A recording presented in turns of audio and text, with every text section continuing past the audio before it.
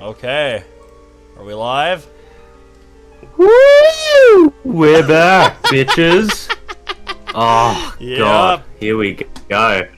Gotta fucking get the stream up, pull up chat. We're live.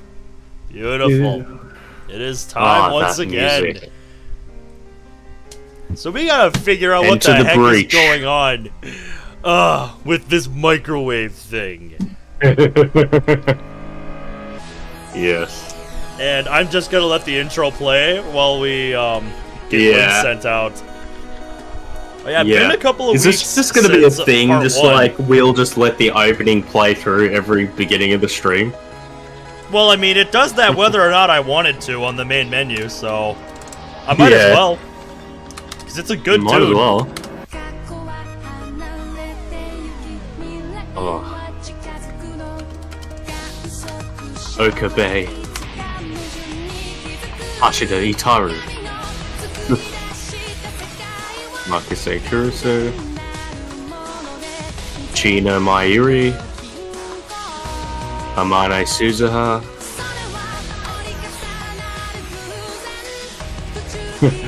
Ferris Nyan Nyan. This is going too quick. Fucking Molka.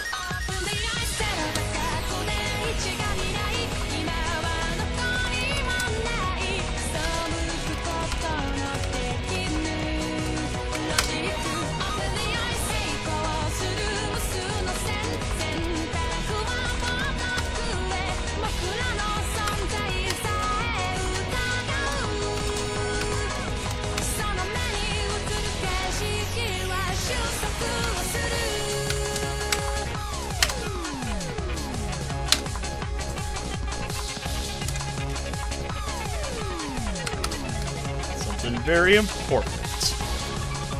Yes. Let's just say hello. There we go. What's up? There we go. Is everything okay? Yep, just pinging the server. Yeah. Because it is time to figure out. Yeah, that was like the main thing we found out about last time after we got introduced to everybody. Yeah. It's like we still don't really know what's going on with that. Alright, I figure for now I'll keep it similar, until we get to a new big plot point. Yep. Alright, I've got the guide up, so I'm just gonna pull that up. Nice. And just pull up the I remember there was some really paradoxical stuff going on at the beginning of the game here. And my mind was working, trying to wrap my head around everything that was happening. So remember chapter 1 to 3, we can play as we wish, but we gotta. Yeah, we have chapter 4, so we still got a little bit till we actually have to do stuff. Yeah, alright, let's fucking do this. Yeah. I love that fucking music. Yeah, the piano theme here is really good. There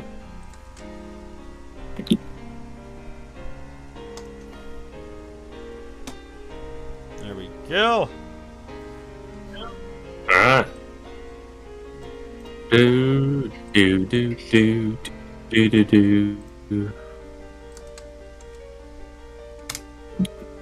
hfactor and Kale play Steins Gate.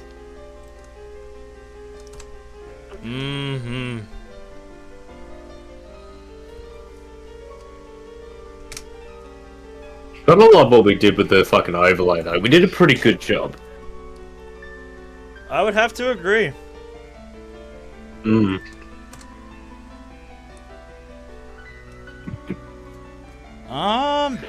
remember, join the Discord by with the QR. I don't know if that's on my end or your end, but as long as you're still coming through clear, it should be okay. Oh, just your ping for your voice connected. Weird, because I'm at 24 ms. My ping's pretty good. Okay, I don't know if that's on my end or your end. My connection's pretty good. Like, usually, unlike where I used to live, I never had consistent internet issues until, like, it kills itself. And it's already done that today. So I'm hoping it's done its daily kill itself. So we should be good. We should be okay. I'm not going to jinx anything, but yeah. Yeah, you reminded me of my old HP notebook laptop. Because that thing would crash all the time. This thing's a gaming PC though. Everything else is fine. It's just the fucking LAN network on a daily basis. Like the gaming laptop I had, like it only ever crashed, like hard crashed, I think, once or twice. And all the time that I used it. Fucking deadlocked.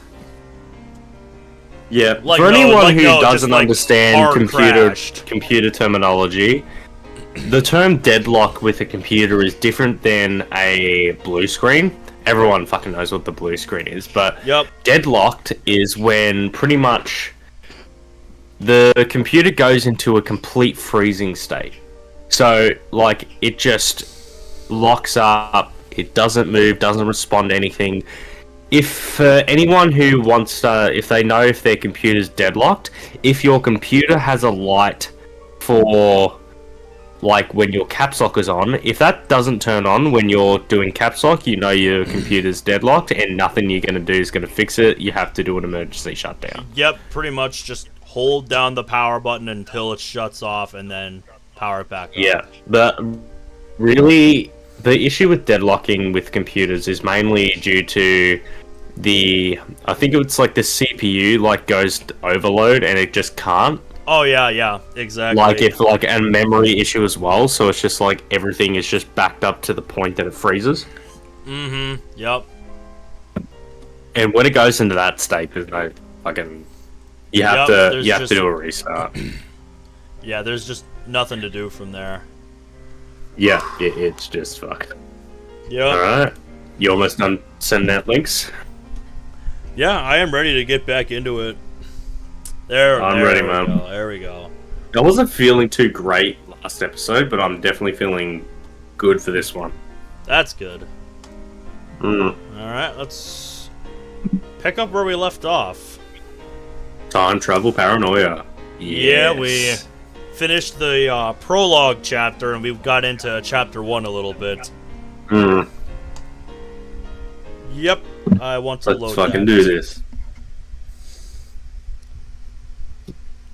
So yeah, we left off at the lecture last time.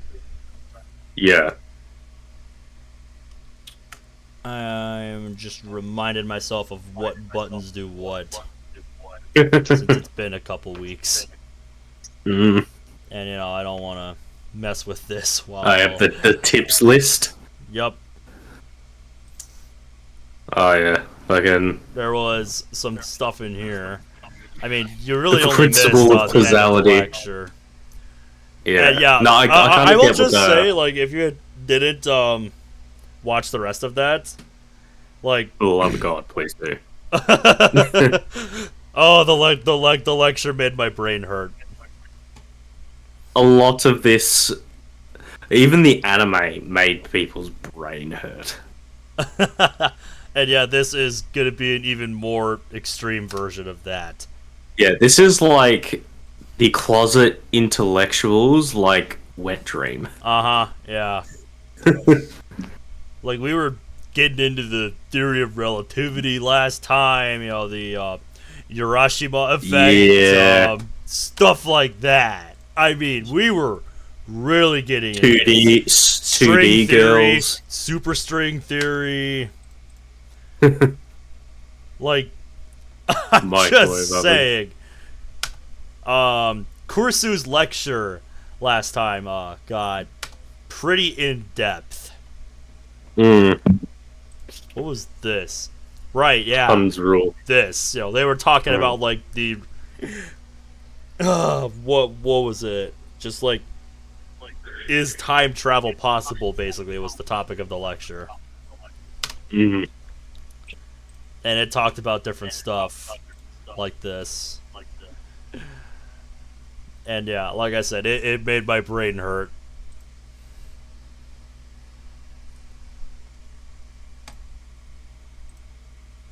Is there anything else?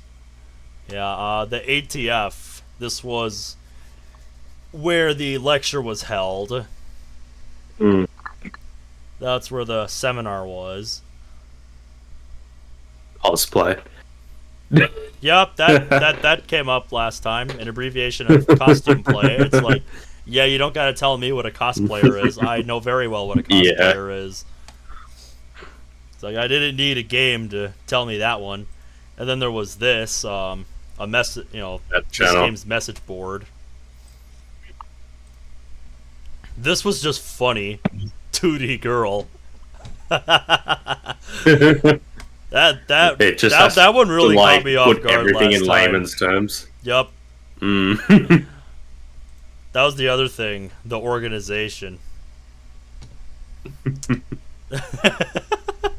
The organization what is the organization playing at? I'm guessing that line comes up in the anime a lot. Yeah, that came up in the first episode. I was gonna say, that sounds like a kind of running joke line. The organization. Well, it has to do with a lot, like, Okabe's, like, persona. Yep, I just remember seeing this first line and just being like, yes, the floor is indeed made out of floor. You don't say. A female? Never heard of it. Yep, UPX office building. Yeah, hey, hello there. Yeah, Turbo. Hey, how you doing, mate? Good to see you again. Nice. Been a bit chill at the beginning again, I presume, because just like last night, I had to start a bit later because I had to work late again tonight. Because our trucks can't seem to... Our supplier, I should say, they just can't seem to get their shit together. As far as, like, getting the stuff to the store on time. I don't know what it is. They just seem to have a hard time with that. So, how have you been, man? We were just, discussing what happened, like, at the end of last episode, because my man Caleb here had to leave a little early at the end of last episode. Yeah, I wasn't feeling really good at the end, and I'd actually, because I was sick. Powered I got through sick for most like 2 of it, days. but yeah, just had to. Yeah, I'm feeling a lot better now. That's good. Unfortunately, I haven't got a nice snack, but I've got a lot of alcohol. That's right. That's right. That's the button for the phone. ZXC like imagine does now stuff for the phone. Like this already like puts like levels over other visual novels. You have a phone you can just whip out. Yep.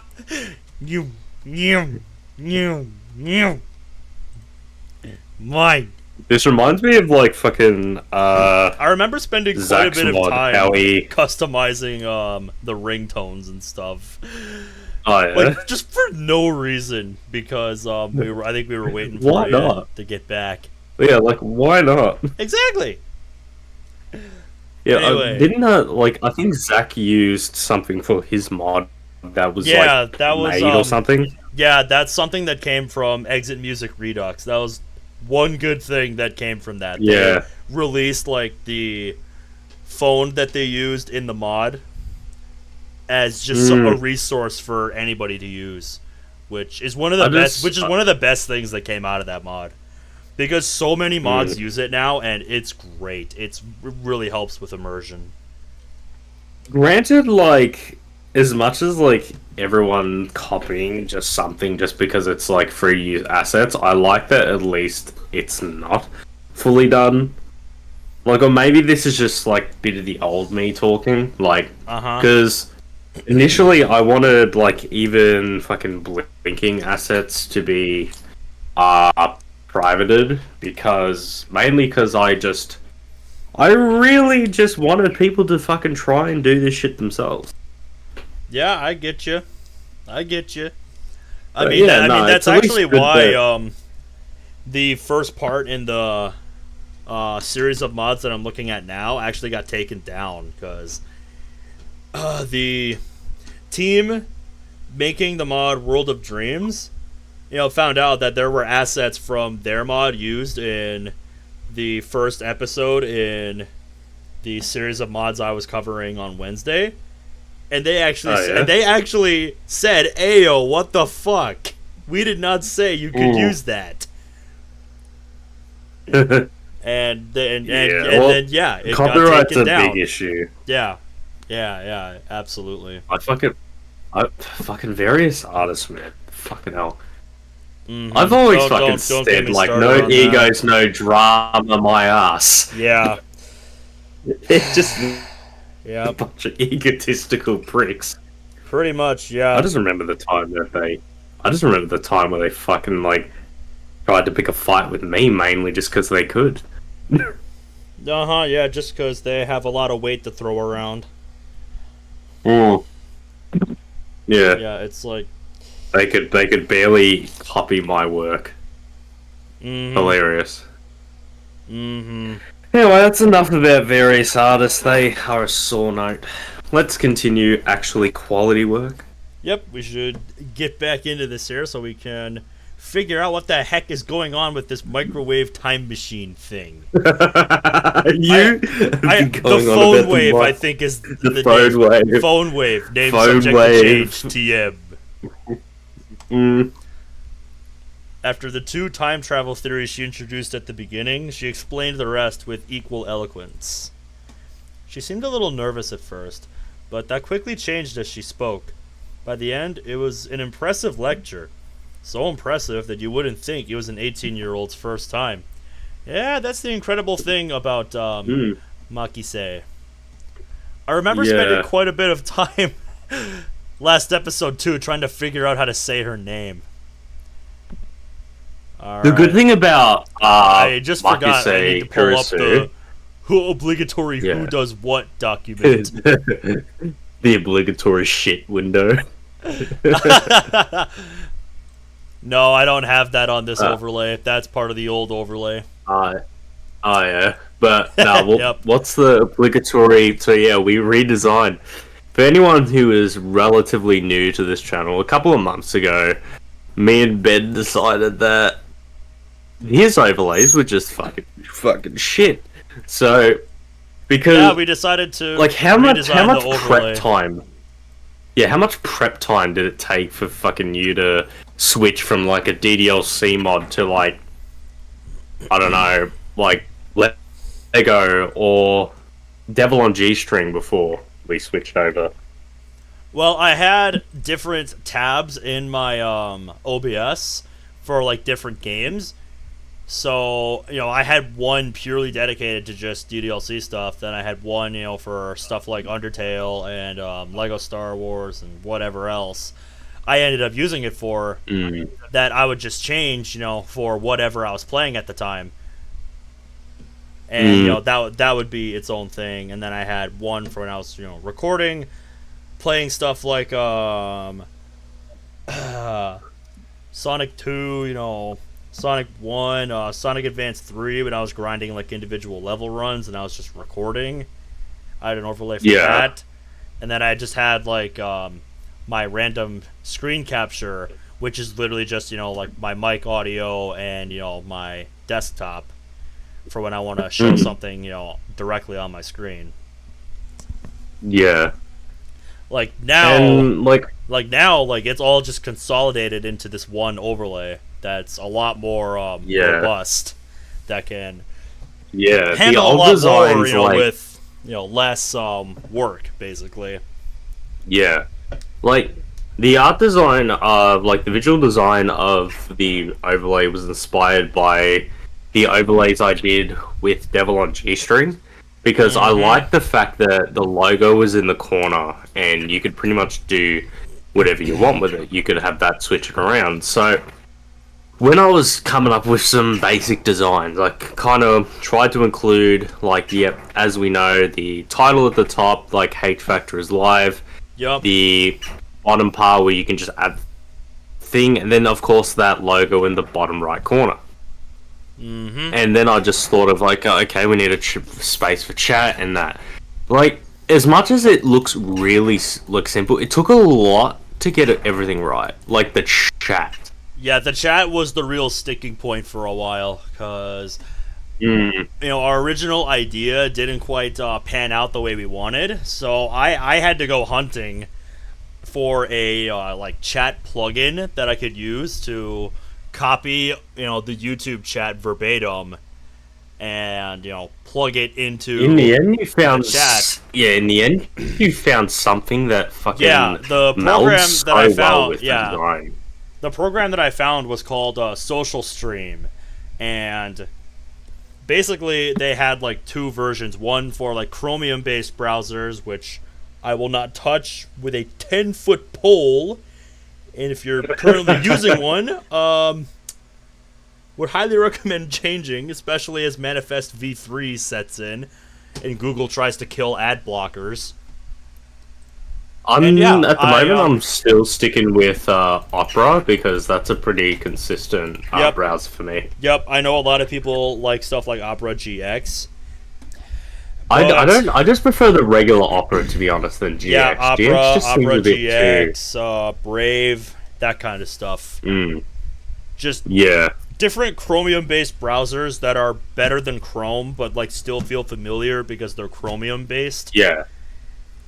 Like now, I can't handle anything but Opera because like I like that it has like the different things at the side, and it's just like it comes with its own ad blocker, its own fucking browser VPN, which that's really useful for me. Yep, Mozilla recently implemented that for Firefox, which is what I use, and I will just say, if you're on a browser that doesn't have like a built-in ad blocker and you're looking for a really good ad blocker, 2 words: uBlock Origin. I remember that one. That's spelled like this for anyone who doesn't want to figure it out in Google. Like, just look that up and install it on your browser. It is the single best thing I ever did to my browser, and I will never go back.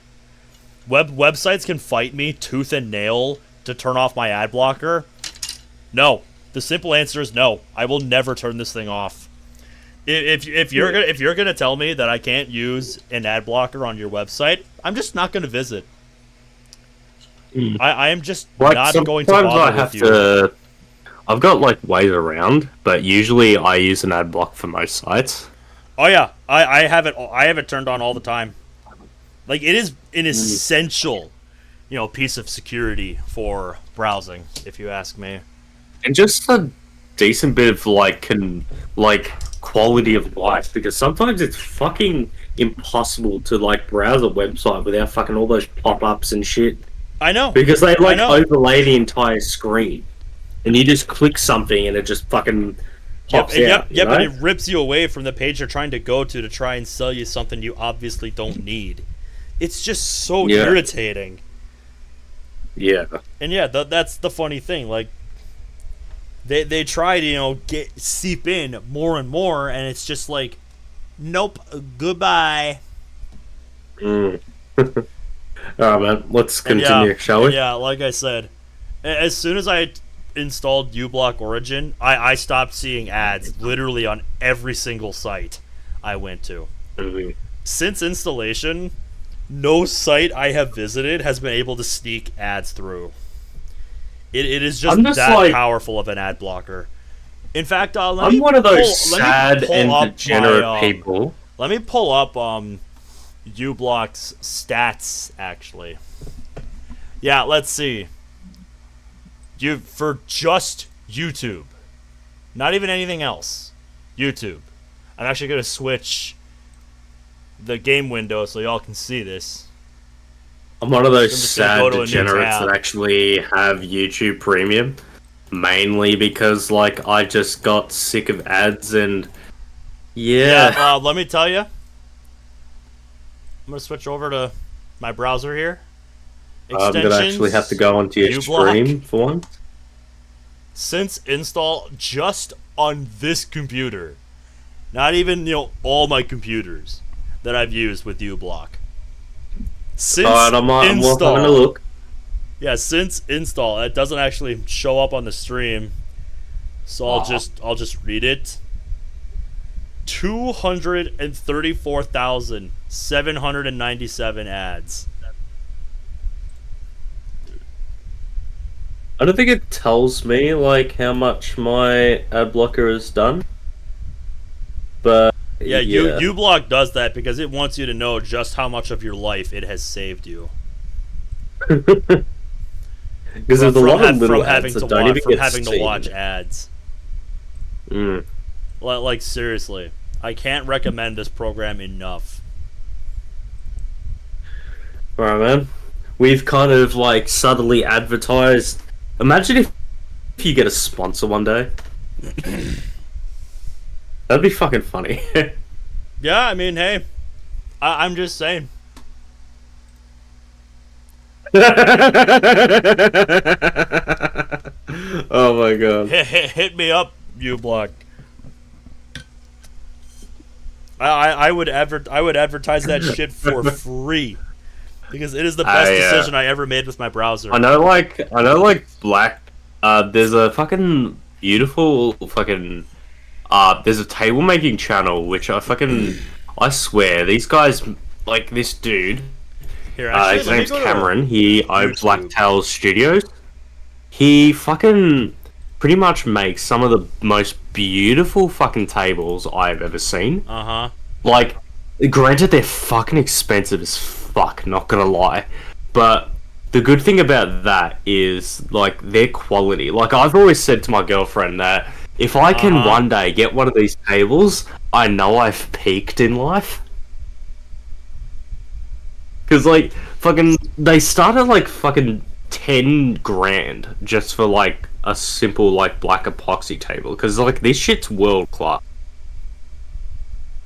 But, yeah, the dude who makes them on the channel, like, I've seen him up to, like, 30. Like, some of the shit that he does. But, like, he makes slab tables. And, yeah, you can see just the amount of effort and time he puts into this. Like, the care. And that's why it's expensive.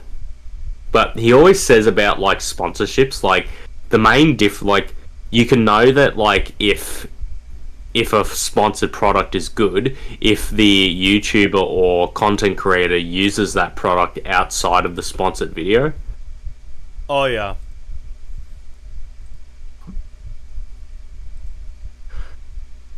Like, because, like, you can get, like, oh, yeah, this is good, just never touches it again. Like, that happens, you know? Yep. Yeah. Yeah, Blacktail Studios, fucking legendary table builder. Fucking beautiful. If I get one of those, I will know that I've reached what life has truly offered me.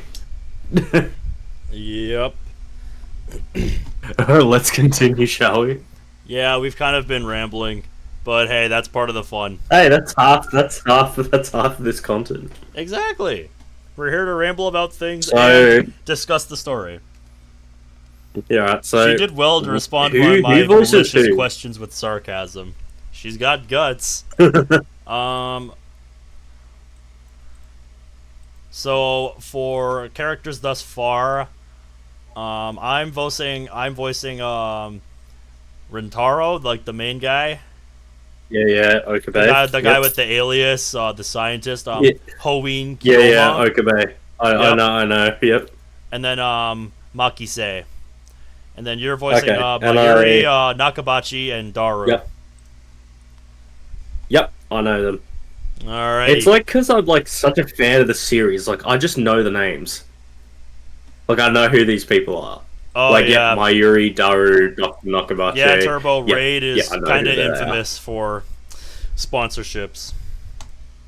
Wait, why am I praising her? Well, I haven't... I think you're secretly interested in this Makise, Green. I haven't met this Turbo, but nice to meet you. My name's Caleb. Yeah, hope to see you more in this series. He's been a recent viewer. Oh yeah, He just found me a couple days ago on Wednesday, I believe. Oh yeah, well I'm pretty much the only commentary partner, so I'm the only one that actually appears on these streams. Yep, other than me. That's not to say that won't change in the future.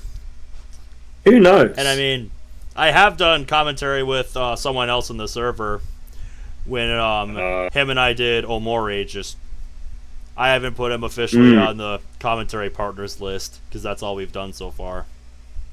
Yeah, me and like I think before, like sorry to ramble on again, but I think before the Devil on G String, which that was our most consistent series. Like I was on a that took bit us of over a mods year. Oh yeah, that was still lovely. Anyway, I don't regret a moment of into it. the Devil on G String because that's just going to take us another 4 hours to fucking ramble on about. But I think before Devil, pretty much I was pretty much invited to a couple of mods, like a mutual dickhead, pretty much just said, "Oh hi, do you want to like stream with this guy?" And yeah, I kind of agreed, and yeah, now me and Ben are fucking really good mates. I literally built his fucking Discord server. Saga with that, but yeah, that's a story for another time. Yeah, not even worth fucking telling, but yeah, hi, yeah. So now this is our second. He's basically my visual novel guru. He's the one that's been getting me into this realm of gaming, this kind of unknown realm to me before I stumbled upon stuff like DDLC and was introduced to stuff like this.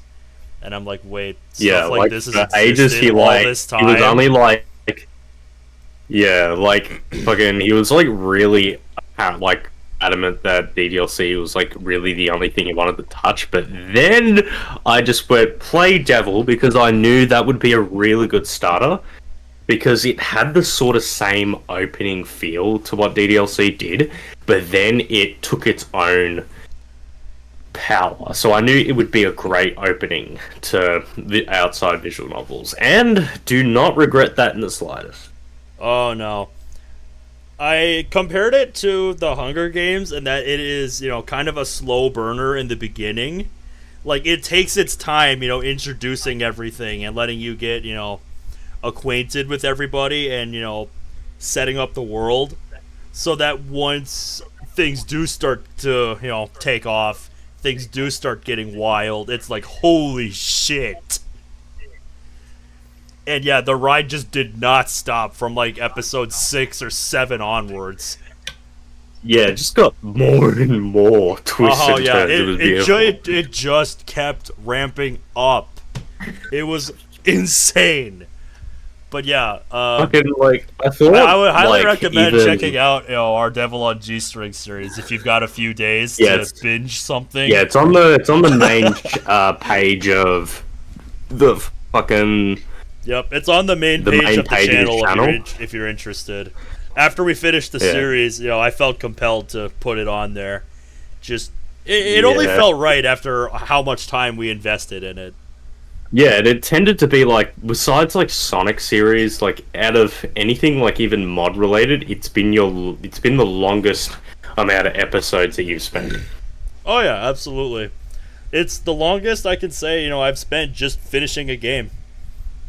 As far as like from when I started playing it on the channel to like when I actually finished it, not taking into account any series that I've just abandoned. Yeah. Anyway, cough, Elden Ring. Anyway, leaving that aside, I saw Makise Kursu dead. And yet she's alive. I love how that line... right. This is that whole time paradox thing that we saw. Like, we saw her stabbed to death. I just want to point out, we're doing an alternate timeline or something because of the microwave, and now she's alive again. And it's like, what is happening? I love that the line, like, leaving that aside, both like worked with the game and our conversation. Yep, I was waiting for a segue. Oh yeah, let's go. My memories don't mesh with reality. Exactly. And we've got to figure out why that is the case. That is why we're here. I love this. And not just about Kursu. Anyone who's with wondering, Daru and Mayuri didn't make sense either. Everything would be Yeah, for solved anyone who's if I wondering- just told myself that what I saw was a dream, an illusion, Yeah. that had never happened. For anyone wondering, But it did. I've watched the anime to this, so I do know a general bit about the plot. But anyone who's told me about the visual novel says that it's far superior. So Yep, yeah. that is what I have heard, and I have not seen either one. So I am the blank Yeah. slate out of the both of us. Like, Yeah, you have experience and with I this, actually have with tax, so your, experience with plenty of other visual novels, and the anime for this series. Whereas I'm just Yeah. like, I know absolutely nothing other than the name. yeah, I'm just going to be along for the ride here, mate. But I'm not going to spoil anything, and I won't because you I need to appreciate experience that. this. Yep. But never say never. This leaves me with no God. choice. After parting ways with Daro at the ATF, I head to Yanabayashi Shrine. Oh. Yeah, I thought this looked something like that. What are we doing here? I need to I need to get exercised. Man, some people joke about needing an exorcist, but no, this guy's going to a literal exorcist. This game. We're meeting our. This game. I seriously doubt that the Makise Kursu at the ATF was a ghost. Regardless, it's natural to seek an exorcism after such an experience. I'm Japanese. It's in our blood. Yeah, I know you guys are. I know you guys do some crazy shit over in Japan, but oh boy, this should be fun. I think it's actually an interesting part of their culture. Oh yeah, absolutely. Yanabayashi Shrine is located on the other side of Kanda River. To find it, enter the first side road after crossing Mansibashi Bridge. I'm probably pronouncing some of this stuff wrong, but I'm doing my best. Manasabashi, like you pronounce it really Manasabashi. close. You are getting a lot better with it. Yeah. Just, I look at it and I try my best. That's all I do. That's what I'm here to do. It's a very small shrine that doesn't fit with the surrounding multi-tenant buildings. Yeah, it does kind of stick out like a sore thumb, doesn't it? I mean, just look at it. Like, you see this and you're like, okay, what the hell is going on in there? Kanda Mojin is the more famous shrine in Akiba, but I deliberately chose this one. Why?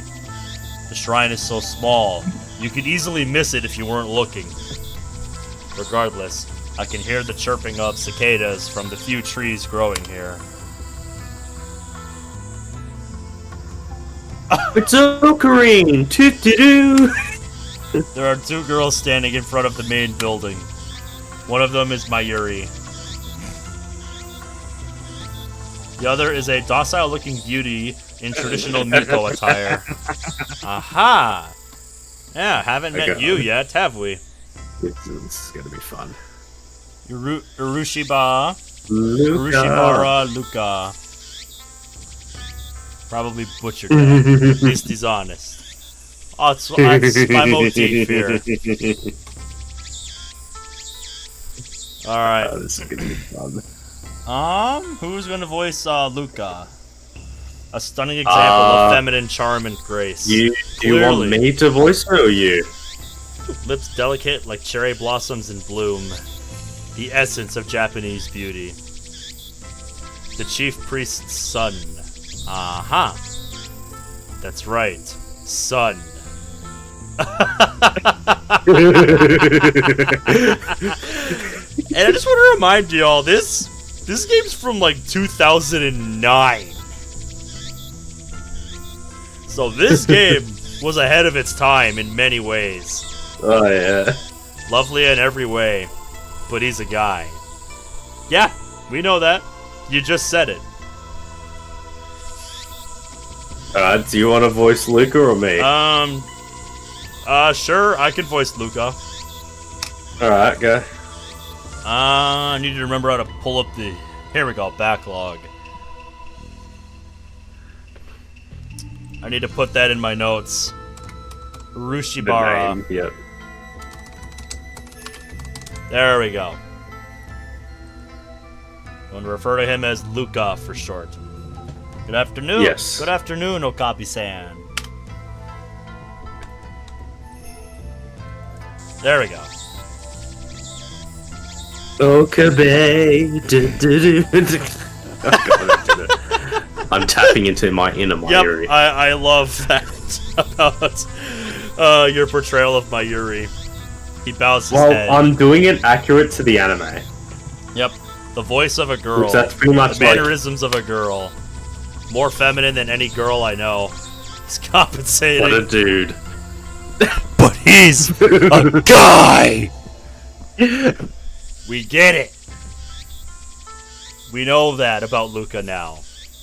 Taller than Mayuri, yet oh so slender. But he's a guy! Looks stunning in Miko robes. But he's a guy! Holding a bamboo broom, apparently in the middle of cleaning. But he's a guy! They're really going all in on this bit. It's almost evening, yet still hot as hell outside. My summer in a nutshell. So glad it's almost over. Good riddance, I say. Something tells me something tells me MC got catfished.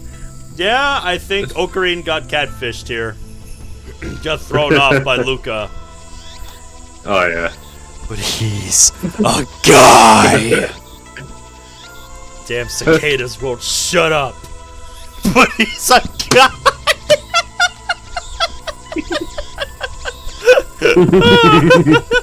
We need a counter for how many times Ocarine said, but he's a guy! Lucaco. That was all that was on his mind. What happened to it? He's a friend of mine. I call him Lucaco. We met when I rescued him from some aggressive photographers in Akiba's pedestrian heaven. Yeah, we've got a couple of new tips, actually. Some neighborhoods of Tokyo, such as Akihabara, close major streets on busy shopping days. This effectively turns the street into one big sidewalk, facilitating pedestrian access. I was gonna say, sounds like the perfect breeding ground for like a market fest kind of thing. Street shops. Miko, shrine maidens, priestesses in the Shinto religion. Miko typically dress in a white kimono with a red hakama, or skirt. Their role is to assist priests with performing rituals and events. Yeah, that was another thing we learned last time. This game is a lot more educational than I thought it was going to be, so get ready to learn some shit! It also happens that Lucaco and Mayuri will be are on classmates. fucking Sheldon's level by the end of this. Yep. Speaking of Sheldon, I have to watch that show sometime. It's been on my to-do list forever. I learned that fact after I had gotten to know him. Lucaco is taken aback by my sharp question. He starts fidgeting with a flushed face and tears in his eyes. You mean Demon Sword Samidare? Samidare? One of the two. Samidare. Samidare. Okay, I was right the first time. That just sounded a bit long-winded. Correct. I bought it for you so you could learn to control your power. What power? Oh yeah, Blade you Works. bought it at Blade Works, right? I think you said it cost 980. Don't say another word anymore, and they will come to silence you.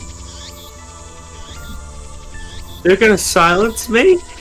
Thanks for worrying about me, Ocarine, but who are they? I ignore Mayuri's question. So, Lucaco, are you making sure to practice with Samidare like I told you? Yes, I do practice swings once a day. As long as you carry it and master the Seishin Zanma, School of Swordsmanship, you can prevent the dark flame inside you from consuming your soul. Sounds dangerous. I like it. Why exactly are you trusting him with this? Demon Sword Samidare may be an imitation sword, but that is the only form it takes to hide from the world. I'm just gonna nod my head and pretend I understand. When one worthy to wield it appears, it unleashes its true power. And it was on sale for only 980 yen, tax included. Thank you, Okabe-san. Oh, it was a wonderful present. My name isn't Okabe. It's Ocarine. Thank you, Mayuri. I'm sorry, Kiyoma-san. As long as you understand. Now speak the words. El Sai Kongaloo? No! Not Kongaloo. Kongru! Yes! El Sai Kongru. Did I get it right? Why am I being reminded of the Elder Scrolls V Skyrim right now? Lukako smiles happily as I nod. Thank you.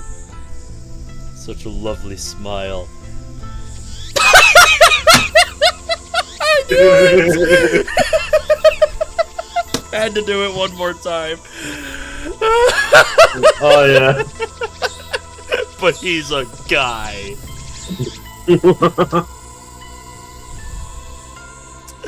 Good stuff.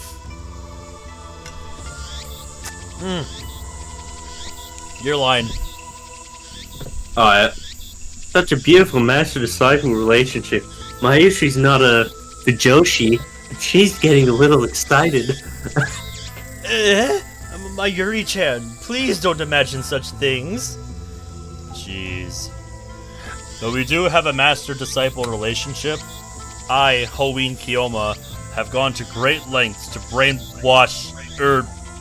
teach Lukako about the evil conspiracies that rule the world and how to resist them. Wording!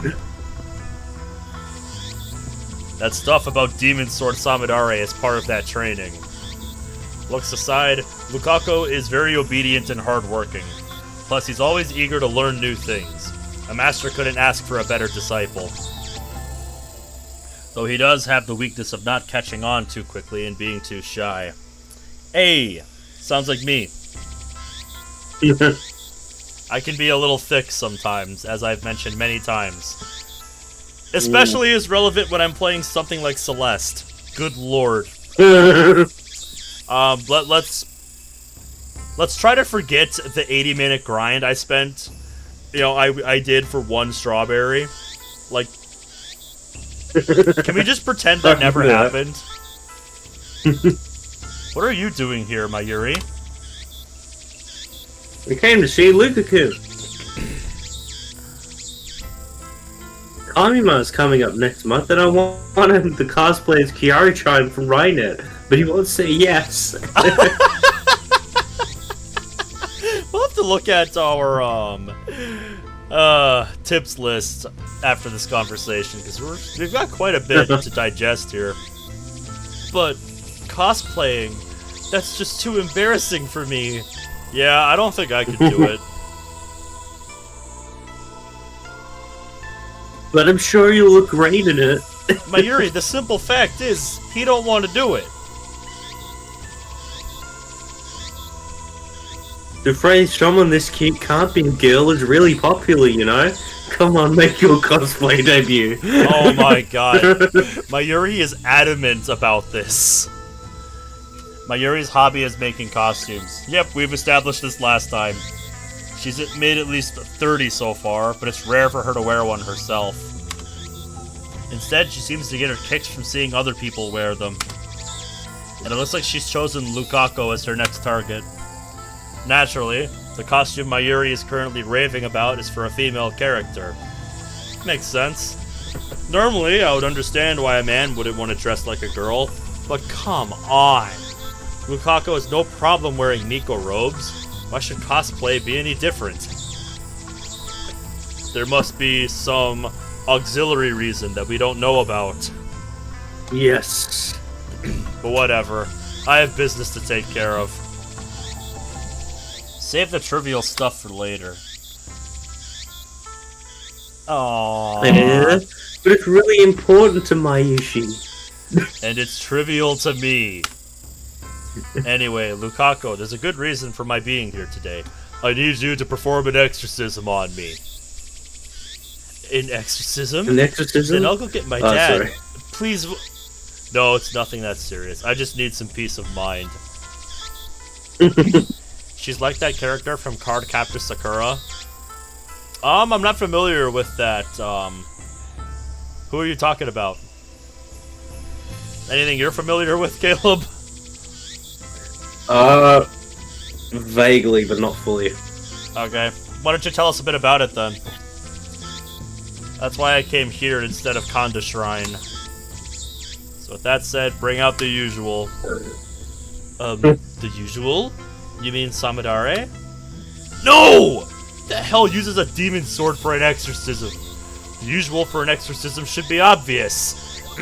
Well, explain it to me, because I've never done research on how to do an exorcism before, so I have no clue what the hell you need for an exorcism. I don't know what it's called, but it's that stick with the zigzaggy paper thingies that the priest has a shaky thingy with. Very descriptive, Rintaro.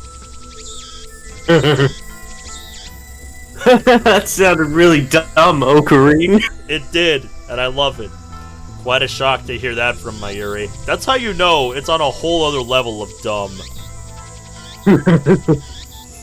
Oh, the Umnusa. I'm probably butchering that, but I don't know if my father will lend it to me. Okay, we've got quite a few things here to look at now. We'll start from the beginning here. Blade Works. One of several stores in Akihabara that sells replica weapons. Items include Japanese Sengoku, period swords, European middle-aged swords, and knight armor. Antique! Fujoshi. Fuyoshi? I don't know how you say that. A term for female otaku with a particular interest in yaoi, or works of fiction that depict homosexual relationships between men. Does not apply to female otaku in general. Okay. Kamima. I assume this is like some kind of like Comic-Con type of thing? Yeah, something like that. Comic Giga Market. A massive otaku event held twice a year at Tokyo Big Sight. Every Kamima, thousands of artists gather to sell their creations, which range from erotic manga based on popular anime to original figures, music, and games. The next Kamima will be held on August 15th, and it is currently July 28th in-game. Alright, so we got these two. Yep. The heroine of Rainet Kakaru. Her full name is Nishimura Kirari. I'm probably pronouncing that wrong. She is a smart and athletic girl in 5th grade. She's also cute and has a good personality. Basically the perfect girl. Passionate about fashion, hates mushrooms. You fucker. I'm literally making a fucking... Tomorrow, I am literally making a ribeye steak with mushroom sauce. There you go. Go fuck yourself. Turbo says, it was an old 90s anime about a girl collecting spell cards by becoming a witch. The main character's best friend cosplays her in random costumes while filming her. Fascinating. Fascinating stuff. Reminds me a little bit of Sabbath of the Witch, not gonna lie, but cool. It is an unwritten rule to use this phrase whenever you see someone who looks like a cute girl, but is either of unspecified gender or actually a boy. This expression is also used sarcastically with boyish-looking girls. Of course, Mayuri says it. Oh yeah, of course. Why not? Tiny is just having like a ring. Is there anything else that's come up? It's true. Yeah, we looked at that. Right, this. A wand that is carried by a Shinto priest, adorned with shide paper. It is used in blessing rituals to ward off evil spirits. Sounds about right. Sounds about right. Oh yeah. I think that was it. There we go. I don't want to get buried in these. I'll go ask him. Lukako makes a quick bow, then runs off towards his house, which is on the shrine grounds. Meanwhile, Mayuri takes her pocket watch out of her bag to check the time. Ooh. Kind of reminds me of the fact that my brother actually has an old pocket watch like this. Oh.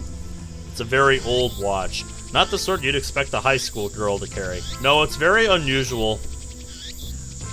Its name is Pockety. Yeah, that sounds on brand for Mayuri. Obviously, that's the name Mayuri gave it, not its brand name or anything. Ever since elementary school, Mayuri has carried Pockety with her everywhere. It's her most important treasure. Well, it must mean something pretty special to her.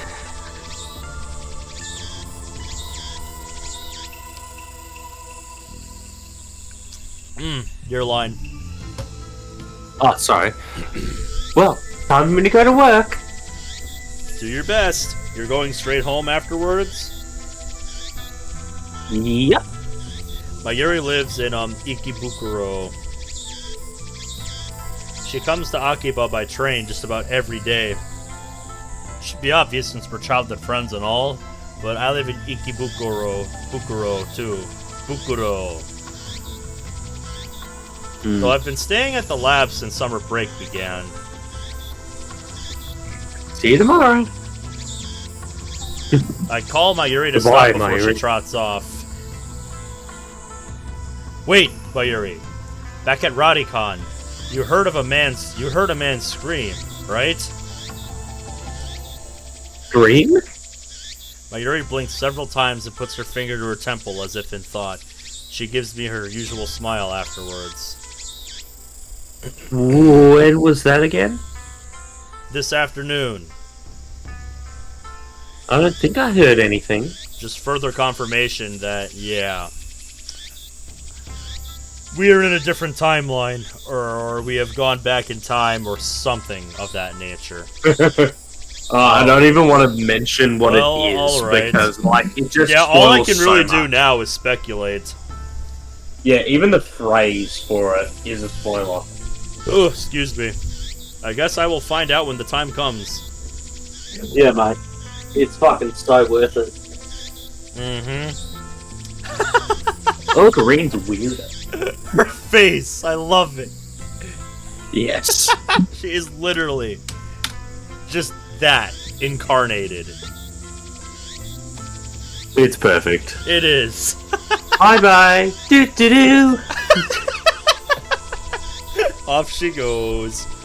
Mayuri leaves, this time for good, though she pauses to wave at least a half dozen times before disappearing beyond the archway. Oh, you're back. Thanks for waiting, Okabe-san. Lukako returns shortly after Mayuri leaves. In his hands is the white zigzaggy thingy I asked for. Dad let me borrow it. Thank goodness. Did Mayuri-chan leave? Don't worry about Mayuri. Begin the exorcism at once, Lukako! Okay? Yes. But do you really want me to do it? What exactly am I exercising anyway? Lukako is flustered. Is he really up to this? I'm beginning to doubt. I should have known better. The instant doubt touches my heart, a terrible chill shoots up my spine. Ugh! It's the evil spirit! In my arm! I grab my violently shaking wrist. Be still, foul spirit! Hurry, Lukako! It's trying to take over! No way! Please hang in there, Okabe-san. I'm not Okabe-san! I'm sorry, Kiyoma-san! But what should I? The exorcism. Hurry! Just do it! Like I taught you! Okay. With a serious look on his face, Lukaku grasps the Unyusa with both hands as if it were a sword. Indeed. His stance is impressive. I've taught him well. Yes, you have. His face is red and he can barely talk. Looks like he wants to say something, but is hesitating. Panicking because he feels awkward. Amateur! You're one to talk, boy. Please, Luca, expel this spirit from me! I don't want to kill you! Lukaku starts crying. Looks like he's really worried. Reason tells me he's a guy, but his lovely appearance makes me feel guilty, like I made a frail girl cry. Despite the tears welling up in his eyes, looks like Lukaku's managed to work up his resolve. Hear me, evil spirit! He raises the Unyusa up high, shaking it left and right. Please, leave from Okabe. I mean, Kiyoma-san. That's great. Now strike my arm with those zigzags. Hey! The tip of the Unyusa touches my upper arm. In an anime, this would be the cue for some dramatic shockwave to occur, but nothing like that happens. The only sound is the chirping of cicadas. Did it work?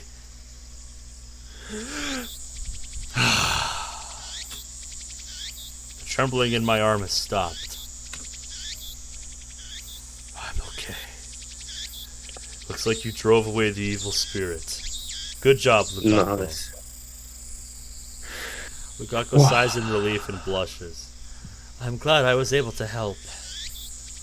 His shy smile really does make him look like a girl. But he's a guy! I had to do it. The game has instilled that in me now. After I get back to the lab, I take the broken TV down to the Braun Tube workshop for repairs. Oh, that's right, you broke that. Because you were upset at a game. He had what we call a heated gamer moment. It's all good. It's all good. These things happen. Daru and Mayuri have already gone home, so I have to carry the TV down the narrow staircase by myself. It's brutal, back-breaking work, but I manage. Yeah, and I just want to remind everybody, since this came out in like the late 2000s, this was probably like maybe like the early age of flat screen TVs at best. So a lot of people still had like cathode ray tube TVs. Stuff like that, the heavy box TVs that you needed multiple people to move. It was great. I kind of missed those days, not gonna lie. Yeah, stuff like CRTs.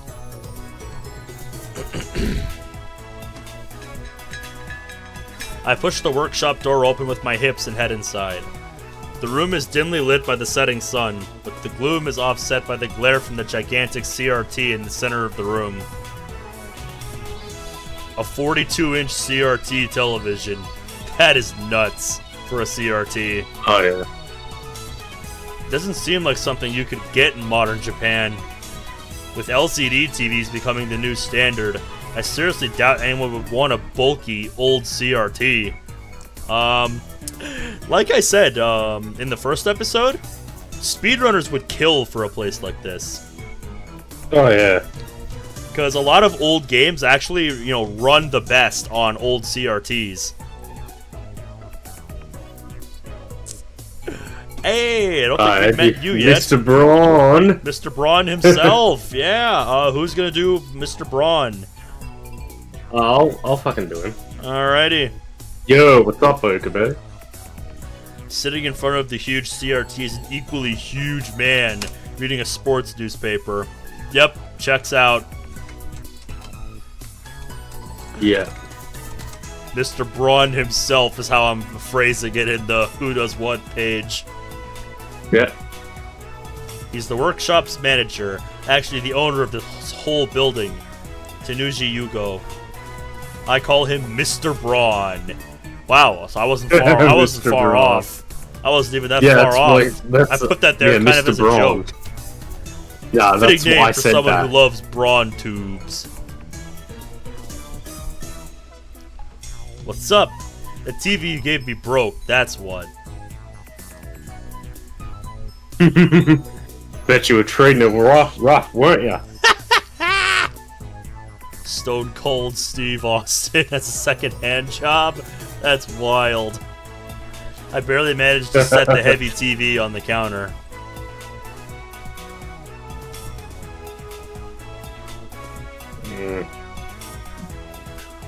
Love, you gotta treat him with love. Uh-huh. Take care of your electronics. A muscle-bound bald guy talking about love.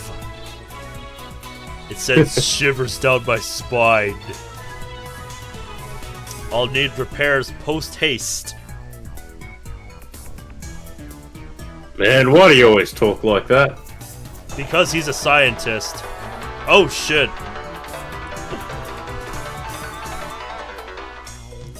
You've got mail. We'll check that out in a second. I just wanted to silence the ringtone. Oh, yeah. Mr. Braun begins investigating the cause of the problem. With nothing better to do, I look around the store. Now sounds like a great time to check that email, actually. Oh shit, we got another email from Mayuri. Couple things, actually. Oh.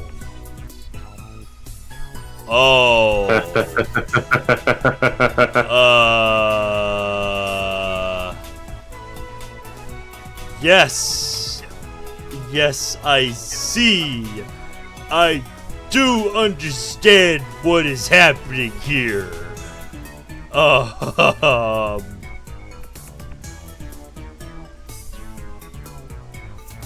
Yeah, I'm gonna leave that for all y'all to figure out.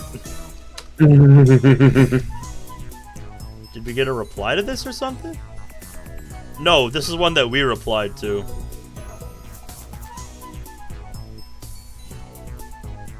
We replied to that one. This is the new one.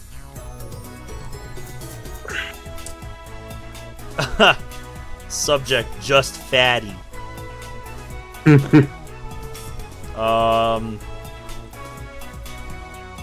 didn't want any of the other Garo froggies, but I did want fatty.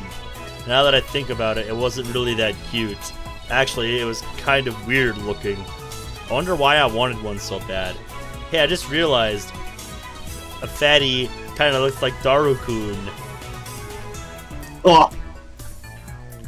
Alright. That's just sad. Yeah, so we can reply to either one here.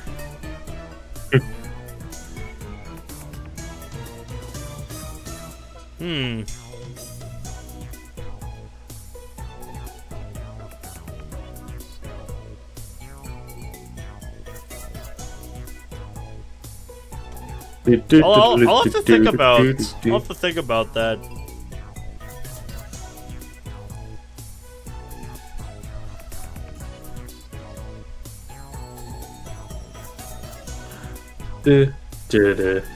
Just the body, right? No comment on Daru's face.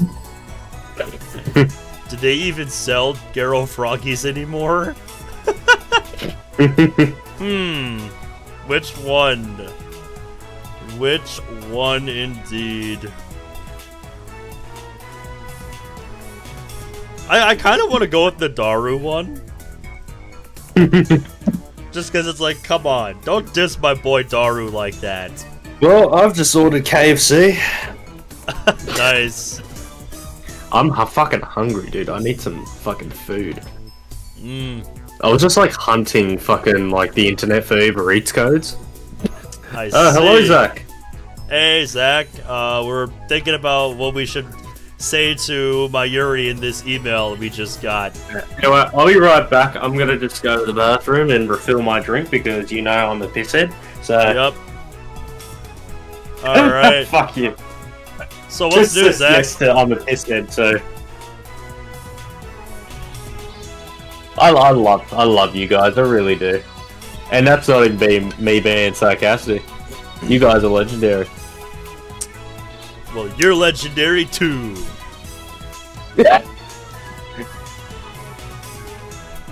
Yes. It's very nice indeed, Zach. Yeah, I was channeling, what's his name? Why can't I think of the guy?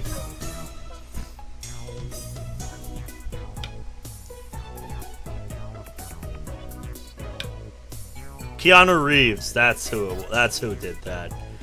You'll have to forgive me, my celebrity culture knowledge is very shallow, because I don't really care much for it.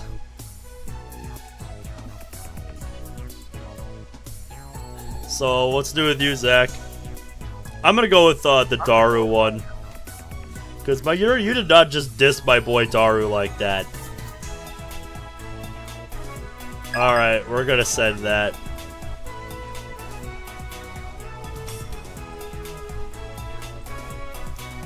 And then, yeah, this was the one we got in the first episode. And, this was received, I think, around the time we...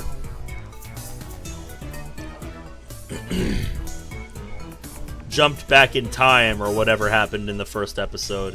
Whatever it is that happened, like, I don't know. Like, I certainly do understand what is happening here. It looks like somebody just got their face smashed into a keyboard for like 3 minutes straight to bust out this string. I opened the door and then you're talking about someone's face getting smashed into a keyboard. That's how I'm describing this random string of, this long ass string of bullshit we got in the first episode. Oh yeah. When we jumped back in time or whatever happened. I don't know if it's just the dust hanging in the air, but something feels stagnant about this place. There are CRT screens everywhere. The haphazard layout makes them seem like junk, but they're all functional. Now I'm back with you guys fully. I was like kind of slow because I was ordering KFC, so yep, I'm back with you guys fully now. All good. It's got a full range of both old and new. Some of them are probably older than me. There are even some flat screen and HD CRTs that came out just before LCDs took the market. Alright. Oh, I was about to say, did we got a diagnosis on our TV yet? You're open late today. Don't you usually close around 7? The crowds in Akiba thin quickly at night. All the major electronics stores close around 8 or 9 o'clock.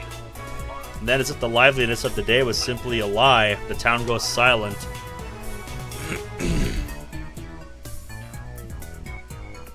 I'm expecting someone. That makes sense. You mean that chipmunk of yours? Hey, you guys! Uh-oh. I have a feeling I know who he's talking about suddenly. I'll be calling my little girl a chipmunk, you hear? The manager glares at me and takes a photo from his wallet. It is a picture of a young girl shyly making a peace sign at the camera. One might assume this muscle-bound man to be some kind of pervert, but the girl is actually his daughter. Duh. She's about 12 years old now, I think. His love for her is second only to his love for CRTs. Or was it the other way around? I would hope for the better part of my sanity it's the other way around. Oh yeah. Because I'll tell you one thing you don't get in between. A man's love for his daughter. Or I should say a father's love for his daughter. So you just got to line 800 on your current episode, Zach. debating whether or not to do a romantic scene or a spicy makeout scene.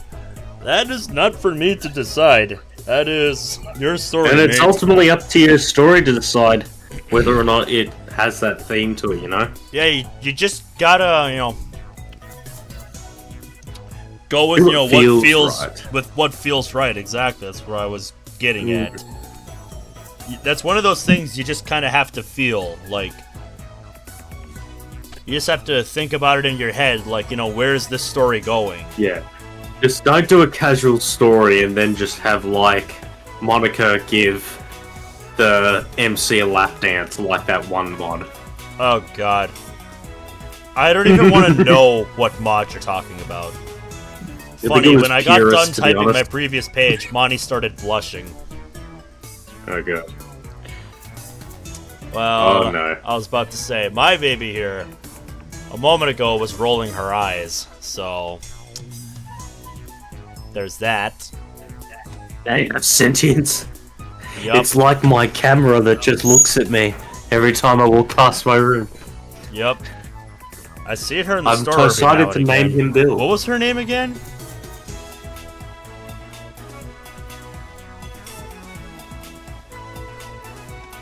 If you touch Nye, you're dead. That's it. Nye. A rare name that means to braid. She pops up at the store now and again, so we've interacted with her before. And by we, I mean Mayuri, since she's the only one Nye gets along with. Nye always hides when she sees me or Daru.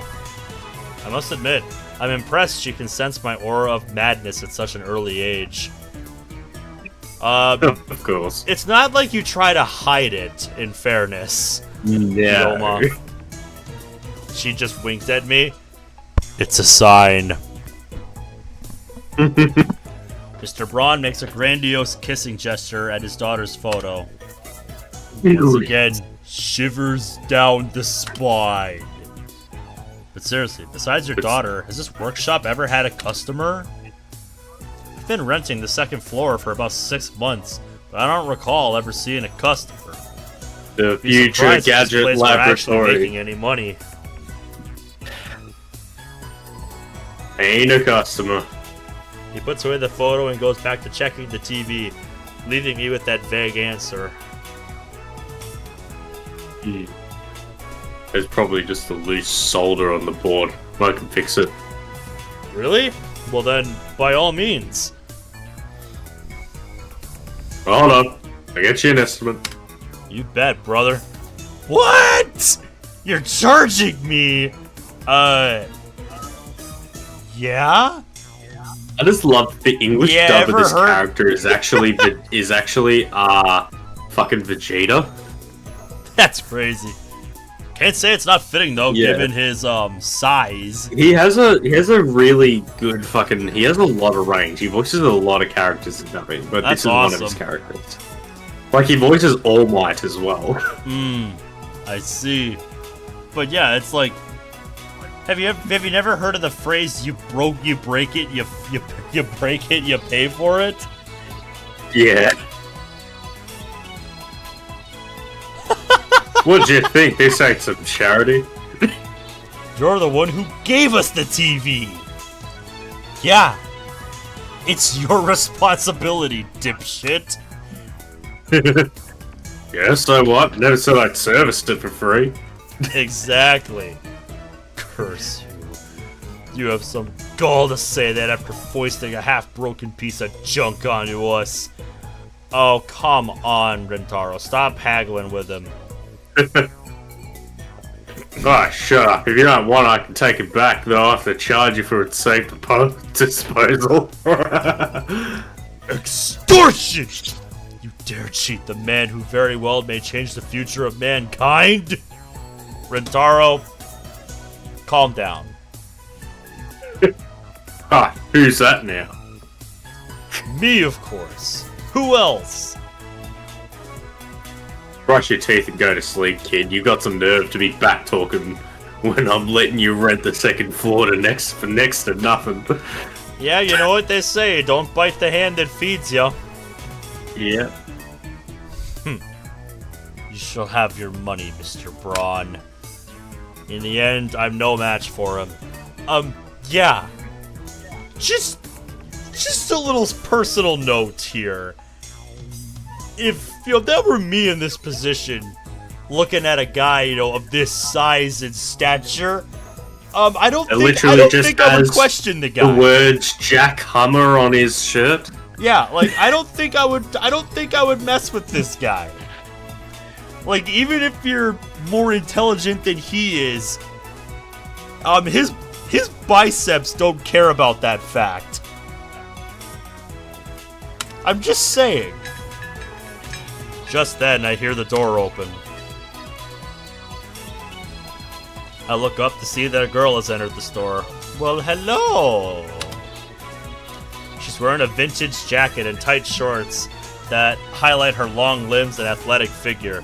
I find myself particularly impressed by her well-defined thighs. I know a thing or two about well-defined thighs. Oh my fucking god. You wanna voice Suzuha or me?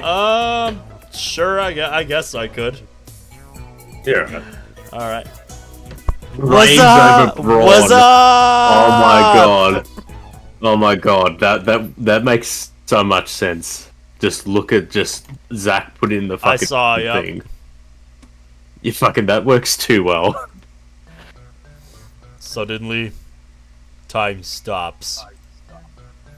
It feels like someone activated the world. The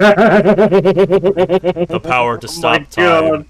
One of the supernatural abilities called Steins that appear in the popular manga Juju's Bizarre Adventures. Those with the ability to use stands are called stand users. Oh my god. Okay. They never made a JoJo reference in the actual fucking anime. The girl is still standing there with her arm in the air. Her smile gradually fades into confusion. What kind of reaction was she hoping for? Seriously. Anyway, is she the person Mr. Braun was expecting? Maybe she's someone he knows personally. Uh-huh. I know you do, Zach. Another daughter? What's up? Or dare I say, his girlfriend? She finally drops her pose.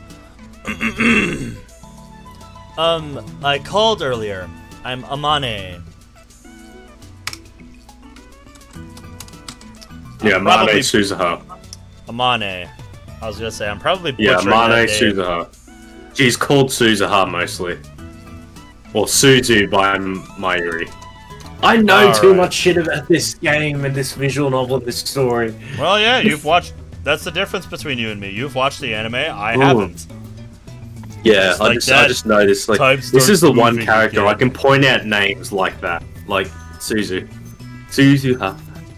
Oh, so you're the kid for the job interview. I'm Terenji, the manager. Ah. Tenoji, I think. So that's your reason for being here, Suzuha.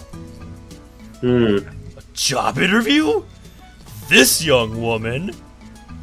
You want to work at the dull, dirty, depressing, debt-ridden Braun Tube workshop with this filthy old manager? Bruh. Bruh. I'll give it to Okabe. He has a lot of audacity. Oh yeah, he absolutely does. You want an extra 1,000 yen added to your rent? Yeah, that'll shut him up real quick. My words are but the truth. Though I suppose it's not my place to get involved. You don't say! Anyway, I had no idea the Braun Tube workshop was hiring. You always looked so... free. Didn't know you needed the help. Actually, I'm the one who begged for the job. Yeah, I put that under my list of characters. Yep, that's right. I just forgot, sorry. The girl looks a little embarrassed. I need this KFC. The boss refused at first, but I wouldn't take no for an answer. You're a determined one. I like that. That's honestly surprising. Kids a driver rare these days. Nope, Take a seat right there, young lady. No kidding. Oh, thank you. Here we go. Looks like they're going to have a formal interview. I was going to leave, but since Mr. Braun hasn't kicked me out, I'll stick around a bit longer. Let's see how this goes. The girl's expression is stiff. I suppose she's nervous. Just because of a part-time job interview? Hey, man. Ooh. Pretty much any teenager growing up is going to be nervous for their first job interview. I'm just saying, okay? Like it's a little intimidating. You know, when you're sitting down with like one of the managers at whatever store or, you know, workshop, you know, you're trying to get hired at, and, you know, having to, you know, tell them about yourself and, like, you know, your qualifications and all that jazz. It's like it's a new thing. In contrast to how she said she wouldn't take no for an answer, she doesn't seem so enthusiastic. It is very much a rite of passage. I'll be right back. Alrighty. Fucking apparently my landlord's here. Oh, alrighty. Yep, you do what you gotta do. Anything new in the tips list?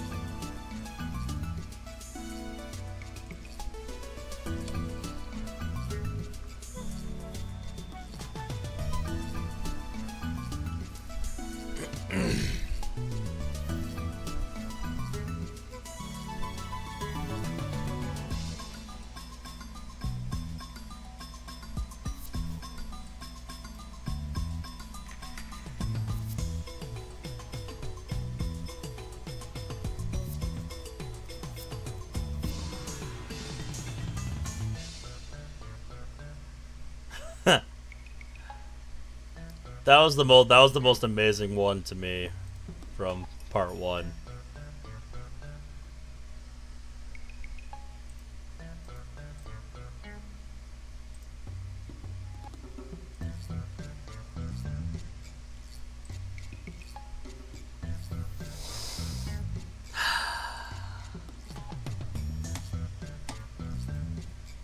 And Zach, we'll see you in a bit then if you're gonna switch platforms.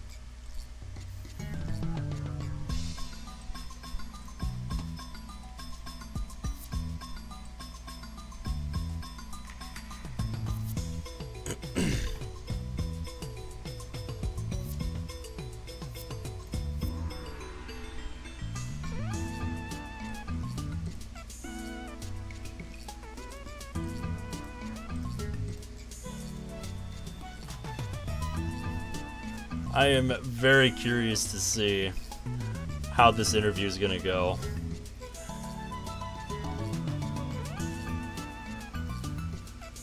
Like, I want to get to know Mane Suzuha.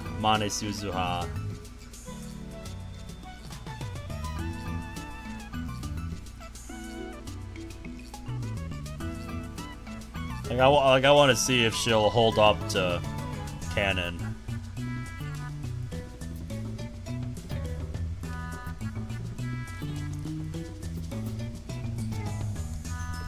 I need to find out for my own curiosity.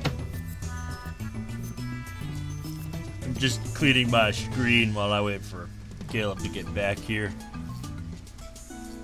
I'm wiping my screen down.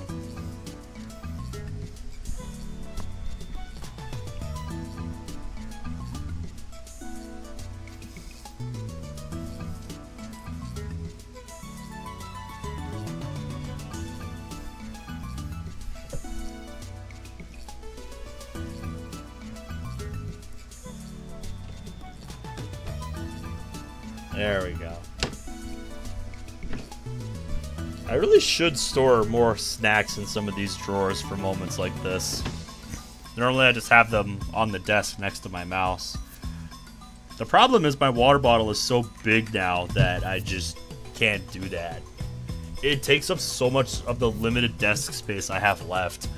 What with my PC, the monitors, and the keyboard. I have like just enough space to fit my mouse and, like a little snack box or, my water bottle or something.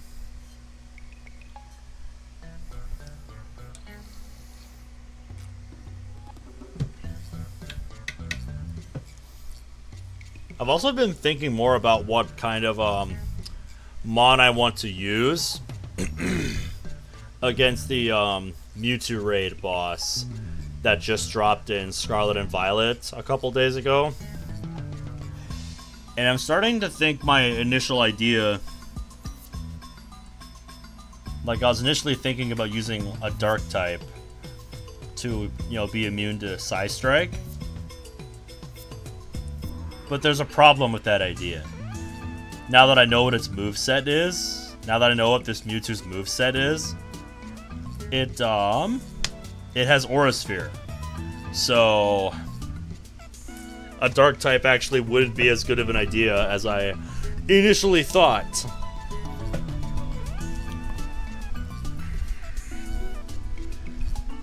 The only way it would work is if I could lower its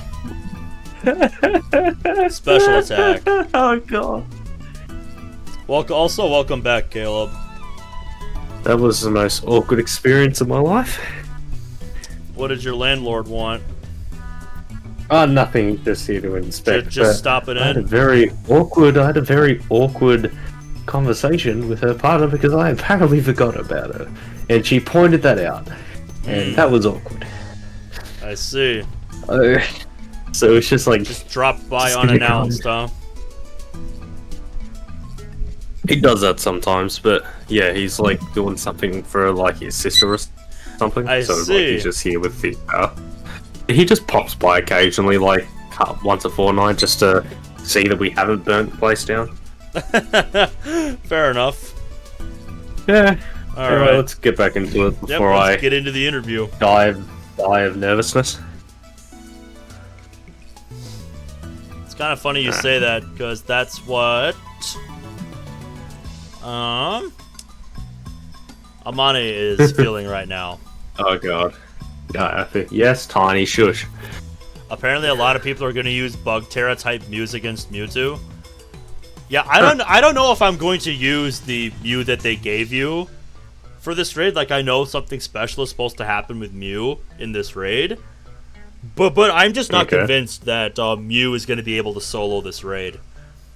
Like, you got to understand, Turbo, I do all of these raids solo, so when I'm building a mon, I'm not just building it, to be good with, other, people who are playing online.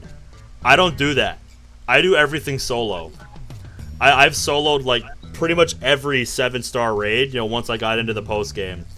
I missed the first couple, because I was still, like, playing through the game and stuff, so I missed out. But once I finished the game, yeah, I have soloed every 7-star raid, basically, from... Hold on, let me go to Cerebi here to get a list of the 7-star raids. Oh, there's a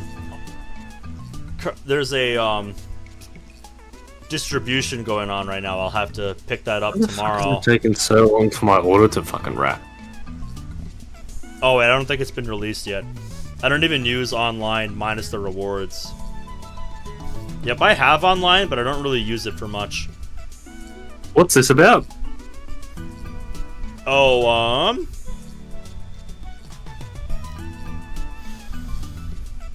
we're talking about Scarlet and Violet, the latest Pokemon games. Oh yeah, I had a feeling when you mentioned Mewtwo. It's just like, is this Pokemon? Okay. So a lot of the early raid events, everything from the Eevee Spotlight event to the Mighty Pikachu Pokemon Day event, everything in that range I did not participate in. But everything since the Walking Wake and Iron Leaves events onwards, I have taken part in. Like every 7-star raid from Decidueye to Rillaboom. I have participated in all of these. And I have soloed every single one of them. And believe me when I say that soloing the 7-star raids is not an easy affair. Let's see, were there any of the Mighty events that I missed? I don't think so. I've got all of them so far. They've got Decidueye, Samurott, Typhlosion, Inteleon, Chestnut, Delphox, and Rillaboom. Yep, I've got all of them. I missed the early Unrivaled Charizard one, and the Cinderace one, and the Greninja one. I feel bad that I missed those, because those are nice starters to have that I just, don't have now. But I've got all the other ones, and I'm quite happy with them. And yeah, I will just say, I have had to get really, really fucking in-depth with some of the mons that I have conjured up to solo these raids. And sometimes these sets don't work unless I have like certain teammates, certain AI teammates that can give the proper level of support. And believe me when I say that getting that support from, the AI teammates, just getting them in the battle is a process in of itself. Because all you can do to influence that is to just reset, and it's not fun. But they are very satisfying to solo. But yeah, oh shit. The buffs that Mew gets in this raid, when you bring the event Mew into this raid, it gets a 50% boost. It gets a 50% boost to its HP, and it gets a 20% boost to all of its stats, its other stats. Enough. So it can kind of stand up to this.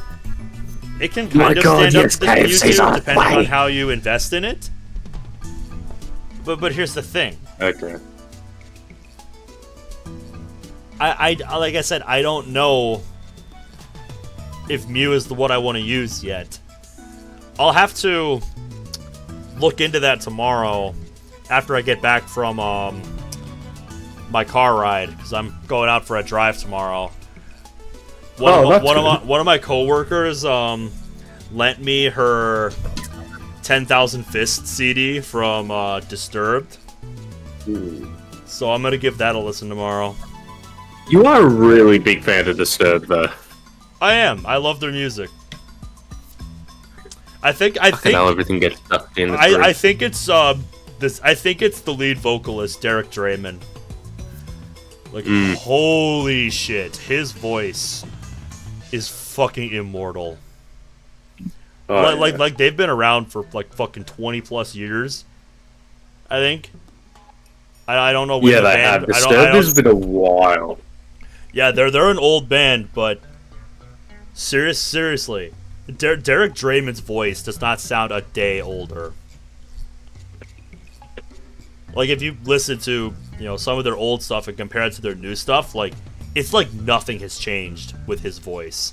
It's incredible. It's absolutely incredible. Right. And I think that's what I like about it. That, and I like the type of stuff that they sing about. That they make music about. It is. It just hits different. Let's finally fucking continue. Amane Suzuha. Age. 18. Same as me. Student? No. She shakes her head. Why do you want to work here? Because I love CRTs. Hired. You start tomorrow.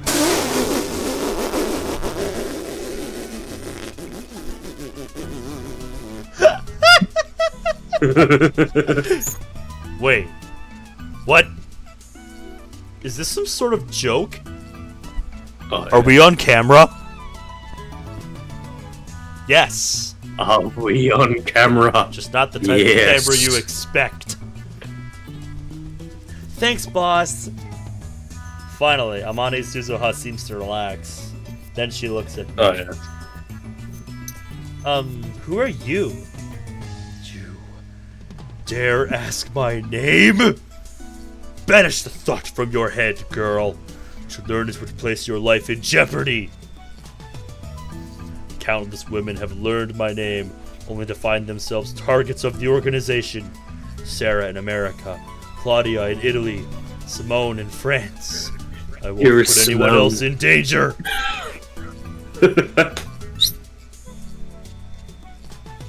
Hey, stop pulling things out of your ass. He just doesn't understand my pain.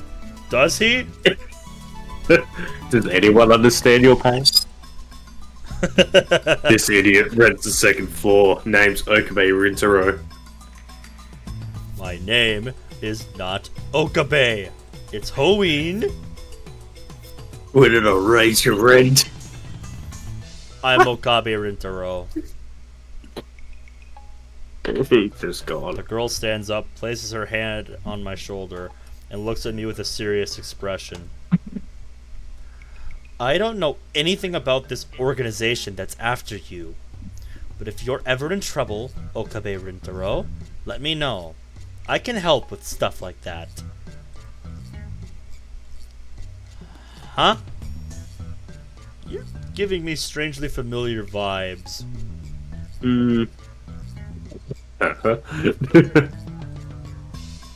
Stuff like what? If necessary, I can hurt them so bad that they'll never bother you again.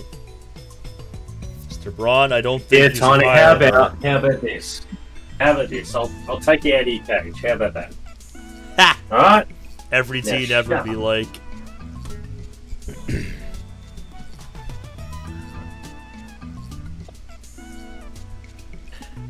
Yeah, she might be a wild one. I'll fire her if she causes any trouble. Anyway, ignore that organization nonsense. It's all in Okabe's head.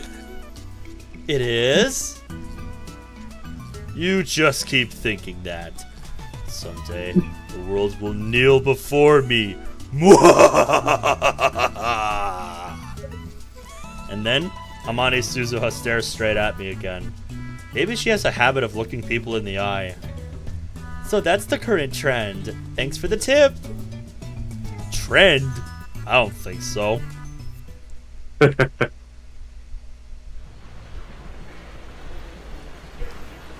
So hot. I was at university all morning. As I return to Akiba, the heat is now becoming unbearable.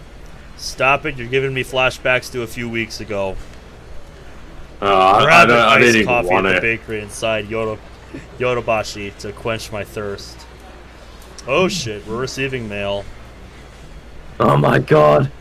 Mate, I'll be back. Uh-oh. AFC town. Lukaku mailed us. While I'm at it, I guess I'll check @channel on my phone. Hold up, we got an email to look at first.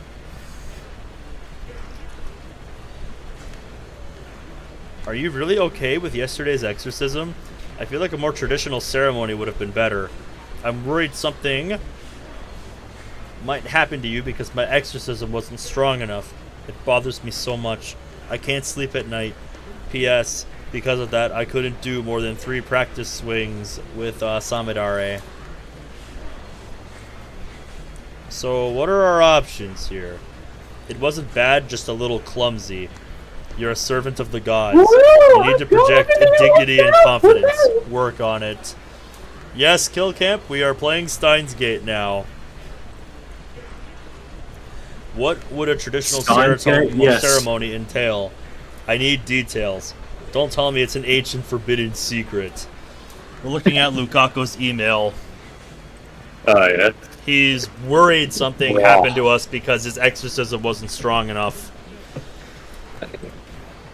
Don't worry. Thanks to your exorcism, my right arm has been quiet for a while. Still, there's no telling what could set it off. If I'm forced to do battle again, let's just pray that the organization's assassins don't find me. I love him. You really can't hate Okabe. Ugh, He's just excuse me. lovably insane. Oh, I know.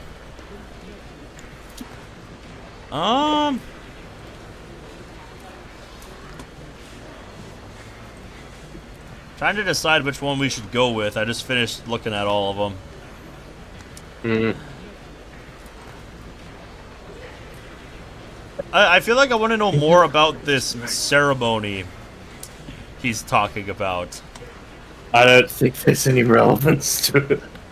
think it's just literally nuts. They perfectly wrapped this can in like a fucking paper thing. I think they did this intentionally to freaks.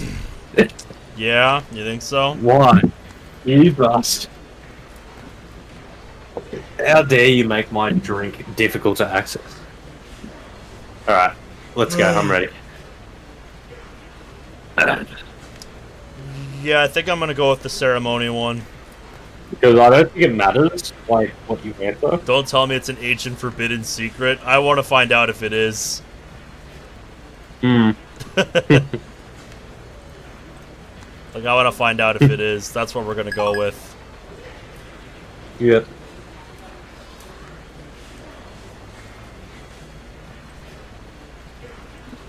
Alright. So, something with @channel.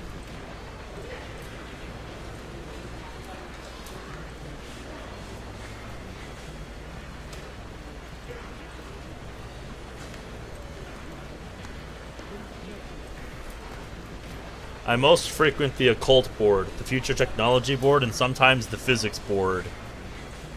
So this universe's version of 4chan, basically, is what I'm getting. Pretty much. I search for It's like threads 4chan or on the Reddit. mass disappearance phenomenon or Makise Kursu stabbing, but turn up nothing. So were those hallucinations after all? When I peek at the occult board, I find posts in multiple threads from someone claiming to be John Titor. John Titor.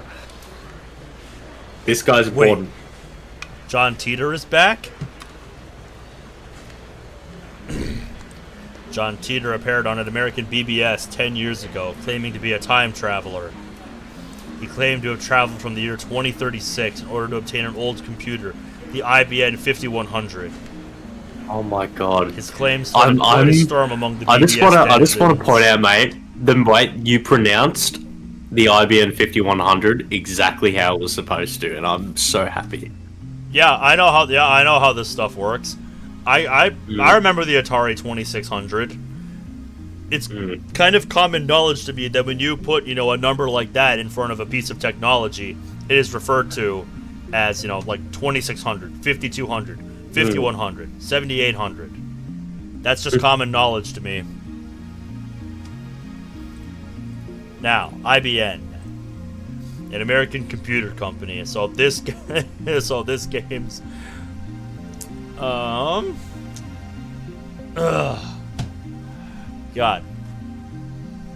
IBM. Yeah, that's what it is. Yeah, this game's version of IBM. Not only do they develop and sell hardware and software, they also offer service and consultation to enterprises. In recent years, they have made the latter their main focus. IBM invented floppy disks and hard disk drives. Yeah. I gotta research something while we're on the topic here.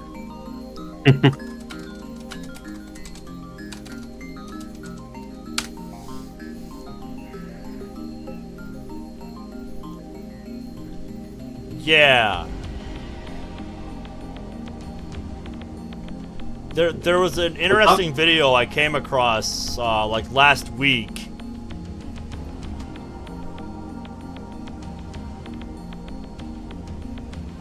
Talking about how tape storage is making a comeback. Oh yeah? Might be making a sneaky comeback. It's an interesting video. It's by a channel known as Half Is Interesting. Oh yeah?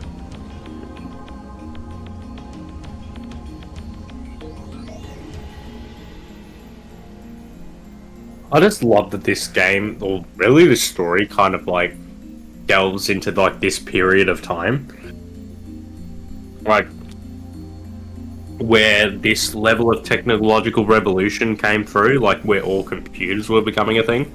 Yeah. Like right at the point. Yeah, like where... I remember posting that video in the video sharing channel on the server. And I'm like, damn, bro, if tape-reel computers make a comeback, I will legit be impressed. Because, like, holy shit. what we could do with them now, like, just imagining that blows my mind. Because that's just insane to think about. Teeter also made several accurate, if fragmentary, predictions of future events. So he is this universe's version of The Simpsons. The start of the Iraq War, the spread of the Creutzfeldt-Jakob disease, for example. Oh. That's what the QR code on the screen is there for. If you don't have a phone on you, there's literally a link in the description. Yep, I've got 2 methods. Regardless of what you have on you, there's a way. Either click the link in the description or scan the QR code on screen. Yep. Shout out to Bradley for coming up with that idea. Yep, that was the most genius idea for that. Another name for bovine spongiform encephalopathy, BSE, commonly known as mad cow disease, but only used in the case of human infection. Early symptoms include memory loss, abnormal movement, personality changes, dementia, muscle stiffness. In severe cases, the patient may waste away for 1 to 2 years before dying of respiratory paralysis or other complications. So it works slowly, is what I'm hearing.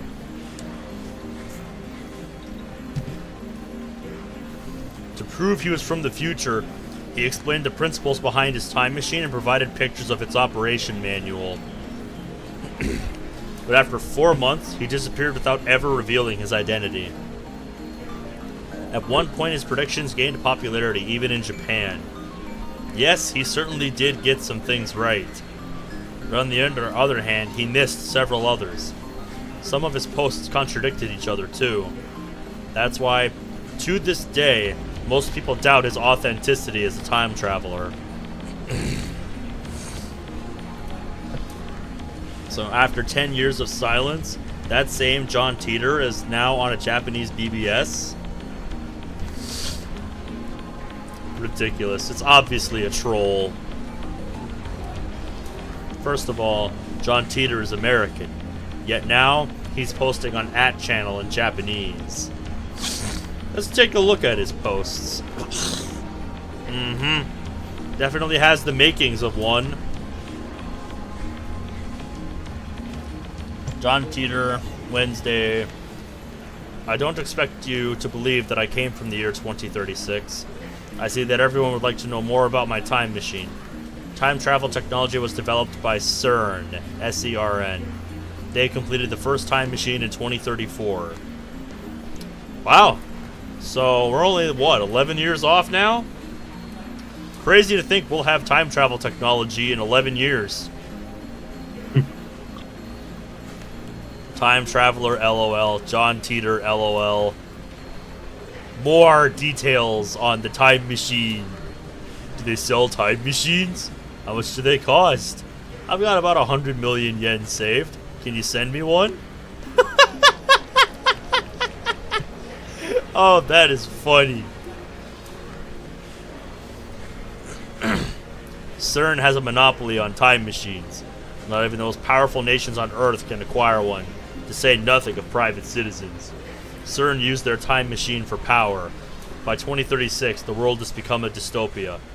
There is no war, no conflict. However, that is a false peace founded on the complete eradication of liberty. What does LOL mean? Bro, you can't be from 2036 and not know what LOL means. Come on. Internet slang, it has to have developed, millennia in that time. Why did you come to this time? Was the Akiba satellite crash your doing? Wait, guys.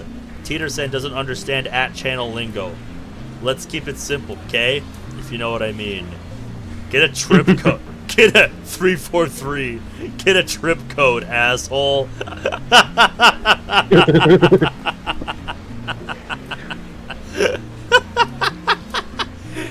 Oh my god, he does not conform to the typical IDs on channel, it seems like.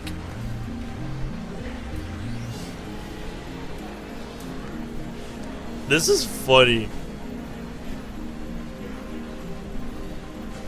I'm curious to learn more about this company. So, Oh, I can't look at it in here. We have to get out of this. Yeah. I came here to change my present. In other words, your future.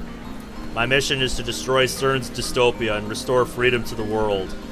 This is a wonderful time you're living in. Everyone is free, but you will lose it all in just 20 short years. It's vitally important you understand what the future has in store. What is a trip code? I might get one if you tell me what it is. You said only CERN has time machines. You have a time machine. That must mean you're working for CERN. Therefore, your goal can't be to destroy CERN's dystopia. You're a fraud. Either that, or we've got some Doctor Who shit going on where he stole one and went back in time with it. Kind of like how he parades around with the TARDIS. But I am not nearly educated enough on Doctor Who to talk about that in depth, so I'm gonna stop right there before somebody schools me on it. QED. What's a dystopia? How can CERN take over the world in just 20 years? Look at the Middle East. You've been reading too much manga if you think you can get those guys to stop killing each other. Who asked you to change the future? You're trying to play God? If they're promising world peace, then I for one welcome our new CERN overlords. No. Don't do that. My time machine is a prototype reverse engineered from stolen CERN technology. Compared to their time machine, its capabilities are quite limited. In 2036, the world is ruled by a single all-powerful governing body. Yeah, kind of like how governments are trying to create, or nations are trying to create like a one world government. World Economic Forum, anyone? You will own nothing and you will be happy. Yeah, I don't like the sound of that. That sounds shit. They control every aspect of our lives, deciding what we will eat, where we will live, and whom we will marry. There is no privacy and no choice. Anybody who dares oppose them is eliminated. There are no trials. In movies and stuff, small changes to the past cause huge changes to the future. We call that the butterfly effect. You've already changed the present by coming here. What happens if you make unexpected changes to the future? Implying CERN rules over the world. Do you even know what CERN is? LOL. OP is a troll. So if we find his dad and kill him, then this time traveler, Lamau, will never be born and we won't have to listen to this bullshit, am I right? This definitely sounds like either Reddit or 4chan, alright? God damn, the authenticity here is unreal.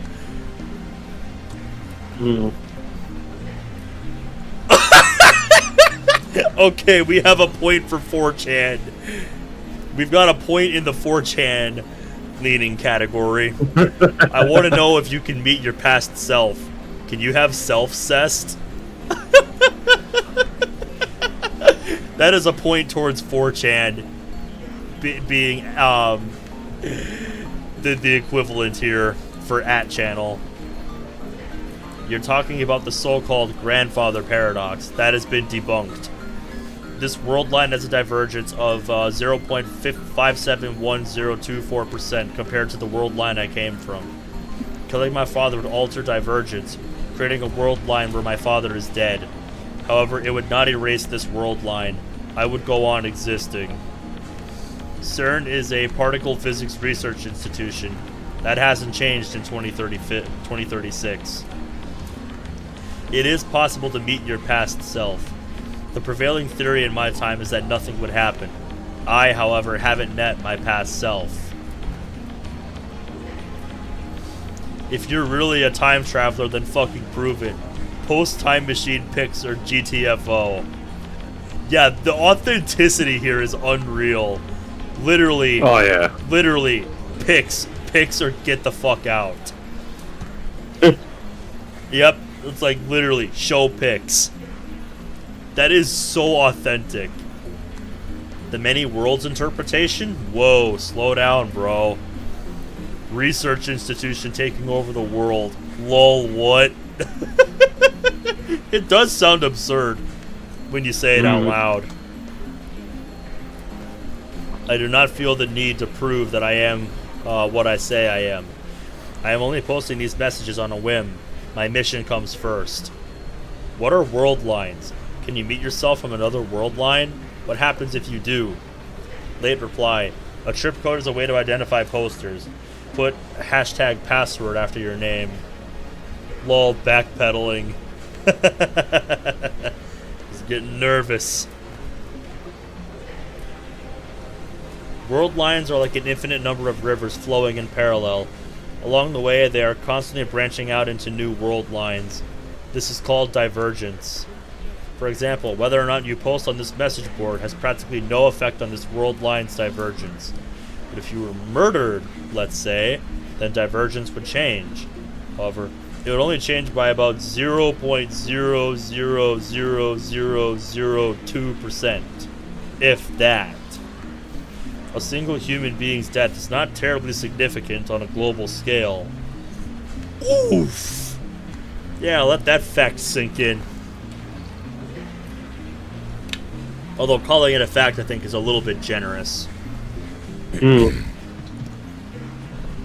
So then, it gives me some new food for thought on what happened with Makise and what happened with the phone wave. This whole thing with world lines. It's given me some food for thought. Wars. This visual novel has a lot of thought that is behind it. Absolutely, I can tell.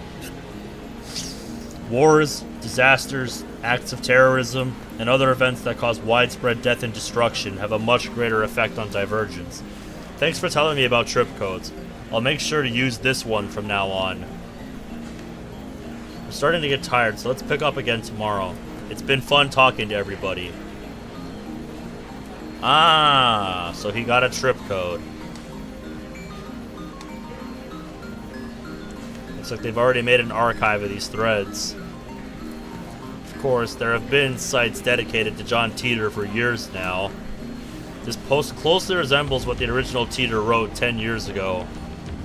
I've read one of the books on Teeter. That's how I know. This new John Teeter is clearly an imposter. There are many Teeter fanatics on @channel. Oh, I'm sure. They just want clout. So we got a few things here. Yep. Trolling. I mean, the game defines it a little bit differently, but yeah, that's not how I knew trolling in the days of the internet. It was basically, you know, trying to provoke a reaction out of people by being annoying. Intentionally. Just to get a reaction out of people. On the internet, to post controversial opinions or false information for the purpose of provoking a reaction. Exactly. Alright, CERN. This is what I wanted to know about. A French acronym for Société Européenne pour la Recherche Nucléaire, or European Society for Nuclear Research, the world's largest elementary particle physics laboratory, located on the Franco-Swiss border near Geneva. Shit, gives a whole new meaning to Geneva Convention. There's a bank, a library, a post office, and a dorm on the premises. Scientists from around the world would gather at CERN to research particle physics. And, yeah, the opposite of a utopia. You don't say! A completely regulated society in which most people are denied privacy and freedom. Yeah, I've played enough games to know what a dystopia is. It's always just a question of what type of dystopia we're talking about. And we can only pray that we're not headed towards one. Jesus Christ. It's not exactly a household name in Japan, but I doubt anyone would fall for this level of trolling. As I continue to read, however, I find the response the opposite of what I expected. Everyone is accepting this time traveler as if this were his first appearance. Nobody's even mentioned his appearance 10 years ago. Bruh. Rintaro. You gotta remember, 10 years is a long-ass time on the internet. 10 years? Talking about something that happened 10 years ago on the internet is like talking about fucking ancient history. Stuff that happened like in prehistory. 65 million years ago. Shit like that. That's the real world equivalent of 10 years ago on the internet. Yeah, information 10 years ago on the internet is fucking ancient, dude. Finding this strange, I tried posting a retort, but everyone ignores me. What the hell? You can figure this out if you do a little research, people. They're all in on it. There's the original John Teeter thread archive in English and plenty of Teeter blogs in Japanese. I entered John Teeter's name into a search engine. 12 matches. Wait. Only 12? Different world line. That's what I'm leaning into now. You're on the right track there. Yeah. Now that I've been, given that food for thought, the phone wave somehow, put us onto a different world line where things are playing out very differently. That's my current speculation. And that's why there's so few results, because he hasn't been on this world line yet. Moreover, all 12 are about the current John Teeter's postings on @channel. Can't find a single trace of the Teeter from 10 years ago. Bizarre. This just can't be.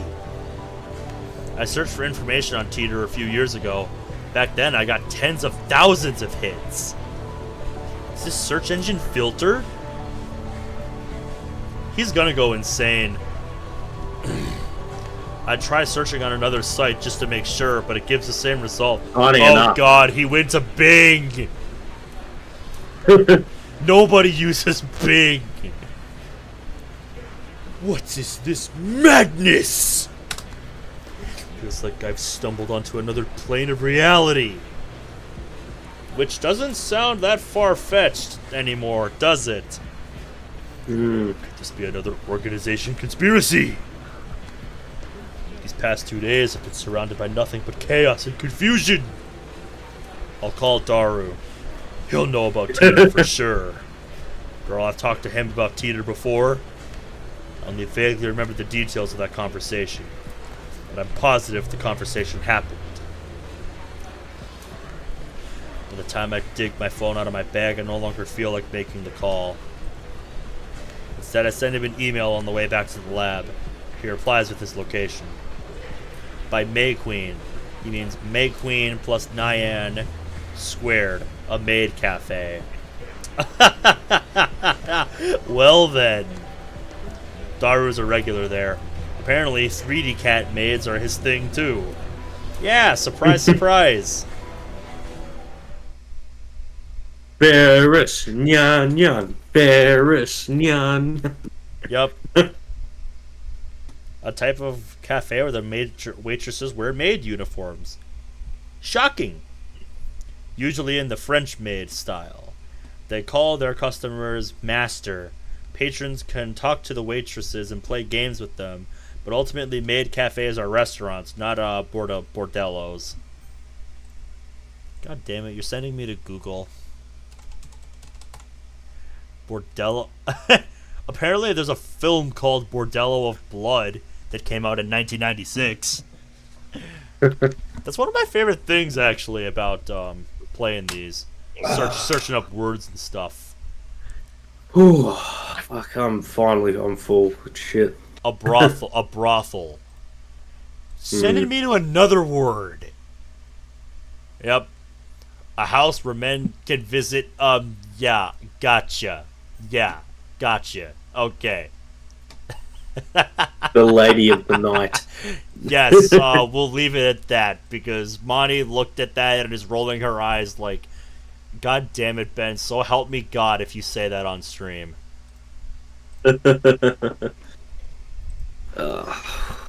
If you want to know what I saw, just look it up for yourself.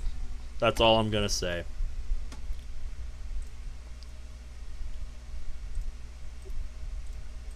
Oh, yeah.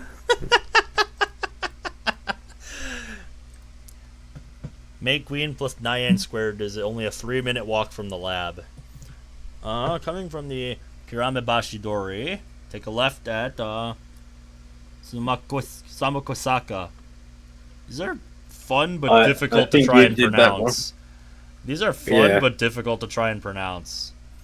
Crossing, and you'll find it. So yeah, if I'm butchering these, I apologize. I am trying my best. That's where I'm headed now. It's usually busy in Akiba during summer break, but now it's even busier because of the Radicon incident. The area was blocked off yesterday. It doesn't look like they could keep the main road closed for 2 days straight. I haven't seen a single police officer today. But the Radicon building still seems off limits. The entrance shutters are closed, shut, and sealed with yellow police tape. Yeah, everybody's taking pictures, though.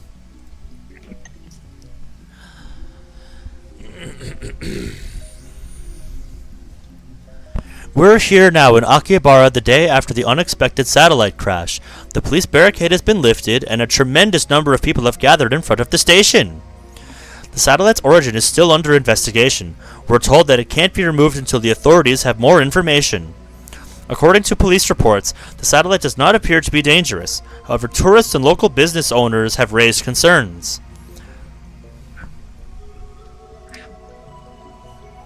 The media has dozens of cameras set up outside the police line. Oh yeah, they are frothing at a story like this. This is what reporters like this live for. There are nearly twice as many onlookers as reporters, enough to fill the entire street with people. Everyone's aiming their phone cameras at the satellite-like object. Sumokoisaka. It's how you pronounce that, I believe. Okay, I'll try to remember that. Whew. So many people. Living in Akiba, you get used to crowds and big events. The gathering of even this size is unusual. There it is again. I wonder when they'll get rid of that thing. I hope it doesn't explode or something. Been letting people back into the area, so I guess there's no danger. Still, considering its unknown origin, I'm surprised there isn't more security. You know what will be funny? What's that? How long do you reckon this series will last? I'm just gonna throw a number out there, 40 episodes minimum. Like time-wise, you reckon we'll be at this for over a year? Oh, absolutely. Maybe if we can play more. Maybe if we can play more regularly. Maybe not, but we'll find out. It'll be the point where like we'll fucking have a special guest being my kid. Today, like always, otaku are shopping for doujinshi. Doujinshi? Oh god, import games, electronics, or whatever strikes their fancy. Doujinshi. Oh god. I don't even have to tell you what a doujinshi is. Anyone who knows manga knows what that is. Same as any other day. Well, let's see what the tip list has to say. Fan-created amateur manga, which are often, but not always, adult in nature. Yeah, surprise, surprise. Doujins.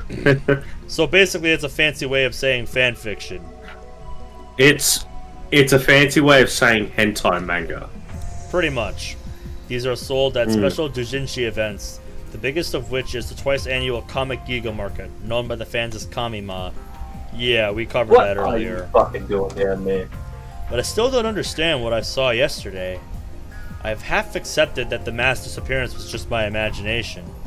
Maybe I've become unable to distinguish reality from fantasy, like the media likes to say about teenagers these days.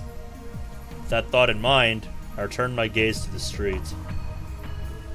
Oh, hello there! And there in front of me stands a woman holding her phone in front of her face.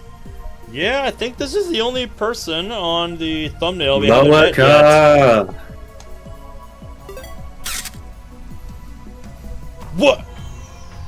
She took a picture. I think she's aiming at you, buddy.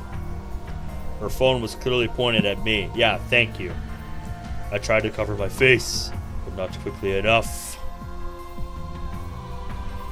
I turn around just to make sure she wasn't pointing it at someone behind me. That doesn't seem to be the case. And off she goes, just like that. Just like an angel's kiss. It's gone. She's still staring at her phone. Without even glancing at me, she turns around and points her phone at some other pedestrian. Maybe she's just taking photos of everyone at the scene and not just me. Still, I need to have a word with her. The organization is after me, so I can't risk that photo getting out. Wait! There you go. She doesn't turn around. She's so engrossed in her photography she doesn't even notice me? More like you're probably hard to hear over all the voices in the crowd. Or does she not catch my magnificent native level English? Hey, you with the phone camera! Do you have the slightest idea how little that narrows it down? Wait! Please, wait! Uh-oh. Now she's staring at us.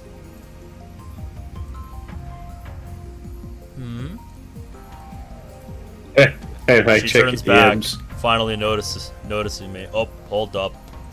What did you send me? Oh yeah. Do you have the slightest idea how little that narrows it down? Fucking Batman Beyond. It's a great quote. It's a great quote. I just remember the context. It's just like I don't the best line is just like, "You killed my father," and it's just like, do you have the slightest idea how little that narrows it down? Yep. It's a great quote both in and out of context. Oh yeah. And of course, her phone turns with her. Hey, no pictures. Are you with the organization? Still not a word. She completely ignores my objection. Objection! And then she goes back to looking at her phone. Answer my question. Are you with the organization? If she is, then I may have to take suitable measures. Possible organization spy. I like how his designation of her keeps changing. You're not? Probably.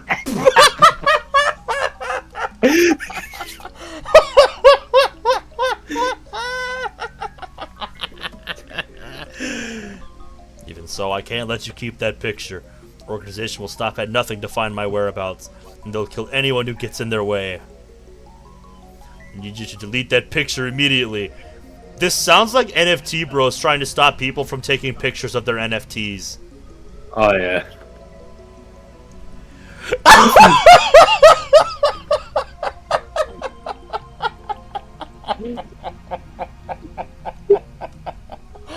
Lady ignoring me. My god, that face says 1,000 words. He's literally talking to himself just because she refuses to say anything. Oh yeah, it's great. And just letting him make assumptions about her. Is she even listening? Do you want to voice this character? Actually, I will. Sorry. She finally speaks. Hey. Wow. It's just a whisper. But it's something. It's something to work with.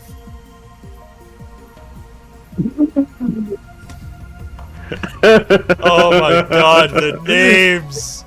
The names are fantastic for this scene. If I upset you. I don't know if he's paranoid or loopy. Yes. A bit of both. She lowers her head slightly in a bow. Or at least I think it's a bow. She's been looking down all this time, so I can't really tell. Either she's bowing or she's shy. Or both. Before you apologize, I need you to delete that photo. Why ignoring me?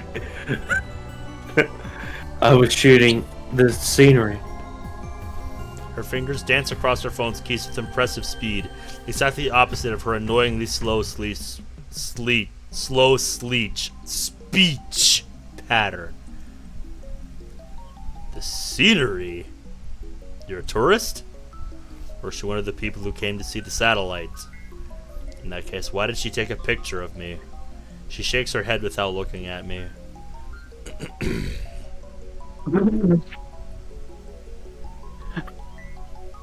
The names are just getting better. Lady ignoring me and apparently sightseeing in Akihabara. That gets an award. That name gets an award. It's proof of where I was today. Go forth, shining finger. Somehow I have the feeling you are going to be more important than you seem right now. That knowing laugh tells me a lot. You're a strange lady. Strange. Kiryu Moaka. Alright. Noted. My name. I guess she's introducing herself. That's nice, but I just want her to delete that Pardon photo. me? I have a question for you. May I? First, the photo. There's an urban legend in Akihabara. Fuck, shush, Tiny. Have you heard of it? Tiny's getting excited. Yeah, Urban Tiny's legend. starting to scream. Alright, fine, fuck ya. Fine, I'll put you on my shoulder. What is she Fucking talking bird. about? Come here. Don't tell me. There you go. There is a brilliant but Tiny's insane joining us mad for the scientist stream, said boys. to be lurking in Akihabara. Now that Don't chew my earphones, please. Scientist is the target of every assassin in the underworld. God, I've remained in this town for far too long. I need to make plans. Alright, Tiny's on my shoulder, You so were he's just such a gonna bad chill. town. I'm glad that The Phantom Retro PC. Rintaro, snap back to reality. Where's Daru when you need him? Mm-hmm. Retro PC. She replies with a nod, or something like a nod.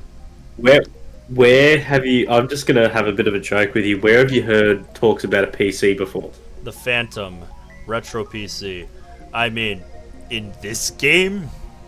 Yes, in this game. Jeez, I don't remember. Gotta remember, it's been a couple of weeks since we did the first part. And Yeah, it was literally not mentioned a in whole this lot part, has so... been retained. Oh, was it? Let's Was it keep something going. mentioned during tonight's episode? Yep, let's continue. Shit, my memory is really bad. Something that was mentioned just casually has a lot of importance. I'm trying to think of when that was now. Let's God continue, damn it, mate. that's You'll gonna find out. that's gonna haunt me when I try to go to sleep tonight. Yeah, it literally will tell you in just a second. Okay. Oh. Nothing about a mad scientist. I'm relieved, but also disappointed. At any rate, this is the first I've heard about a Phantom Retro PC.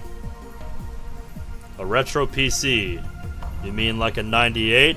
Hey, represent Windows 98. That's the first model that comes to mind. We actually had a Windows 98 PC way back in the day. I remember those fucking things. Yeah, dude, those were some beefy fucking computers. Oh, yeah. beefy fucking monitors too. Like, holy shit, computers have come a long way. But are 98s really that hard to find? Oop, not that. Nope. Yep. It sold so well that at one point it was called the National Computer. Yep. Dial up. That sound is forever ingrained in my mind.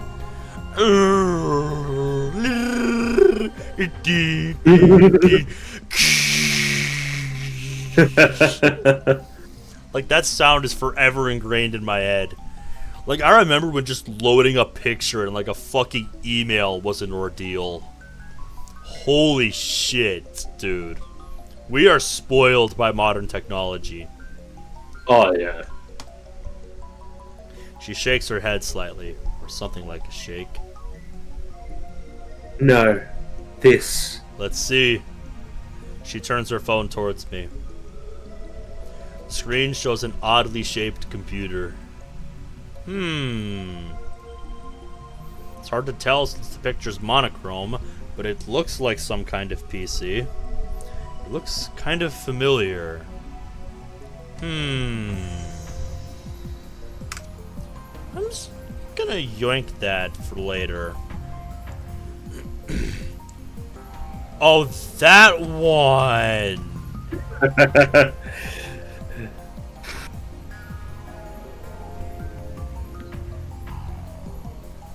Yeah, you even mentioned something to me about that after I... Yeah. That computer has a lot of importance to the general plot, so just keep that computer in the back of your mind. Alright, well, I'm going a little bit below our character list to put some notes. You have literally a tip list, but yeah, keep in mind. Yeah, I'm putting that in there. Has a lot of importance.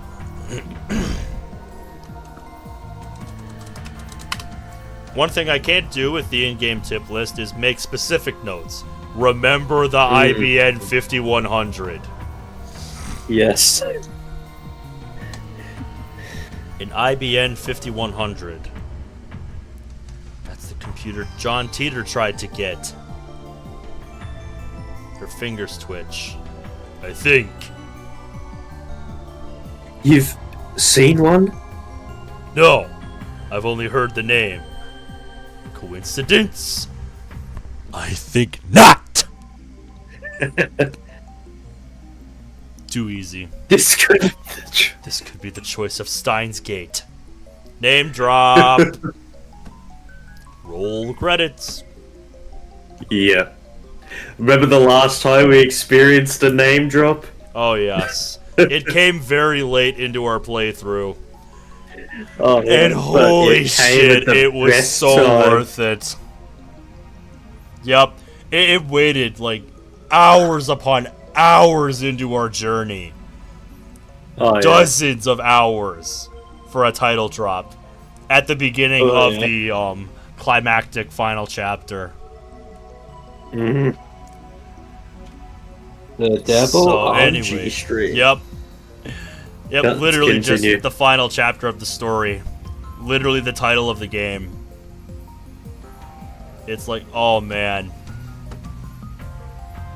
That was gold. Oh, yeah. Anyways, your line. Oh, sorry. Know anyone who might know? Daru probably knows more about it. He's my favorite right arm. A super hacker capable of breaking into even MI6's mainframe. The MI6 part is a slight exaggeration. If that ever did happen, Men in Black would break down our door and take us away. Really now. In the UK, the government organization responsible for foreign intelligence operations. MI6 stands for Military Intelligence Section 6. However, its formal name is the Secret Intelligence Service, the SIS. What? But the super hacker part is true. This we know. The depth of his computer knowledge is uncanny, and I could only wish mine was even a fraction of that. He built a microwave time machine. Yep. Speaking of Daru, Supposed to meet him at May Queen plus Nyan squared. I don't have time to stand and chat with some crazy lady I don't know. And yet you're the one that initiated it because you wanted her to delete the photo that you seemingly don't care about anymore. Well, I'm off, lady. Media scrum in moderation.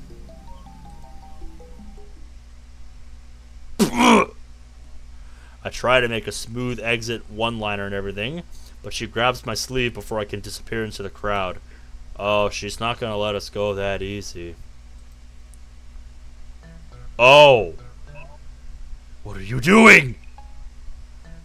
Now you're serious. Yes, I see. During news stories with high public interest, reporters sometimes latch onto persons of interest, bombarding them with questions, prying into their lives, and even camping outside their houses. These activities are a serious invasion of privacy and can inflict mental and emotional stress on the subject. Yeah. What do you want with us? Yes. Your email, please. What are you after? The super hacker. I guess she wants to hear Daru's story. It's my fault for mentioning him. Well, I'm meeting up with Daru, so why don't I just take her along? No. Wait a second. This could be a devious trap. Maybe she's really a spy sent to kidnap Daru. Defenseless without him. My only other ally is Mayuri, whose skills amount to costume design. I refuse! I'll never give up Daru! Crazy lady. I slip past her and start walking faster. I glance back. She's probably dumbfounded right now. Sorry, Moika. Moika. She's following me. Alright, well, thanks for hanging out, Kill Camp. You have a good night, man. Have a good one.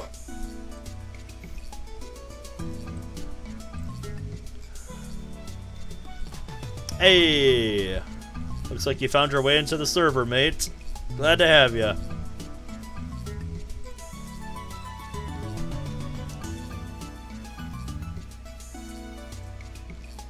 He found his way. Yeah, let's see what roles he got. Yeah, by the way, did we ever decide on what we were gonna do about like that Asphalt Man guy? Oh yeah, the fucking. Because they joined back in late August, and it's been, I think, 5 or 6 days and nothing's happened with them yet. Yeah, they're still a fresh account. I know. Like, I don't know. They haven't even reset the username, so I don't know.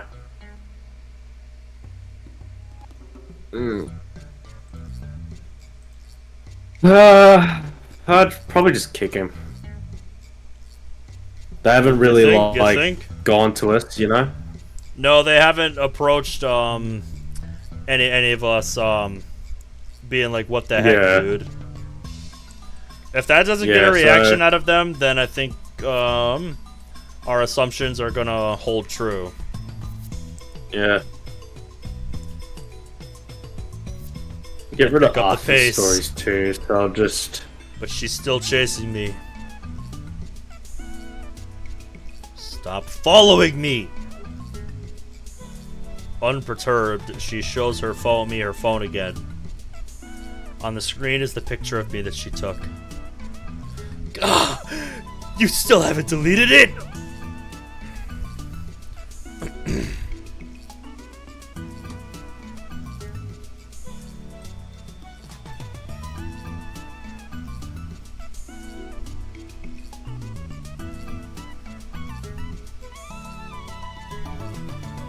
Alright, they've been kicked from the server. Okay.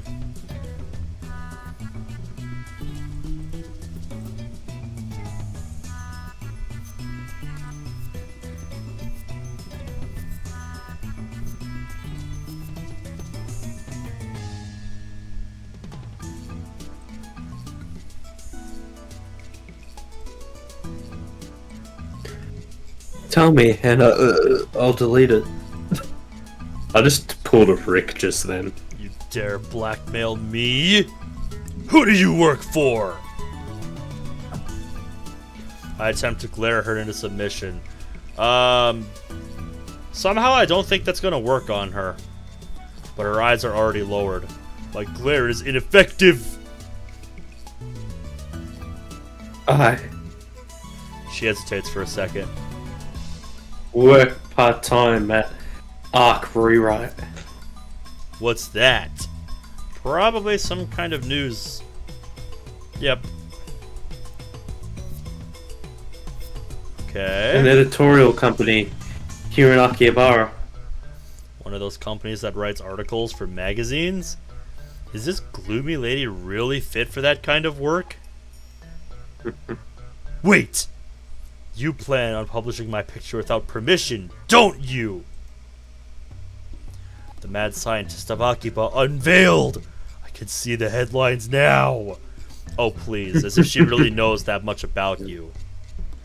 That's all the organization will need to turn Akiba into a sea of blood. No, I must avoid that gruesome outcome at all costs! I have no choice. Uh-oh. Very well. I accept your terms. At any rate, as long as she has that photo, I have no way of knowing how it might be used. I pull up my email address and show it to her. Looking back and forth from my phone to hers, she enters my info with terrifying speed.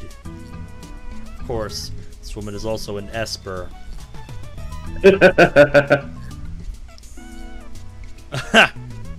A term for humans who possess supernatural powers. Common powers, telepathy, telekinesis, precognition, though more exotic powers exist. Rumored that some Espers possess the ability to reshape reality with pure force of will. Yep, extrasensory perception. ESP, in other words. I dub her power Shining Finger. Her magical thumb types cursed emails at 255 characters per minute. Whoever receives one dies. I was just gonna say, that's not as supernatural as you might think it is. I'm pretty sure there are speed typers in the world who can type faster than that. Just saying. I'm just gonna throw that out there. Like, I am pretty sure there are people that exist in this world that can type at 300 characters a minute. If not more. I am sadly not one of them, because my big fat fingers make me screw my typing up dramatically. Like, seriously. I did not exactly choose the best size of keys for my keyboard. Like, I did not consider this very well. Ugh, excuse me. She's done typing my address. It took all of 5 seconds. Name? Hoin Kiyoma, mad scientist. How is it spelled? First, Ho for Phoenix, then In, and finally, Kiyoma, which means a horrible truth that must never be revealed. Wow. Yeah. You can tell he spent some time thinking of that name. Huh?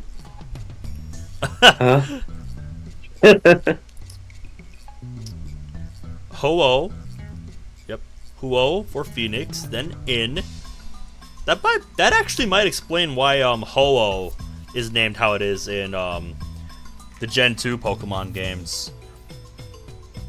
That explains a lot, actually. Because that is, like a big, like, rainbow phoenix bird type thing. I need to get back on the shiny hunt I was on for one of those. Because I actually failed it the first time I got it. Then In, and finally Kiyoma, which means a horrible truth that must never be revealed. Maybe when I, finally do get, my reclaim of the shiny Ho-Oh that I lost, I should name it Kiyoma. I'm gonna save that screenshot just in case, just so I remember that. I repeat my perfect explanation. This is the origin of my true name. Explaining the in part of Halloween would take too long, so I left it out. She's struggling. She enters my name with her head tilted to the side. She's unsure. Like this? The hell is this? Yoma. Are you mocking me? My god. Wig Yoma. Oh my god.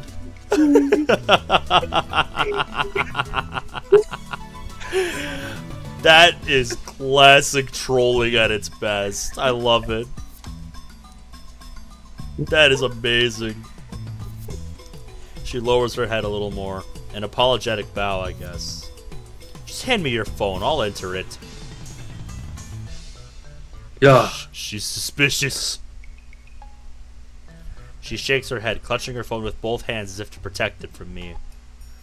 Like a spoiled child who can't let go of a toy, she shields it from me with all her might. Sounds like a Yo Mama joke. Yoma. Muscle Man is the king of Yo Mama jokes. Or my mom references. I mean, he doesn't say your mom, he says my mom. Yeah, my mom. Yeah. Muscle Man is the king of that kind of stuff. What does she think I'm gonna do? Her reaction is a little depressing. I think I know exactly what you're gonna do with it the second she gets your hands on it. Anyway, she's obviously not gonna hand her phone over, so I ask for her address instead. I'll send her a blank mail. She told me her name a few minutes ago, but I forgot it already, so I answer her as Shining Finger. Oh god. What could possibly go wrong? What am I doing standing here in the middle of the street? Let's hurry up and send her a blank email. I don't need to type anything. It's about to say. Can I create one? About to say, do you actually expect me to type one in? Yeah, address book. Outgoing, yep. There we go. Yep, that's indeed what the game wanted me to do. I have to remember that. She's staring at her phone. I don't think I've ever met someone who made less eye contact.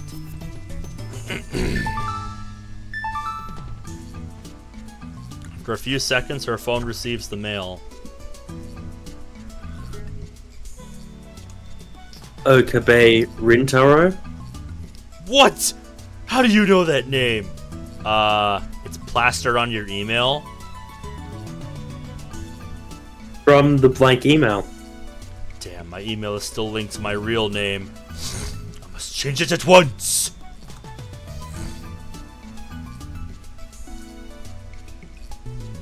Just say, is that something we can do yet? I don't think so. No, nothing we can do from here. That's a for later project. That's just my alias. I'll send another one with my troop. No, this is fine. Nonsense! I am not Okabe Rintaro, but Hoin Kyo. She's like, I don't care, mate. She's really not buying it. Did you delete the picture? She nods slightly, I think. It's really hard to tell. Her body language is as subdued as her voice. If you deleted it, then prove it.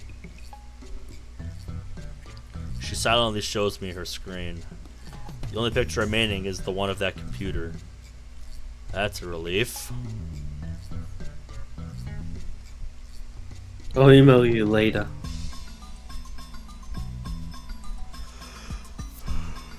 So, ask, okay? Okay. About what? The urban legend. Oh, that. I almost forgot. With that, Shining Finger wanders off.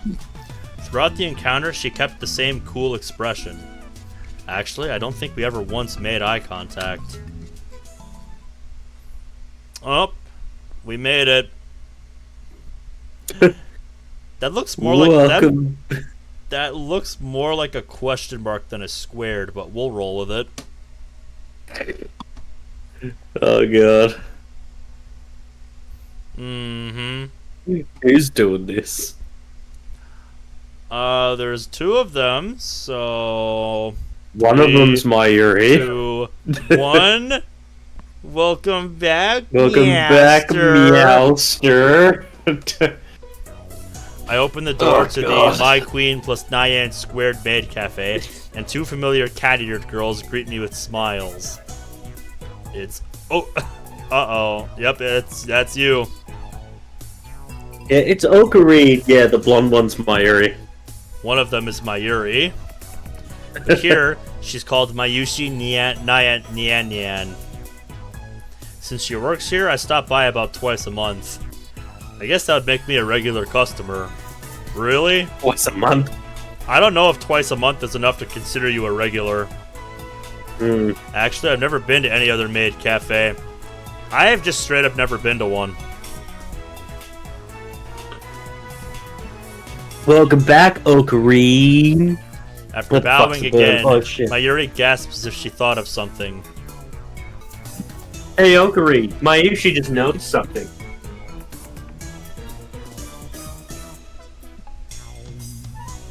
Welcome back, and Ocarine really go well together. Whatever.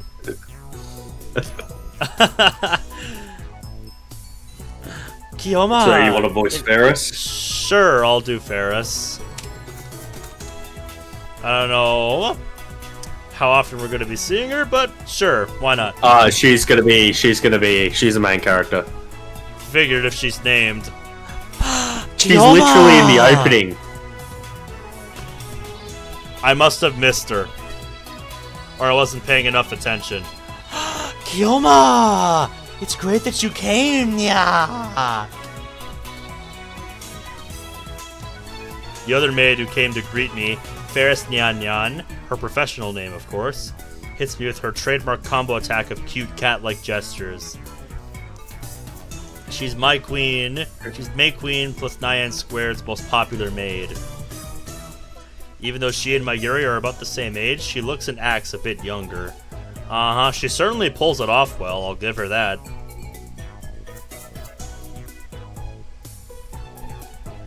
Daro Nyan's here too. He's been waiting, yeah. Daru frequents this cafe because he's got a crush on Ferris. Surprise, surprise.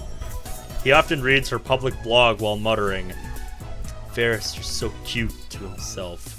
He's got it real bad. I keep telling him to choose either 2D or 3D, but he doesn't listen. Yeah, one way or another, you gotta commit, man. I also have trouble dealing with this cat girl. She always finds a way to best me. Are you holding another secret meeting to overthrow the evil organization, yeah? Yeah. Something like that. Ferris wants to join too, nya. No chance. Our organization isn't threatened by cat-eared maids. Not true, nya.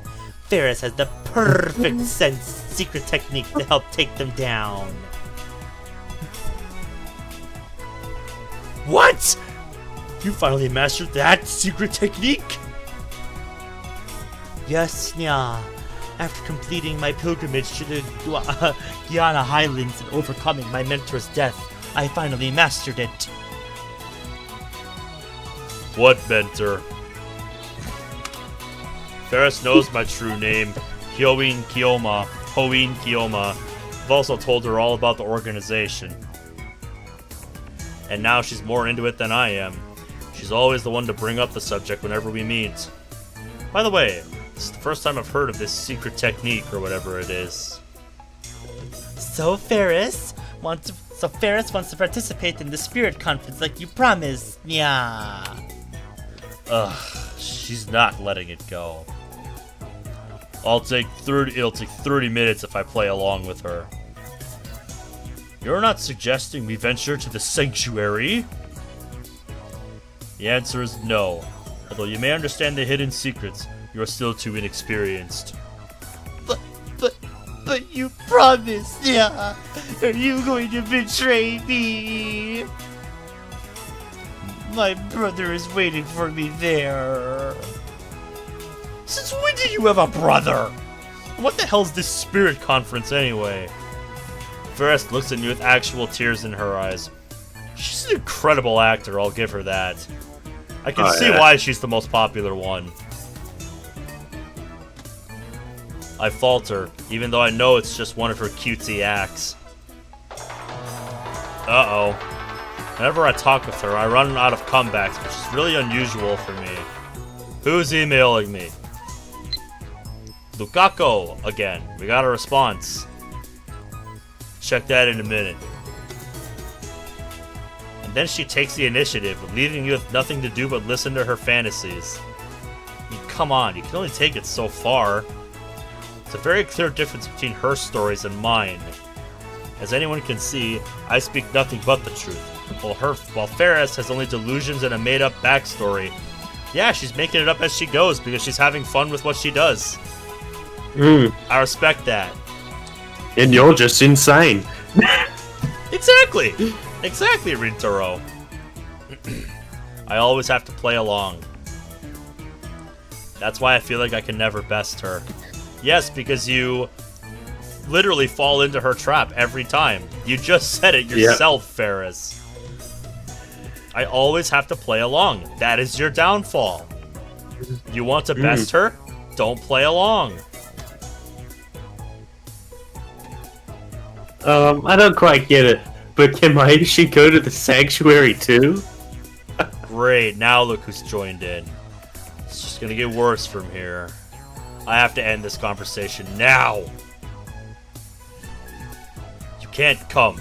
This discussion is over.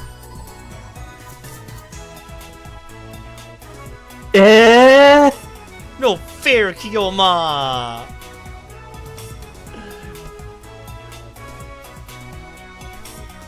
That's right, leaving Mayushi and Ferris-chan behind is mean. I think she's been my favorite character to voice so far. I love Mayuri. Whose is Ferris? Ferris-chan, it's Ferris-chan, right? Ferris, nyan, Ferris. Right. That was a moment from the anime, like they were at Rhydicon, and like there was like a crowd of people just cheering, like, oh my Ferris, God. nyan, Ferris. I believe it. I believe it. If she's the real It deal, was great. you know, if she she's is. all that. Anyway, I'll be right back. Just go to the bathroom. Okay.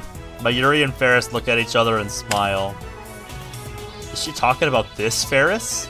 Is that her real name? Have I been mistaken all this time? That ain't just a stage name, boy. That's a disturbing thought. Ah, I see. My God, just look at that smirk on her face. She knows exactly what she's doing, guys. She knows exactly what she's doing.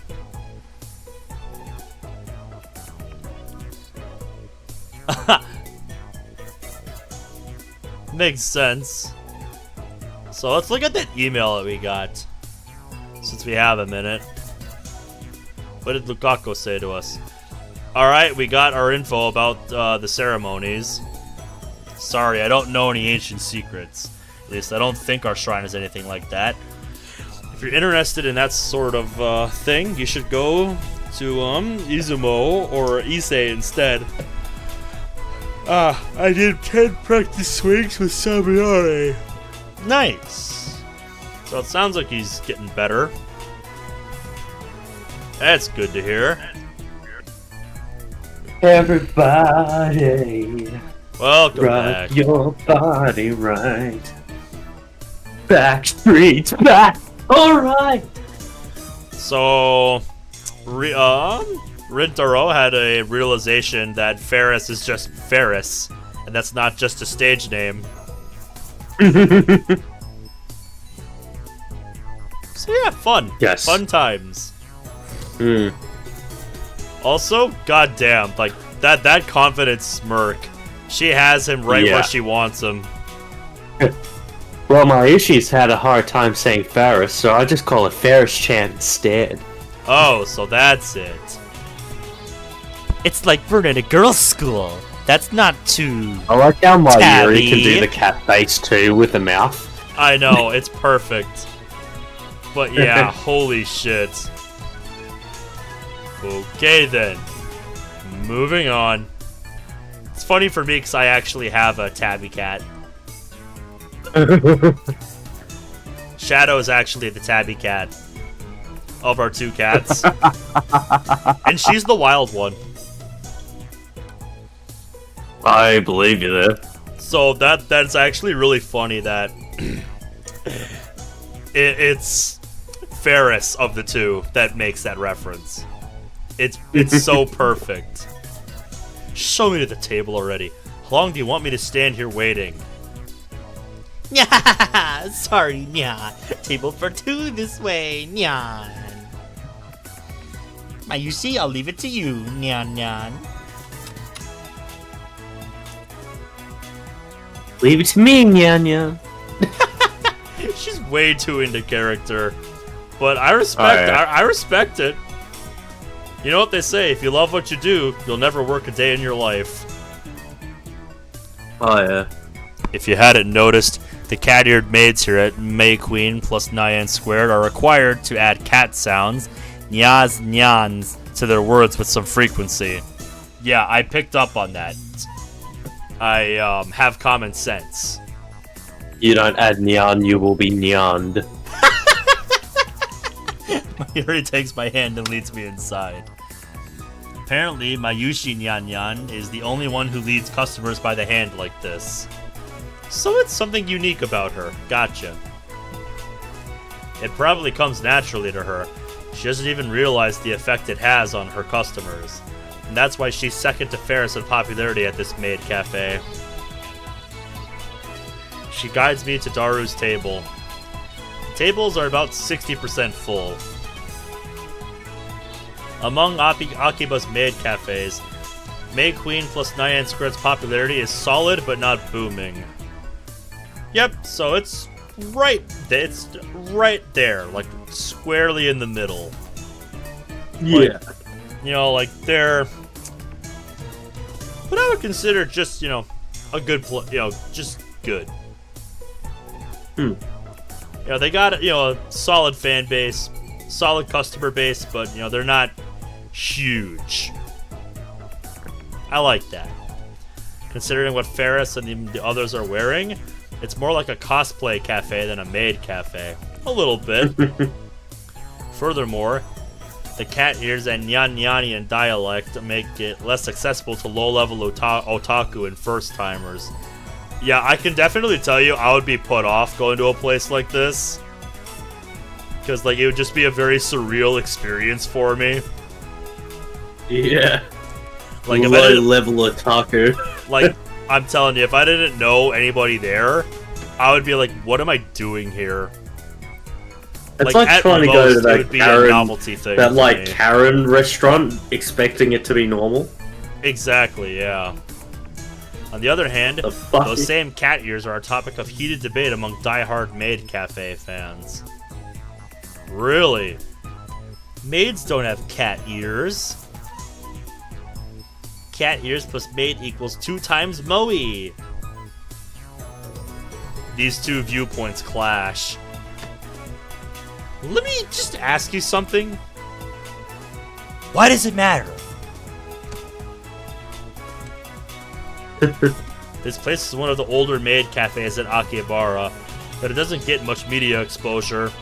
Maybe that's what makes it more comfortable than most. That's how I like my restaurants. You know, they're local, they got good food, the people there, the people that work there are good, easy to get along with.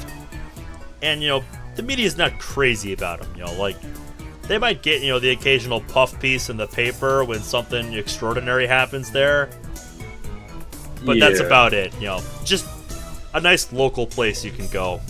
I've got places like that where I live, and I love them. I love them to death. One of them is formerly known as a meat market.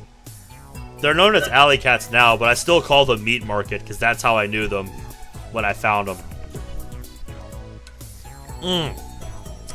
Their sandwiches are something else, man. Like, oh my god. They're a sandwich joint, and they make good fucking sandwiches. Oh, yeah. Shit, skipped over. He talks about this stuff so much that it's been burned into my synapses. Hurricane is here, yeah. Hey. I think, am I voicing Daru? Yeah. You have Daru. Yeah. You're way late, seriously, man? Daru sits in front of me, but doesn't look my way. He looks upset for some reason. Gee, I wonder why. Numa. So, what were you just talking about with Ferris? I want details.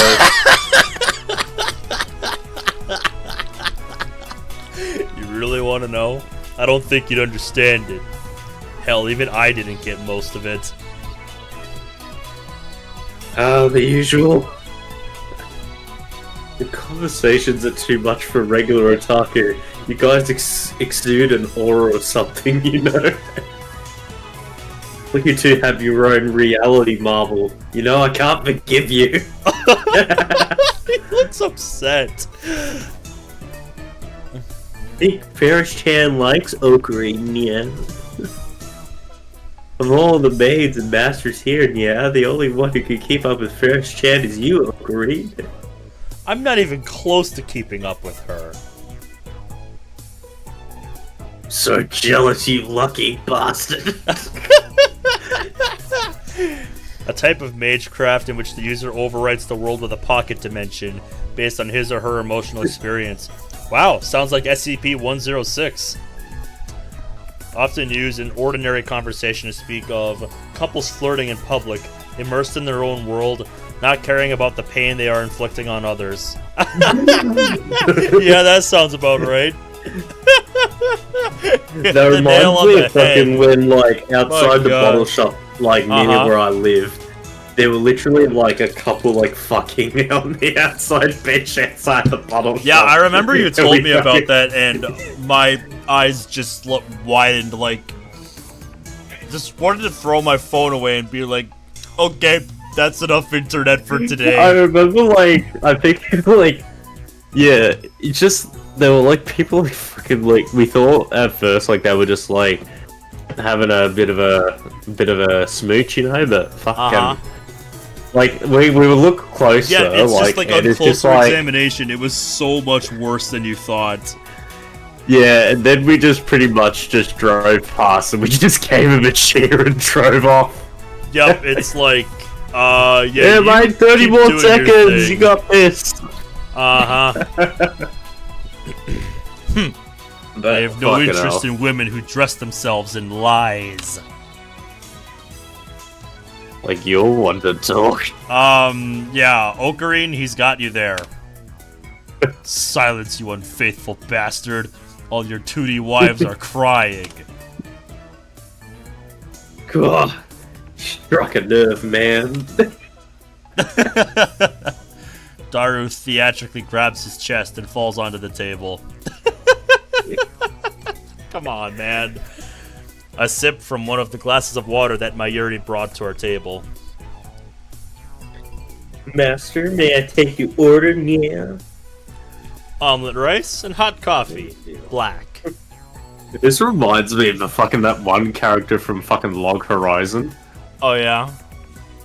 He was pretty much voiced by a black character, like a black dude. That's funny. Like, yeah, he was literally like smooth talking, and it's just like like, gotta cook it, yeah. Dude, I just noticed this, and I'm not sure how I did it earlier on my way home and for the last few hours up until now. There's a slice on my knuckle, and I have no idea where it came from. Right. Like, there's one already on my right knuckle, now there's one on my left knuckle, and I have no idea where either one of them came from today. That's how you know you work in retail, when you just had random little slices and you know, nicks on your hands and you have no idea where they came from. Like, it's just a sign that you're used to it at this point. You know, you live with it. Been doing this shit for 5 years, yeah. This is the character I was talking about. Okay, what did you... Let's take a look. Let's take a look. My god. Well, I got another one. My god, that's incredible. It's just like... Holy shit. Yeah, don't fuck with that cat. Noted. Yeah, he literally is voiced by, I think, a black gentleman, and like he talks in like how these guys do, but like imagine like a smooth black guy on television, but just adding cat to it. Like, gotta start smooth, yeah. Like, it's that so is ridiculous. Smooth. That is ridiculous. It's fucking great. I'm gonna show you a voice line. I'm gonna show you one of these days. Yeah, you'll have to show me one of these days, because that sounds ridiculous. It's fucking great. Alright. God. Coming right up, nya. Yep. My Ninjaroid Monty's desk keeps falling over, and I think I finally know why. It's because she's pushed farther forward than she should be on the little, plate thing. Hello, Oreo. There we go. Yeah, you came in at a good time, Oreo. How you doing? We're in a maid cafe right now. A neon maid cafe. After taking my order, Mayuri finds her way towards the counter as if swimming between the rows of tables. I hope she doesn't trip. So, what did you need? Yeah, right, we're here to talk about something, right? Sorry, I kind of got distracted by the, maid conversation. So how you doing, Oreo? Daru asks without getting up from the table. That's right. In my, confrontations with Shining Finger and Cat Girl, I almost forgot my original objective. Yeah, you know, the whole reason we're here. Just imagine that, like, get a screenshot of that line and just, out of context, just Shining Finger and Cat Girl. Like, oh my god, yeah, that line out of context. This line out of context, bro. Like, it has so many implications. Shining Finger and Cat Girl. Yeah, like, where are most Even people's Power minds going Rangers to was go? not so absurd. I have an urgent matter to discuss. Top secret. I lean on the table and scan the area without moving my head. You remember John Teeter? John Teeter? Who's that? Different world line. The self-proclaimed time traveler who appeared on the internet about 10 years ago. I thought we talked about him before.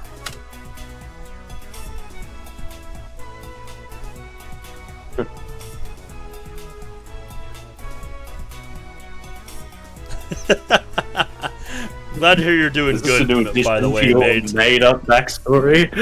Just nothing like that. Everything I say is the truth. What a pain. I guess I can play along. So, what's the source on this Teeter guy band from the future? Wait, you've seriously never heard about him before? Seriously, bro, I haven't. Sure you didn't just forget? I can't say for sure. There are even books about him. I might remember if you show me one. You really don't remember? Memories fade. We're not computers, man. Truer words were never spoken.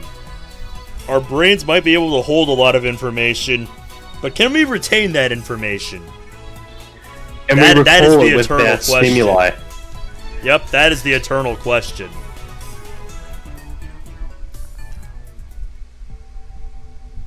This is wrong. I love the music talking shift. To Daru about John Teeter back in high school. Hear that? It was only idle music. talk, so it's possible that Daru forgot about it. Daru is quite the internet addict. The internet lets you choose what information you want to see. There's no guarantee Daru looked up info on John Teeter. If he had, I doubt he would have forgotten so completely. I forget things on the daily. That's why one of my favorite jokes about memory. Short-term memory, long-term memory, it's always weird. And then some people like me, I've got selective memory. Oh yeah, mine is like I'll remember how to I'll remember how to make a modded fucking wither killing machine in modded Minecraft that happens to be one of the fastest I've ever seen, or even on the internet. But I can't remember what the fuck I ate yesterday. Yep, that's literally the joke I was about to make. That's one of my favorite jokes about memory. Every time, school starts back up again, you should remember this from last year. Bitch, I don't even remember what I ate for dinner last night.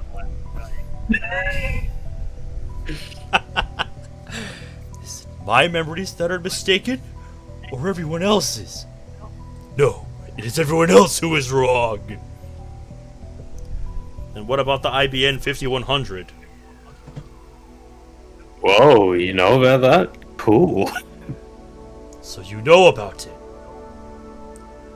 It's a model IBN released back in 1975. Right. That's what John Teeter said on @channel.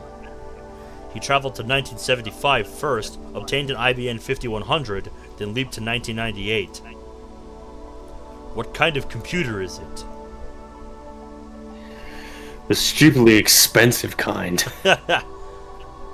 Back when it came out, computers were so expensive that average people couldn't get their hands on them. Yeah, it wasn't until like the 1980s, I think, that home computers really started to become a thing. Yeah, and with stuff like the Macintosh, the Apple Macintosh, and the IBM computers, and stuff like the Amiga, the Commodore. Those are like household names because that was like the emergence of the home computer. Yeah. That music, though. Yeah, I like it. Yeah, it was full of proprietary IBM technology and was it was a pretty powerful computer for its time. Then 6 years later, in 1981, IBM launched the popular IBM PC series. Now that's more famous. Yep, because it was a household name, a home computer. Anyways, it's not like I'm an expert. This is just stuff I read on a wiki. Yep. If you've been around the internet for any length of time, you know what a wiki is. Have you heard the urban legend that there's one in Akiba? You bet I have. Just last month there was a big talk about it on the net.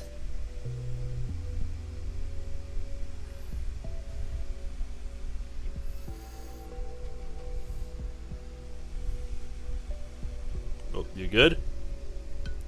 Sorry, yeah. Some @channel has heard the rumor and went searching for it. My friend on FreePower, Sister Centipede, was the main person behind that.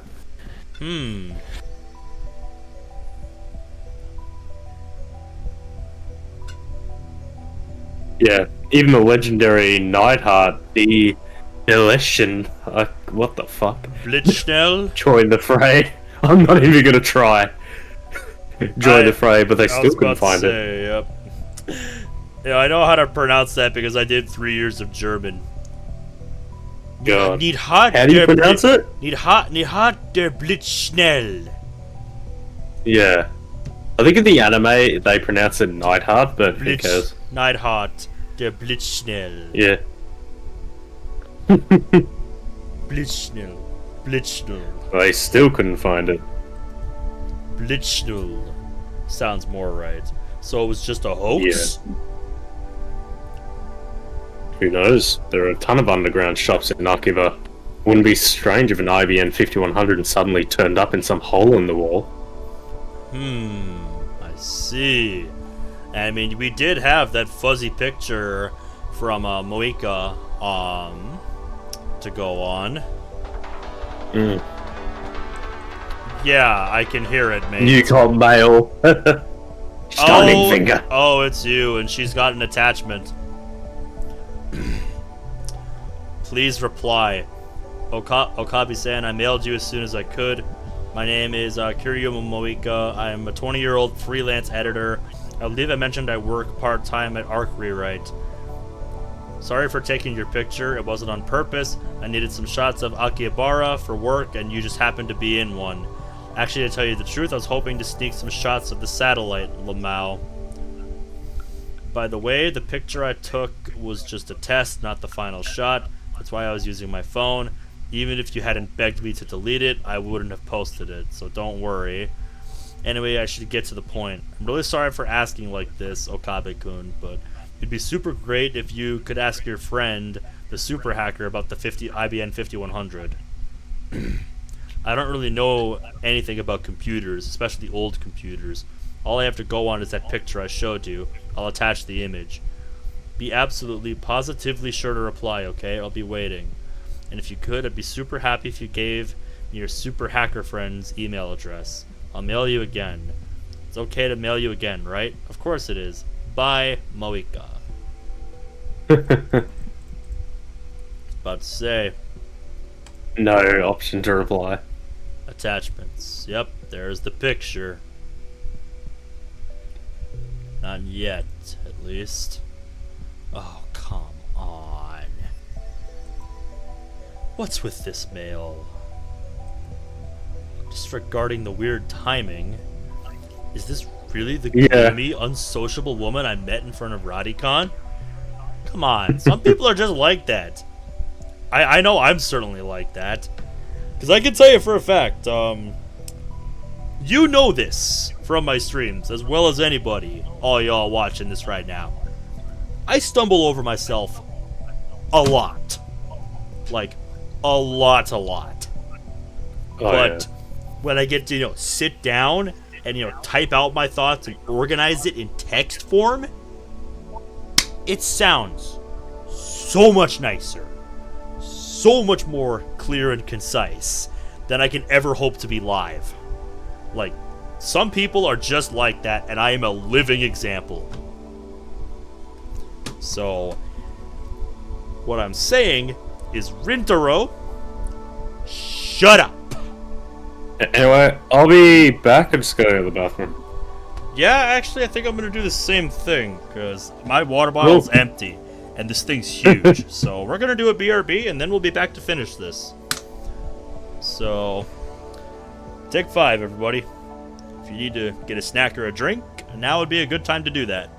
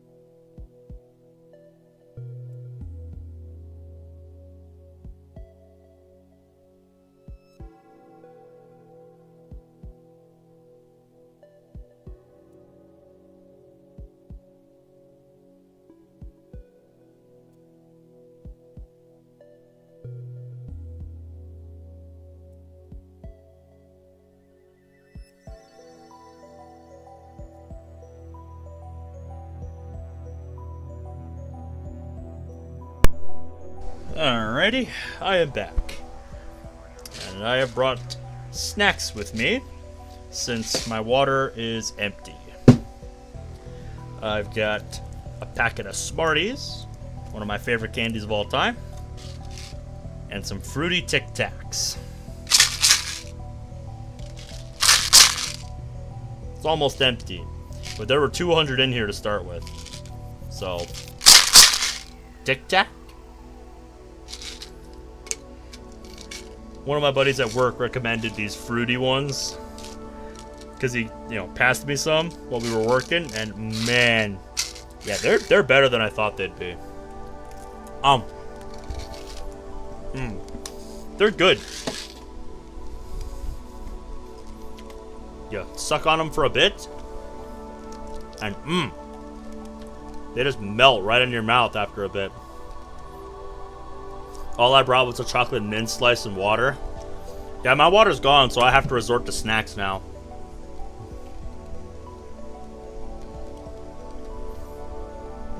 Gotta be careful though, I don't want to eat too much, because I'm planning to go out to eat for lunch tomorrow.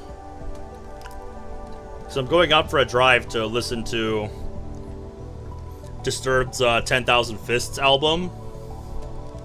One of my co-workers lent me their CD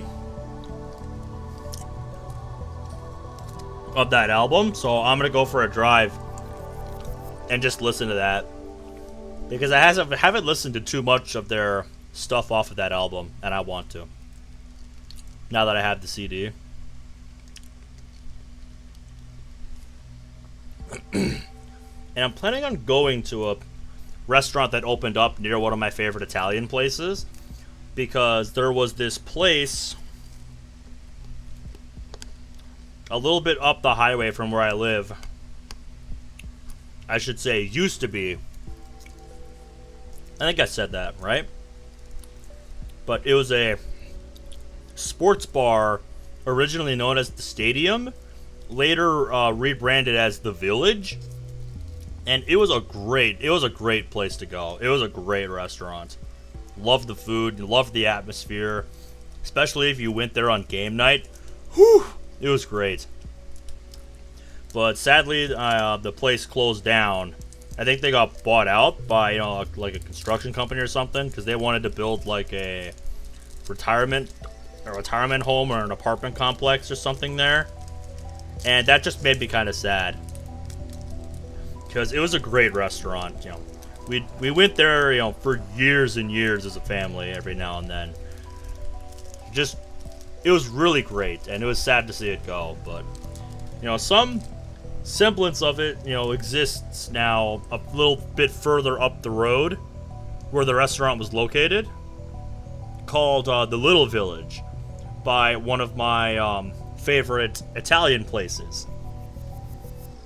And it's also across the street from, another grocery store that's in the same chain that I work in.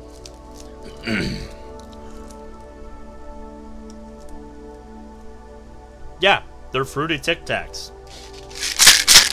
Want one? Anyway, I'm opening up my packet of Smarties now. But yeah, they have a new place, a little place they bought up on that strip where the Italian restaurant I've been talking about is called, and they called it the Little Village.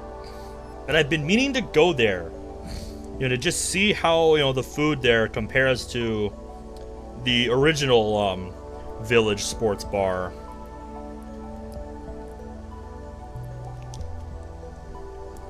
But I just haven't gotten around to it. And I want to do that tomorrow, since I'm going out for a drive anyway.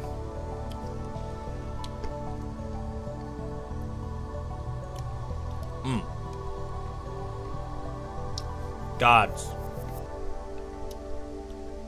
I don't know what y'all's opinions are on Smarties, but holy shit, Smarties are addicting for me. Oop, sounds like Caleb is back. Yes. Welcome back. Hello. What have I missed? Hey, okay. Nothing much, just Talking about my plans for tomorrow. Chat. Some of them, anyway. Oh, yeah. I have to go to my old man's and drink scotch. I see. It's mainly talking about my plans to go out for a drive tomorrow. Oh, yeah. And check out this restaurant I've been meaning to go to for a while. Nice. Yeah. Because it's actually got quite a bit of history behind it for me. Because it's actually about the same people that ran a sports bar that got shut down. That got, I think they closed their doors. Because a construction company or something wanted to build either, I think, a retirement home or an apartment complex where the restaurant was. It did. And yeah, I get you something that you gotta watch blindly on stream, if you can. Okay, what am I getting myself into? I just finished my packet of Smarties, so this better be good. Steins Gate dub. Oh boy, yeah, this should be good. Oh, it really is. Okay. I need to pull up the game window on Discord. Oh, it's this scene. Hold up. Couple things, actually. I was gonna say, first, I'm gonna full screen this. Second, I'm going to give audio to Discord. And third, I need to unmute because I have YouTube muted. So, let's do this. Steins Gate dub. Urishabara Ruka. This is a delicate fun as an orchid, fair as a cherry blossom. The personification of feminine grace. And a dude. Tall as a willow, slender as a reed. A dude. Radiant in shrine vestments. Dude. The sun dips low in a rosy sky. Cicadas buzz. Ruka is a dude. Shuttering up early today, Mr. Braun? Can't speak for this Mr. Braun fella, but I am, yeah. Interviewing a part-timer. You're kidding me. Has Father Time encroached so swiftly that help is needed to maintain a clientele-free cavern like this? Come closer and ask. Hey, you guys! Hello. Sorry, that's how all the cool kids are saying. What's up these days? Yeah. I'm guessing she's not here to shop. You stay out of this. Give me a name. Amani Suzaha. Your age. 18. Reason for applying. Serious CRT buff. You're hired. Nice bit of vaudeville. Should take it on the road. Should I care what you think? Should I care what you think?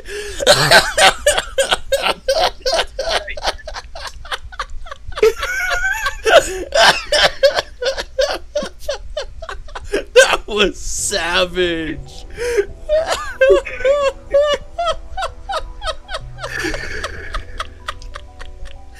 That was fucking savage. Holy shit. Girl's got no chill. Oh, baby. That was great. Real anime Suzuha. No kidding. Oh my god. That was fantastic. Yeah. Yeah, the Steins Gate anime dub is fucking amazing. Yeah, that was my introduction to Steins Gate. Yeah, but after you play the game. Because, like, the anime, of course, is a spoiler to the visual novel. As well as they are the other way around. Oh my god, that's funny. It really is. Like, it's a whole, like... fucking, what is the organization playing at? After playing that clip, but I don't care. Like, I'll show you... Remember that, what is the organization playing at? Uh-huh. I'll show you the clip. Fucking... Hold on.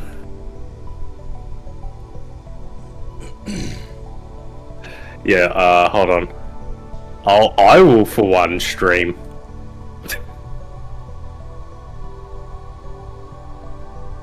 I know we're like going off topic, but I just really want to show you this.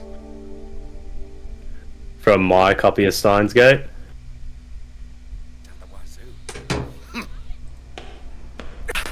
Who in the hell are you? I think that's my line.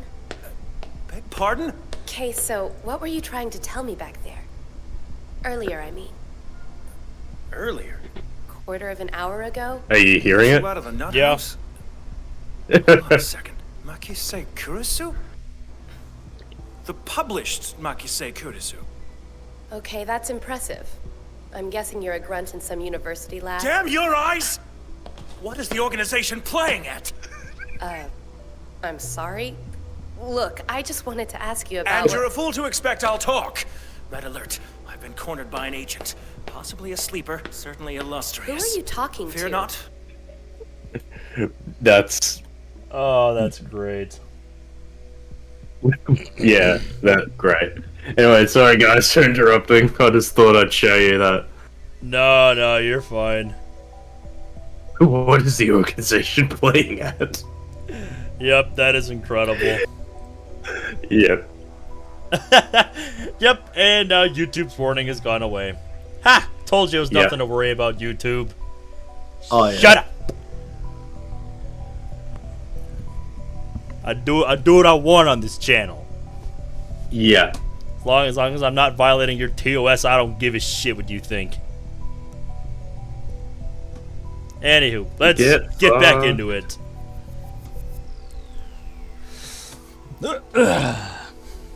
She's like a completely different person in this email.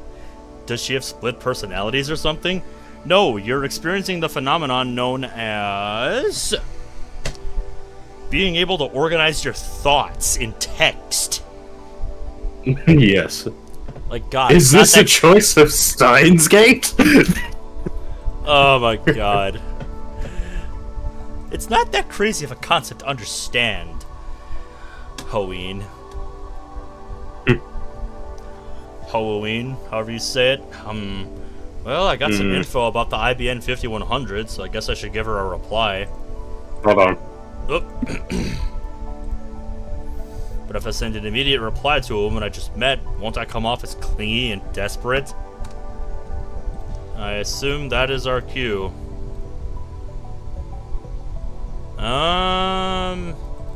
Maybe not. Hold that thought.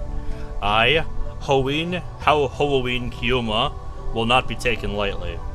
This is my chance to make her understand which one of us is the superior human being.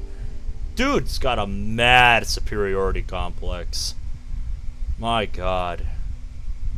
Yeah, dude's got a mad God complex.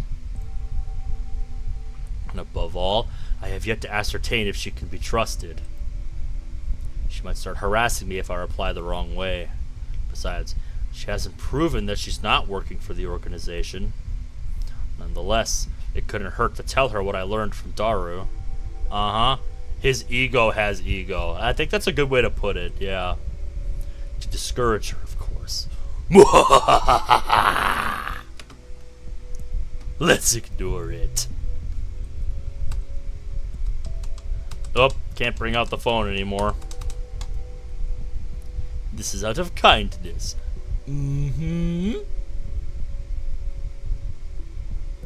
Sorry for the wait, Daru. So, there's one thing I need to know. I scan the area with my eyes once more. Then I lean in close. Girlfriend just called me. Oh, nice. Okay. So, we were internally we were internally debating with ourselves about do we reply, do we not? And, yeah, the answer is no. Yes.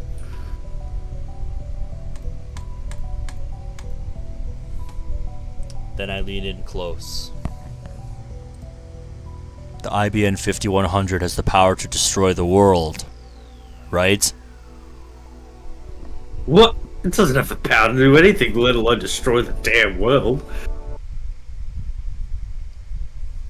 What's it? Oh, sorry. What I think this? Yeah, the world's gonna be destroyed. Yeah. Ferris brings my omelet rice. That entrance. She's doing her cat-like gestures while keeping her tray balanced on one hand. True feline agility. Despite her nyan-nyanian nonsense, Ferris is the consummate professional. No kidding. Yeah, that takes talent. She's got a real knack for this. Master, thanks for waiting, Nyan Nyan. Omelet rice, Nyan. Meow, meow, meow. The cat girl puts the omelet rice on the table and then takes a bottle of ketchup from her apron pocket. Yeah, God. I can't stop. She uses it to write, "The world is doomed" in red letters upon the omelet blank yellow canvas. My God. Ferris, you are a gift upon this world. Don't let anybody tell you different. The world is doomed. Please enjoy your meal before the world ends.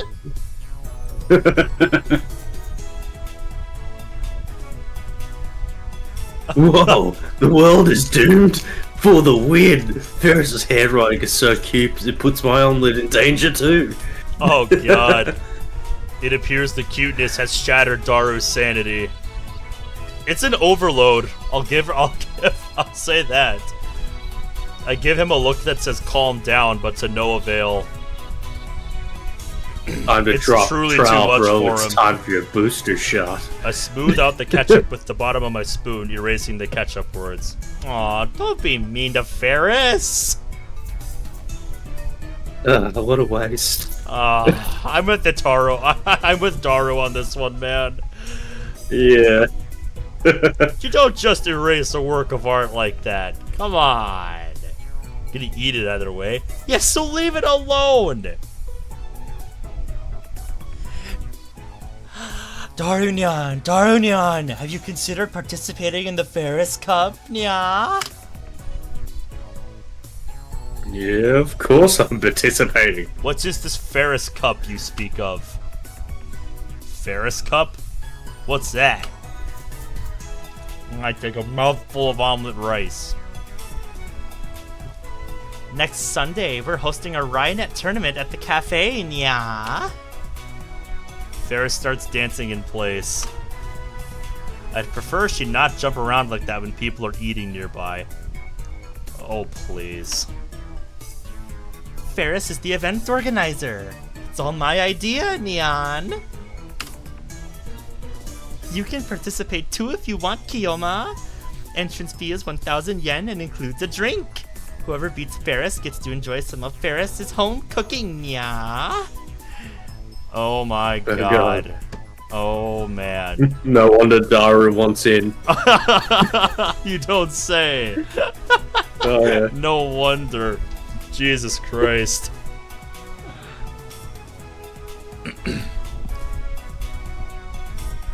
Now, the question is...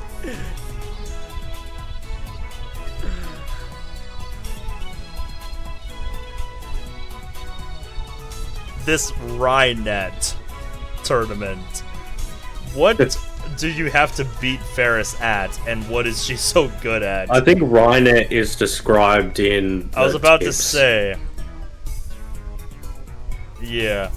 A popular SNS website Yeah, but that's designed to like facilitate easy communication between users. internet. Yep. Like I said, if you've been around the internet any length of time, you know what a wiki is. Anywho. Yeah. We've only got this. Oh, is it like a trivia contest? Something like that, yeah. Yeah, because it was talked about earlier, now that I'm looking at it. Mm. My memory is very visual. Like, you show me something and it jogs my memory. You look down a little instantly. bit and it just said someone this cute can't be a girl. Yeah. Yeah. Oh god. Chaos. Yep.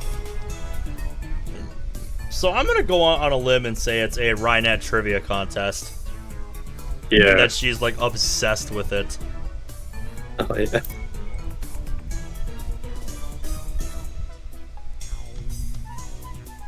It'll never happen. Ocarina sucks at Rhinette. Yeah, but it's so fun. No, I'm fine. Oh, look what you did. Look what you did. I stopped shoveling the omelet rice into my mouth. Then I deliver a melancholy sigh. Rhinette Access Battlers. Huh. Whenever I hear that name, I remember the former champion. Has it already been 2 years?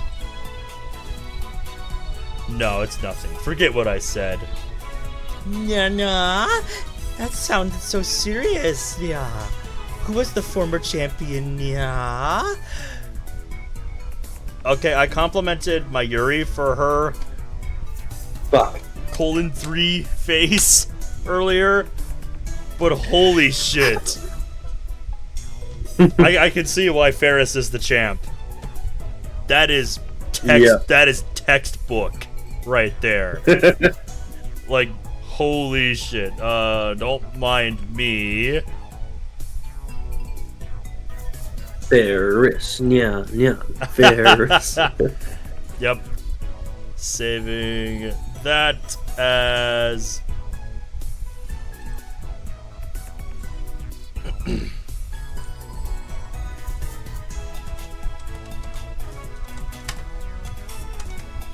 textbook 3. It's really not gonna let me use that, is it? Whatever, I'm calling it textbook.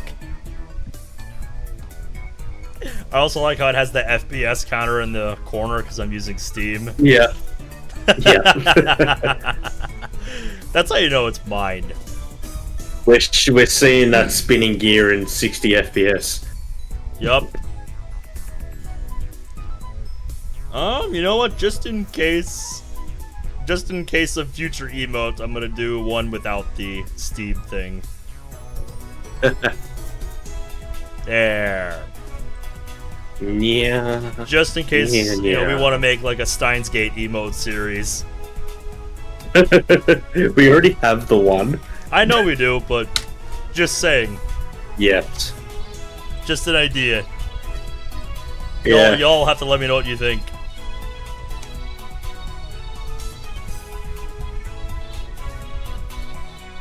It probably doesn't even exist. I mean, Rhinette didn't even have official tournaments up until about a year ago. You know, this did come out, what, 2009, right?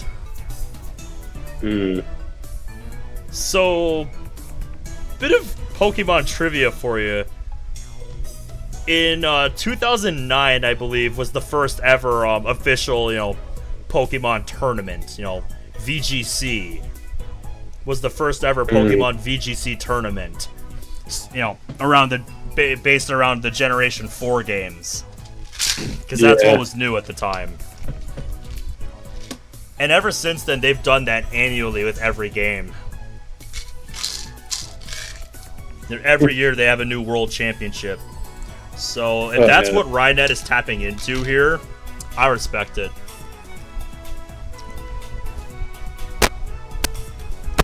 Because that's actually, you know, very fitting with you know, the time period of this game.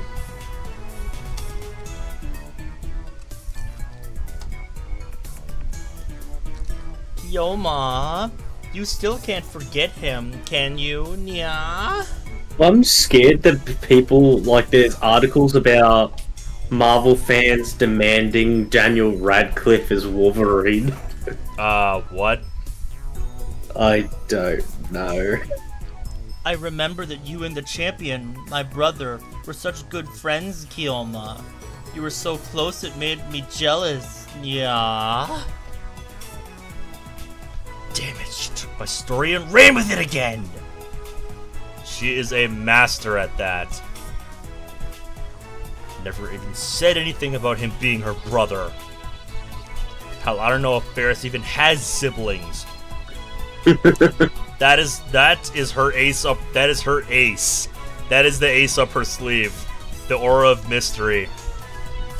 Yes. The fact that you just don't know. So you can never prove her wrong. And that's why she's such a good storyteller. Because she can just take whatever you're saying and run with it. Because what are you gonna do? How are you gonna prove her wrong?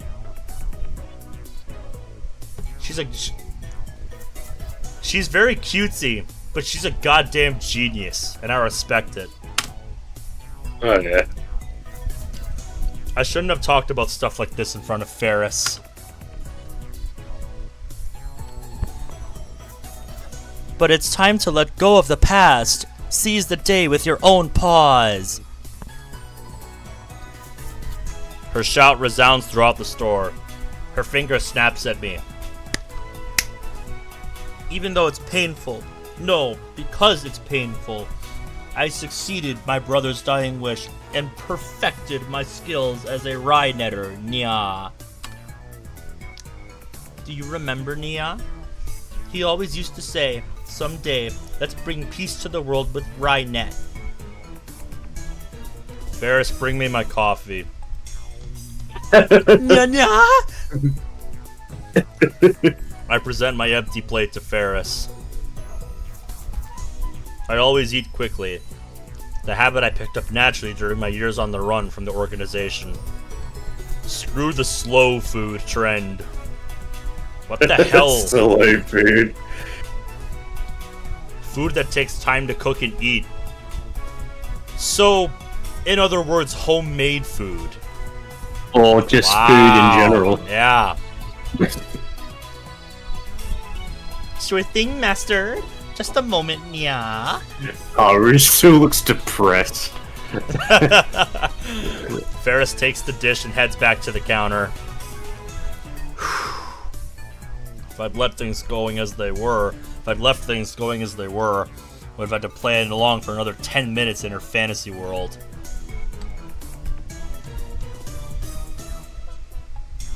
Ferris is one of the most skilled rye netters I know. Daru explains with a wry smile. She's gone on defeated in over 400 official matches. That is crazy. Undefeated in over 400 unofficial matches? Is she Rickson Gracie? Daru ignores my perfect retort. So disappointing that Ferris doesn't go to official tournaments. She'd win if she did, no doubt. Yeah, there's a big difference between playing unofficial and official games. With this kind of stuff. Like, just as an example, I like to think I'm, decent at Pokemon, and I can go on, long stretches of undefeated against the computer. But that's in the singles format, where it's just, one mon on the field at a time for each side. And I can tell you for a fact, strategy in the singles format is very different from the official competitive format. Which is where you bring a team of 6, you pick 4 of them, and it's a double battle. Meaning there's 2 on the field at a time. There's a lot more to contend with in the official competitive format than I'm used to. So yeah, just because you're good, at in unofficial formats, doesn't mean that skill's gonna translate well to an actual, proper competitive format. And again, there's a big difference, going to winning local tournaments as opposed to national or international tournaments where you're going up against people that know their shit. And understand the meta of a given game, and know how to either follow that to a T, knowing when to perfectly take advantage of you, or they know it so well that, you know, they've crafted, you know, anti-meta strategies that are just going to completely throw you off your game. So I don't know about that, Daru. I don't know about that. I'd like to think she would, but I know better. But I know better than to just think that just because somebody local's really fucking good at something. Why doesn't she? It's for the customers. She probably doesn't want to inconvenience a store what a truly model made. Also, she's Mayushi's age, so she probably has school too. She doesn't want to inconvenience the store, yet she's holding the Ferris Cup here? That doesn't matter at all. The point is, Ferris is cute, and cuteness is justice. Cute cat.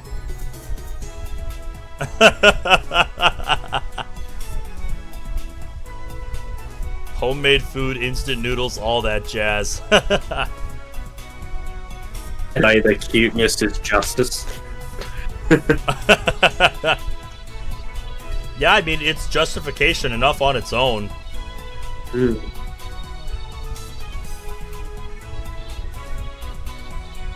And that's all that matters, right? He says. So in the end, do you bat for the 2D team or the 3D team? I dare say I'm bi. Man, that's taken it to a whole new level. Oh, not bi in the way, you know, we know it today, but bi in the sense for 2D and 3D women. Wow. I've said several times that this game was ahead of its time. This was really ahead of its time. Jesus Christ. You're an inspiration, Daru.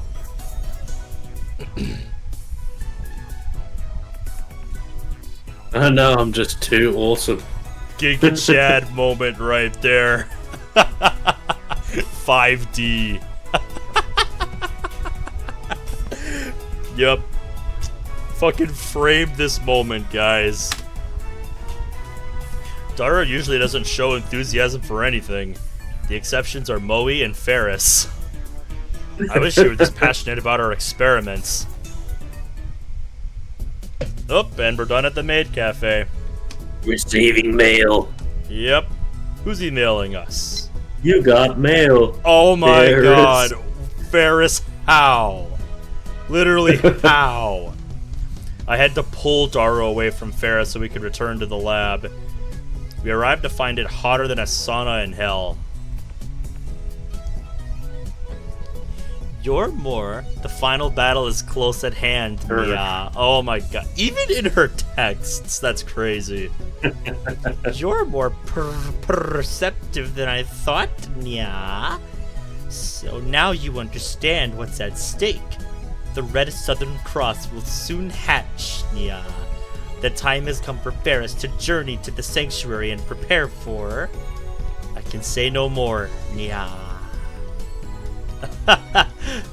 What are our replies? What are you talking about? Will you quit testing me with this mockery?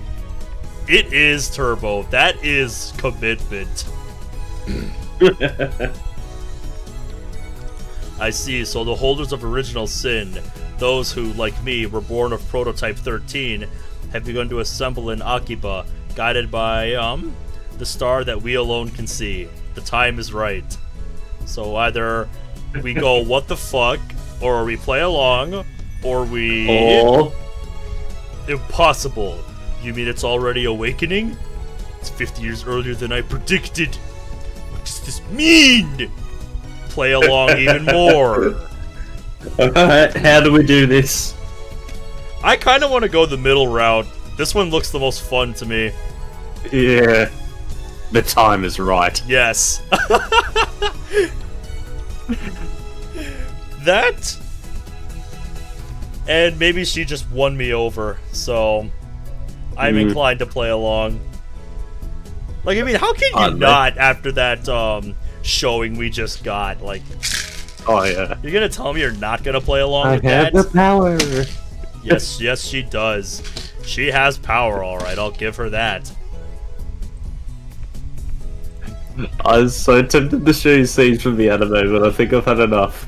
We gotta just keep at it. That's what we're going with. We're gonna play along. Okay. Let's get I it. think after we're done in the lab, I'm gonna call it a night. It's 3:40 right now, and I know I have the day off tomorrow, but I've got to try to somewhat fix my schedule for Monday because I'm supposed to work in the morning, and that's gonna suck. Let's continue then. I quickly open the windows, letting a small breeze blow in. It won't be enough. Nowhere near enough. I flip our fan to full power and place it on the table in front of me. I really wish we had an air conditioner. I turn on the computer. This is our PC for communal use among lab members. It still uses an old CRT monitor, so it looks ancient. Remember when we tried to go to that URL? Yeah, that's a real website. It's a real site that actually exists. And it looks just like this. Except the front page is different. Mainly the number and the stuff on it. But don't let its looks deceive you. Our computer whiz, Daru, scrounged up some parts and made some mods to it. In any case, I don't spend much time on it. I mostly use it to update the Future Gadget Laboratory's homepage, check my email, visit news sites, and browse @channel. I wonder if the new Teeter is still posting. Let's find out. Oh, bruh. Daru, you fucking mad lad. Of course you did. I was gonna say, what did Daru do? Look in the background. I was gonna say, can I minimize this? No, I can't minimize this. But just look in the background. Yeah, I can see. Familiar? Yep. God damn it! Yeah, like I said, of course you did, Daru. Of course you did. Okay. This should be fun. I see that everyone would like to know more about my time machine. I'm happy to explain. Just so you know, it's impossible to reproduce with current technology. Certain critical components won't exist until CERN invents them in 2034. Time travel works by altering gravity. Basically, you can think of it as using the twin paradox. But that alone isn't enough to reverse time. Still, you're here, Faker? You're annoying. Go away. That was perfect. So your power to control gravity. Not bad, but still not enough to top tier power levels. The twin paradox? Is that like the Hiroshima effect? That's just slowing down time, not reversing it. Who gives a shit about the time machine? Give me stock prices! It uses Tipler cylinders and curve. Oh, this is you, that's you. Oh shit, yeah, that's us. It uses Tipler cylinders and Kerr black holes, doesn't it? Just like you said 10 years ago.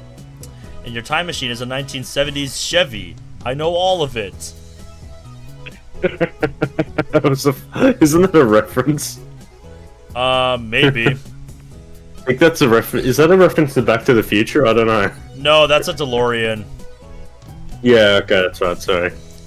I don't know why it's referencing Chevy of all things. Oh god, shut the fuck up, you disgusting Judy scum.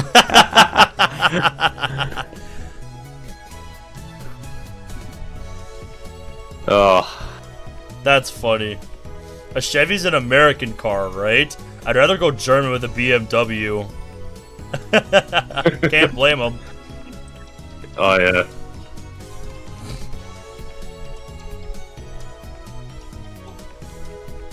Ha!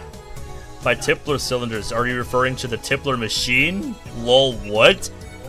A Tipler cylinder would have to be 10 kilometers in diameter, 1,000 kilometers long, have mass equal to the sun, and revolve 2,500 times per second to become a time machine. Lol. How do you fit that onto a Chevy? Even if you could, a Tippler machine can't travel farther back in time than the moment of its creation. Enough of your delusions. That channel is not your blog. I want to hear from Teeter. This is a surprise. Does this mean people of this age already know about my time machine? Did you really encounter me 10 years ago? If so, then that must have been on another world line. I at least have not gone to the year 2000.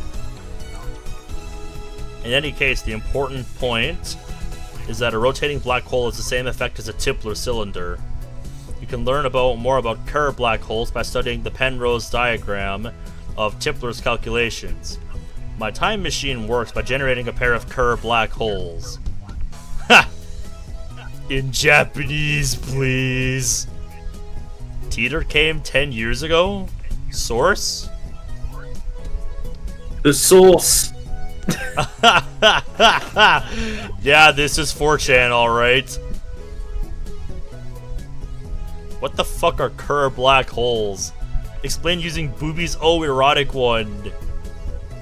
I'll pay 1,000 yen to ride your time machine. Not a yen more. Heh. Source is Ho-Oh Sans Delusions, lol. Real deal. He didn't deny it? Whoa! All aboard Halloween's crazy train. Prepare for a train wreck.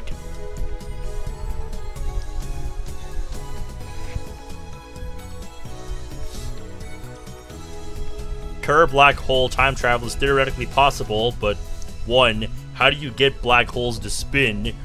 Don't tell me you wait until you find one spinning naturally. That's ridiculous. 2. How do you pass through the singularity? There's no way a Chevy can withstand the pressure. Why the short explanations, John? You stupid? Wanna die? Still no stock prices? Ha! Chuck!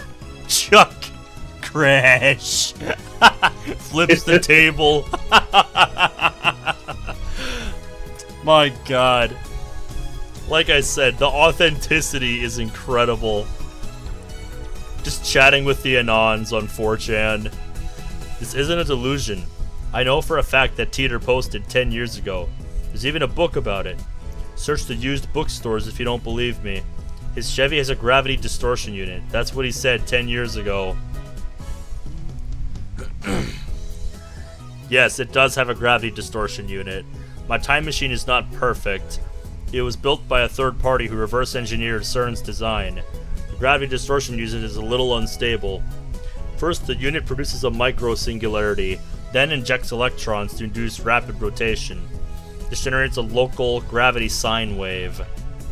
As the time machine passes through the singularity, the gravity distortion unit regulates the pressure to ensure safe passage. I'm not a specialist, so I cannot explain the mechanics any further. Let me just say that Kerr black holes can be manufactured. I assume everyone's aware of CERN's current experiments with black hole creation. Ha! TLDR, shut the fuck up. Unstable? Sounds dangerous. Oh fuck. Teeter's black holes are gonna swallow the earth. He's not just a mass murderer, he's trying to wipe out the entire human race. Find his parents before it's too late. It's not that you won't explain, it's that you can't, lol. How do you set the destination? The Earth is constantly moving, or didn't you know that? By the way, I proposed the Teeter equals Halloween theory, lol. I proposed the Teeter equals Halloween theory. What did you get yourself into, Rintaro? I set the destination with the VGL system. That's variable gravity lock.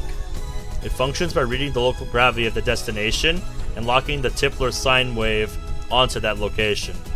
By locking onto Earth's gravity, it ensures I don't end up floating in space. It uses 4 cesium clocks to make the calculation, so the margin of error is negligible. Halloween needs to shut up, lol. I've never heard of any Teeter from 10 years ago. So the universe is deep in Teeter's shit. The same information was in the Teeter book. All you've done is post 10-year-old copy pasta. Anyone could do that. How do I know you're the real Teeter? John Tanso Moe, my waifu. I recognize different opinions. I'm feeling more and more disappointed. Still nothing concrete. Nice try, I guess, but I won't be fooled. Whoa, I shouldn't waste all day on @channel. We have more important things to deal with. Namely, the phone wave name subject to change. We haven't experimented with it since yesterday. Yes! The thing I posted about. Yes. By the time I figured out what's going on with that thing. Yes. But it's all worth it now. Yeah, 4 hours, 5 minutes. It's all worth it now. Earlier, I asked Dario to connect the phone wave name subject to change to the computer. He finished setting it up yesterday, and I was about to do the quick wire work in the development room. Increase the amount of dedicated RAM to Clover. Hey Daru, what's with the X68 68,000? I mean, it's a 20-year-old machine with specs lower than my cell phone. It's cool, duh. All the reason anybody should ever need.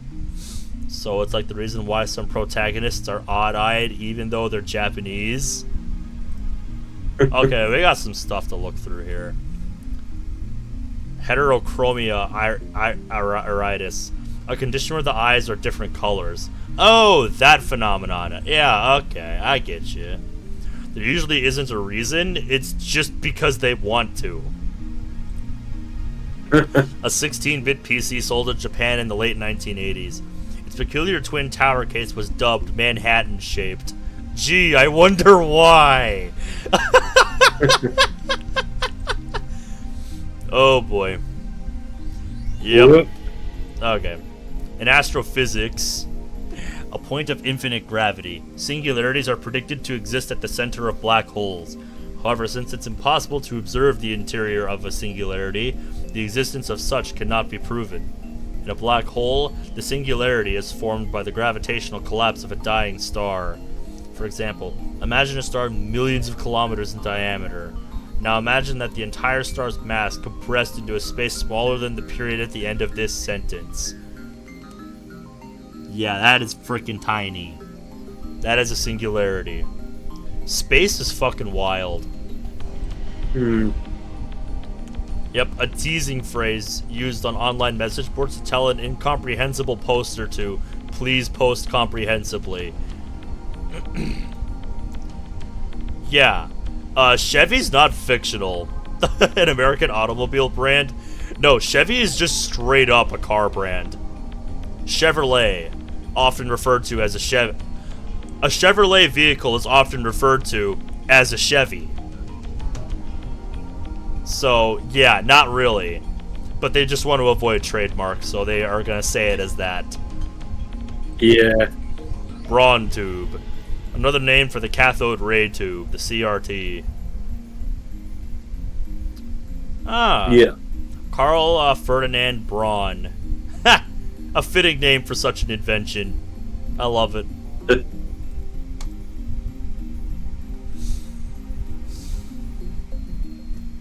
Not getting you, bro.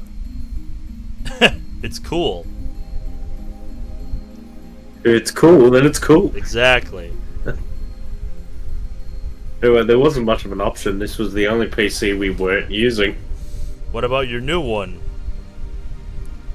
No way, we don't know what could happen when it's connected to your crazy machine. It could kill the performance. Ugh, excuse me. Selfish bastard. Besides, we made the phone wave names to change together. It's our crazy machine.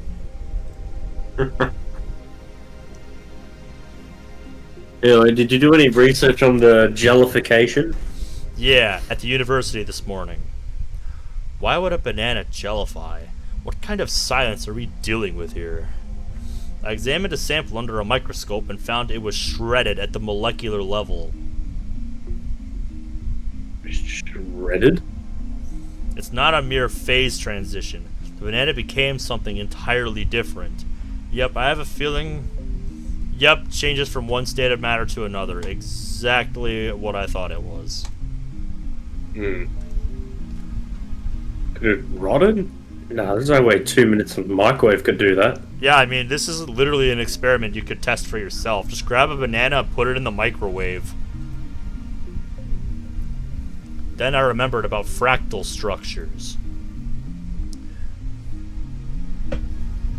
The Menga sponge thing? Banana jelly. Example of a fractal structure. Okay. Oh, no wonder. Geometry. I sucked at geometry. Yeah. A structure that demonstrates self-similarity. The smallest portion of a fractal structure will appear similar to the whole. I was about to say, yeah, snowflakes are a good example of that. Now that I'm reading it, yeah.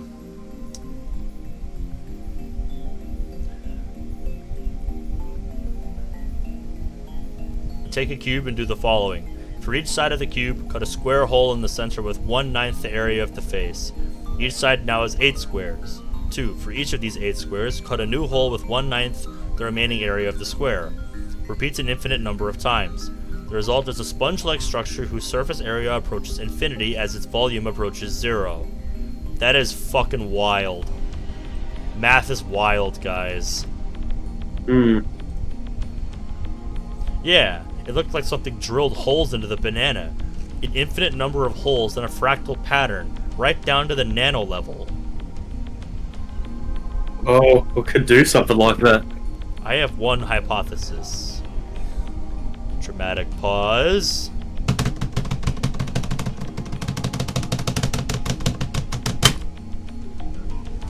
It's the result of the microwave's electromagnetic waves.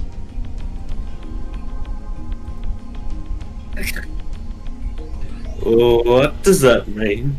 If my guess is correct, then our phone wave, named subject to change, has the potential to become a weapon of unprecedented destructive power. One that could change the face of war as we know it. I twist my lips into a maniacal grin. Then I whip out my phone and put it to my ear.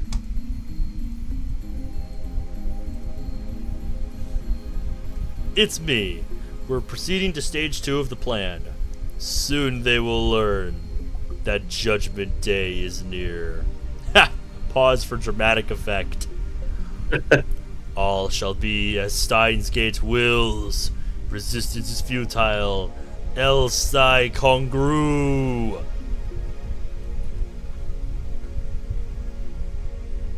Quit talking to your imaginary friend. I'm done with the wiring. I want to explain that he's not imaginary. Revealing the identity of my contact would be a betrayal. Uh-huh, sure. The last thing I need is another enemy.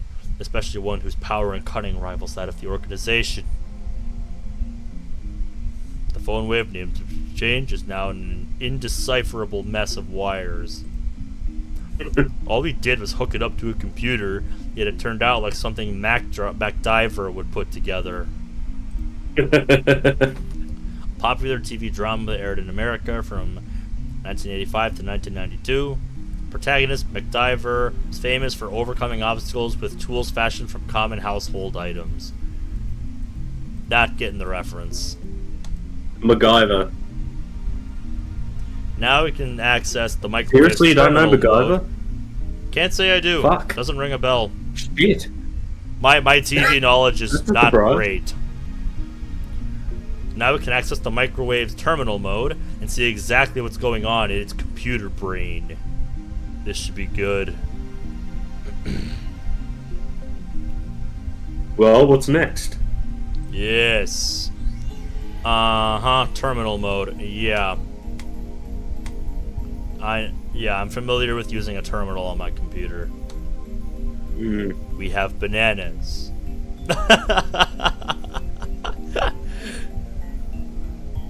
Just before I left May Queen plus 9 squared, my Yuri asked me to buy some bananas. With her money. She's too nice for her own good. Or maybe she didn't even consider what would happen. By now, you'd think she'd know that if I buy bananas, I'm going to experiment on them. And so I put the entire bunch of bananas into the phone wave, name subject to change. You know Mayushi's gonna cry if you use them all, right? Wasn't it her money? Hey, she's the one that gave me her money. She donated that money to her research efforts. You don't have to use the whole thing. One is enough. One. Daru retrieves the bananas, peels one from the bunch, and sticks it back inside the phone wave, name subject to change. We'll never reshape the fabric of society as long as money dictates the limits of our science.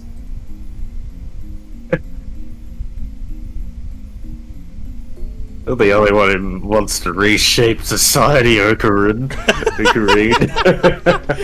He lost all enthusiasm the second we got back to the lab. What a fickle man. You've got mail. Uh-oh. Ferris, is that you? God damn it, Oh, I no. knew it. And there's a picture too? Oh, Lord. I think we made the right choice. This is promising. Daru, you're just gonna have to wait. So that was it after all, Nya. The holders of original sin, also known as the prophets, Nya. Among them is the girl known as the fallen angel, who accepted chaos, Nya. I attached a picture of her face, so remember it well, Nya. And before I forget, look at the picture without protection. Looking at the picture without protection will cause Divine Eye to activate. Original Sin will cause Divine Eye to activate. Original Sin excitation. Mode 666. Compulsory receptor release. Which will annihilate you at the subatomic level. So be careful, Nya. Are we gonna look at the picture? Why not? We have the picture up. So Yeah. why not? Attachments. Oh damn. Ah. Oh damn. Okay. I don't know what I'm looking at, but this is metal. Yes. This is metal. Right here. God damn.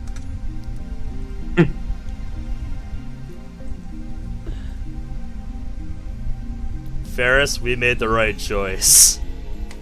Yes. Annihilation. That's what we're Yes. after. Come on, start the timer already. Right, now where did I put my phone? Yep, time to do the thing. Phone wave. Voice only. Call complete. Call complete. Instant access. Hello. You know, This is it's the phone hilarious wave. 'cause Name That's subject to Mayuri's change. voice. Mayuri actually voices the phone wave. Oh wait, I forgot. The Mayushi guidance system. The Mayushi guidance system. You can operate the timer from this menu. After pushing the hashtag button, please enter the heating time in seconds.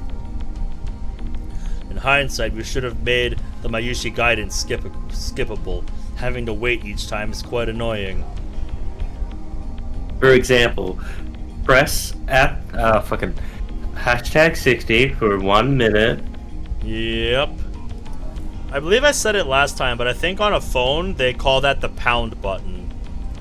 Yeah, pound. Okay, yeah. Yeah. 2 minutes. Press pound 120.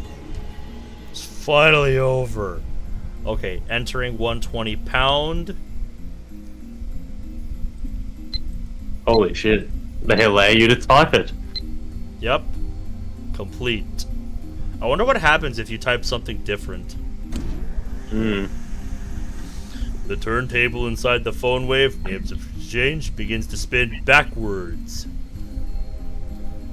2 minutes sure is long. Yeah, you're telling me. Oh yeah. It doesn't actually have to be 2 minutes. Mayuri had the timer set to 2 minutes when she first discovered the freezing function. or whatever it is, so we're just reproducing that. Naturally, we've experimented with 60 seconds and 180 seconds, too. If we set it shorter, the freezing only goes halfway, if at all. Conversely, setting it longer increases the effect.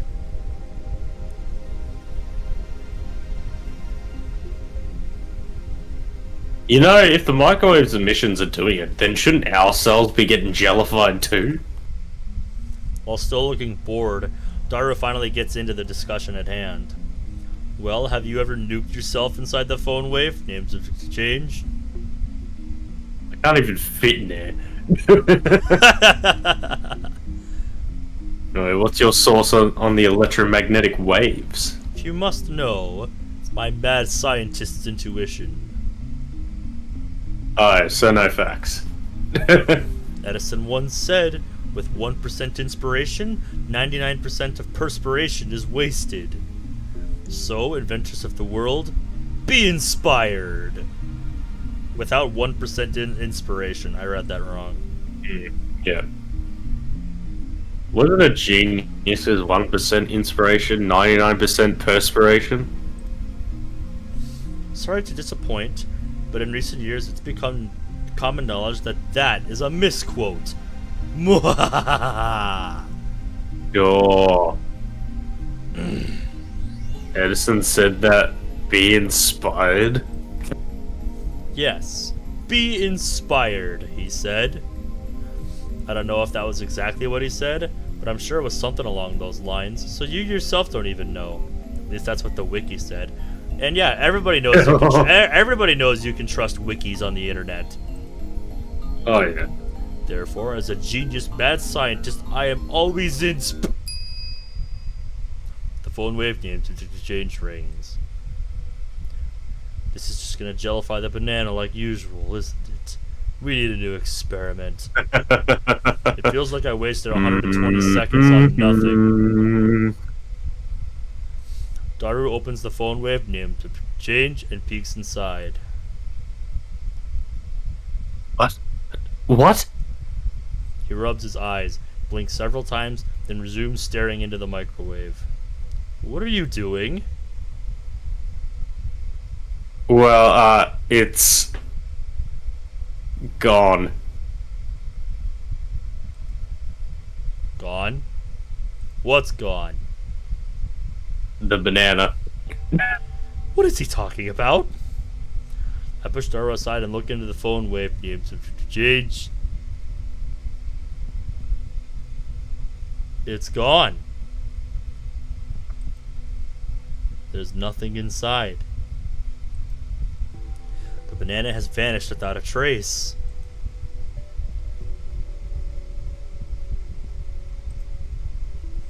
After a short pause to collect myself, I whip out my phone and speak into the silence. It's me. Slight problem. We may have awakened something terrible. What do you mean, something terrible? I ignore Daru's panicked cry. I'm surprised too. My heart's pounding, but I try to appear calm. I'm invoking Emergency Order 666. Activate the Cold Heart Protocol! What? What do you mean we need congressional approval? There's no time, you fool! Tokyo will be blasted to atoms! I put my phone away after yelling. You should be an actor. Shut up, you Ferris stalker! Where'd you hide the banana? Who's a stalker? The banana. Where is it? Are you planning on become a street magician or something? Becoming, I think you meant, game.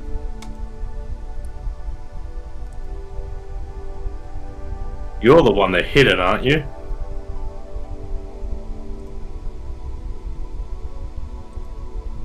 Uncomfortable silence. I realize my throat is dry. Where the hell did it go? How should I know? Oh boy. Where did you go? Banana! Banana! I take the turntable out of the microwave, scour every nook and cranny, but I find neither peel nor stem of the banana. Wait. I think I get it now. It's not an electromagnetic weapon.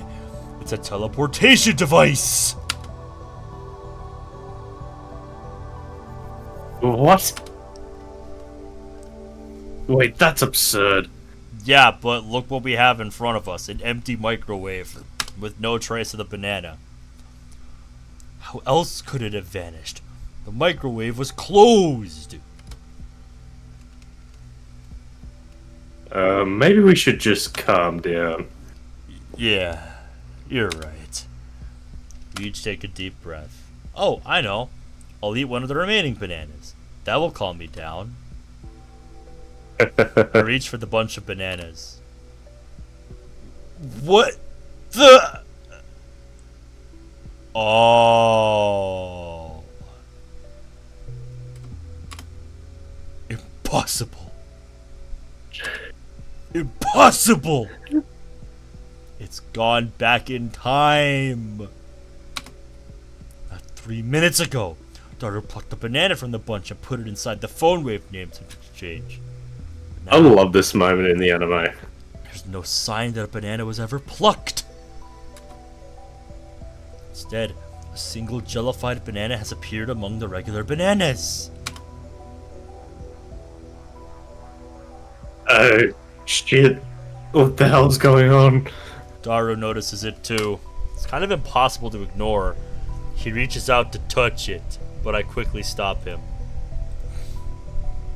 Wait! How many bananas are in the lab right now? Just these, I think. Is this gel banana attached to the same stem as the banana you just picked? I don't know, man. I wasn't paying attention. It doesn't look like it was ever plucked. No cuts or anything. Aside from the jellification, it looks completely normal.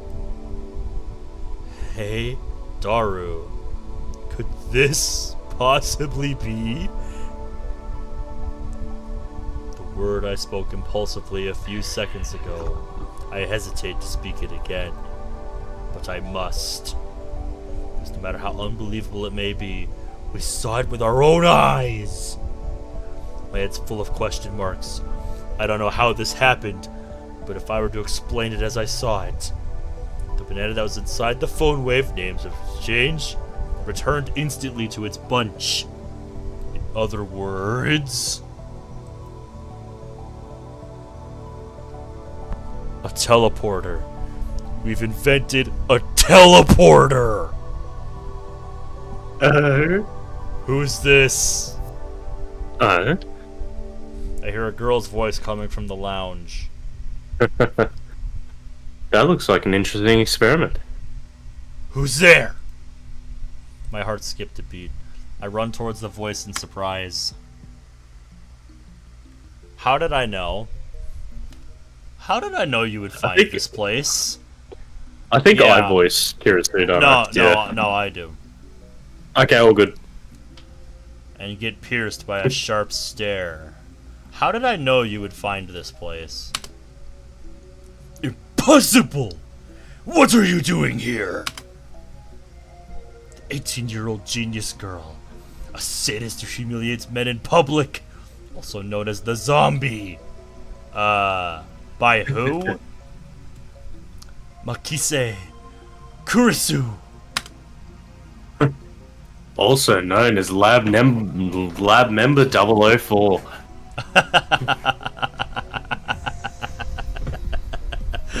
Oh, funny. Oh, I love Nice Daru's exposition, line here. bro. Yep. Cool story, bro. Tell it again. Who are you calling a zombie? What is the meaning of this? What is your purpose here? I'm here to see you, Okabe Rintaro-san. Or is it Hoenn Kiyoma-san? Oh my god, that wink was perfect. Wait, how the hell does she know my real name? I've never spoken it in front of her. I was right. You're one of the organization's top agents, an Esper with superhuman powers. No wonder you rose from the dead.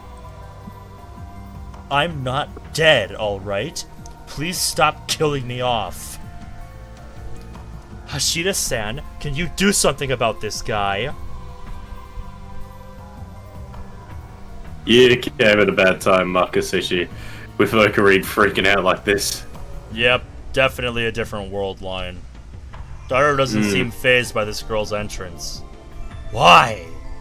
Probably because, as you said, she's 004. She's a part of the crew. Have you betrayed me, Daru?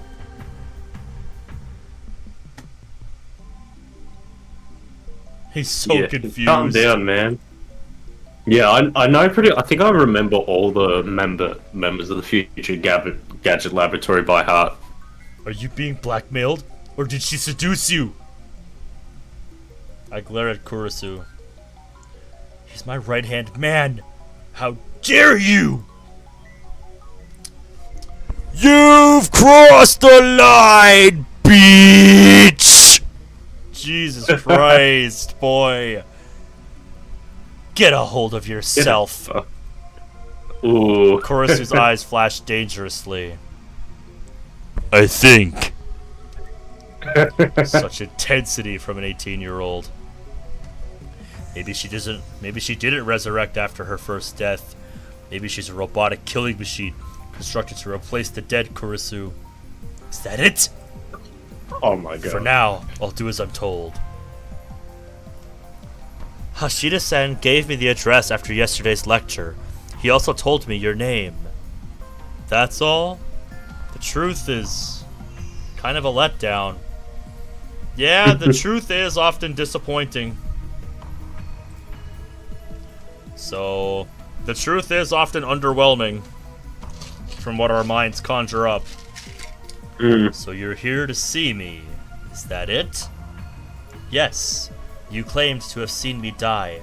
I came to see if that was the truth or just a pathetic excuse to grope me. I came for the answer. Now that she mentions it, she did treat me like I was a perv yesterday. Yeah, just in case you forgot. Well, I suppose I should be grateful she didn't call the cops on me after what I did. What choice did I have? Anybody would react the same way if a dead person reappeared before them. Right? I don't know about that part, boy. But your current behavior is all the answer I need. It was all an act to grope me. My initial hypothesis was correct. Not so fast. There's more to this than you know. I must clear my name or I'll be labeled as a perv forever. Anyway, let's put that aside for now. Really? That's a relief. I'm sure she's gonna call the police. But that for now part bothers me. Kurisu enters the development room with a quick, confident stride. Even though she's only 18, she's got a decent figure and good posture. Not much in the chest, though. Save those thoughts for keep those thoughts to yourself, boy. Her He presence technically seems to is. fill the cramped room, driving me and Daru to the corners. He technically is keeping it to Can't himself. you tell this area's off limits? I haven't properly introduced myself yet, have I? I'm Makise Kurisu. Pleased to meet you. She holds out her hand. What is she trying to do? Shoot lightning from her fingertips? Does she look like the Emperor to you? You can't even shake hands? Are all Japanese men this difficult? Shake hands? Yeah, you ever heard of this thing called a handshake? This girl genius is asking for a handshake? We only met yesterday. Just moments ago, she was on the verge of calling the cops. Dude, a handshake is common fucking courtesy when you're formally introducing yourself. You're not Japanese? I've lived in America for 7 years. What about it? America. America! Fuck yeah! Look down at her slender fingers. Going around, Glossy, save motherfucking healthy day, fingernails. No unnecessary nail polish. I stare, fixated. Slowly, I extend my hand, making sure to keep enough weight on my heel so I can flee at a moment's notice. I lightly grab the tip of Korsu's index finger between my thumb and index finger, then instantly let go. What's your problem? I can feel your aura of malice. You must be a powerful kung fu master. Don't be ridiculous. You're a ninja! Give it a rest. Damn, she's completely cold. Yeah, she's had that aura from minute 1. Her tone gets scary sometimes, too. Uh-huh. If you grew up in America, shouldn't you say, ha ha ha, nice to meet you? The smile across your whole basement asking for a handshake? No, wait, you should be asking for a hug, right? We ain't all like that in America, bro. Especially not to people we haven't met. Perhaps that's too much to expect from a killing machine. What kind of stereotype is that? Kurisu sighs. She's not even looking at me. Instead, she's staring at the bananas next to the phone wave names of the change. The bananas which have just exhibited a most unusual phenomenon. Of the bunch, one has been completely jellified. Fascinating. Kurisu brings her face closer to it to get a good look. Have any forceps? No! Oh. And then, Kurisu stabs a gelatinous banana with her index finger. She buries her beautiful fingertip knuckle deep into slimy banana. What are you doing? That's precious data! It's squishy. I love her response.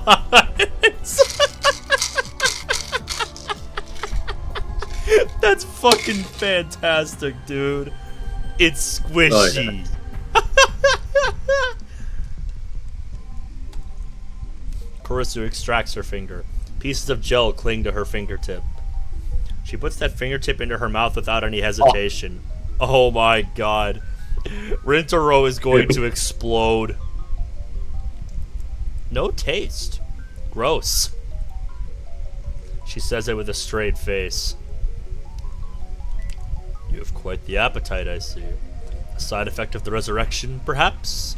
If you're that hungry, I guess I could give you a banana or two. No thanks.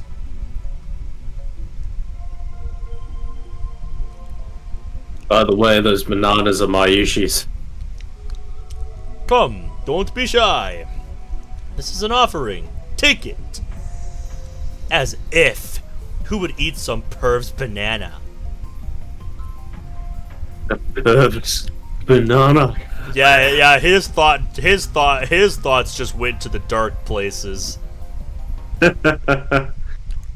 Daru starts shaking as if he's been electrocuted. Yeah, because he just thought about it more than he should have. What? What's wrong?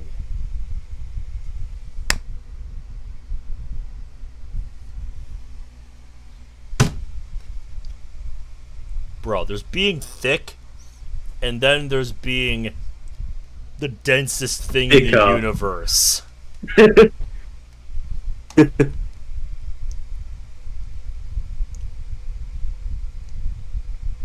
Eat a perv's banana, squishy, finger in mouth, gross, with a sour expression. Like I said, he thought about it more than he should have. Looks like his cranial pervert processor is overclocking.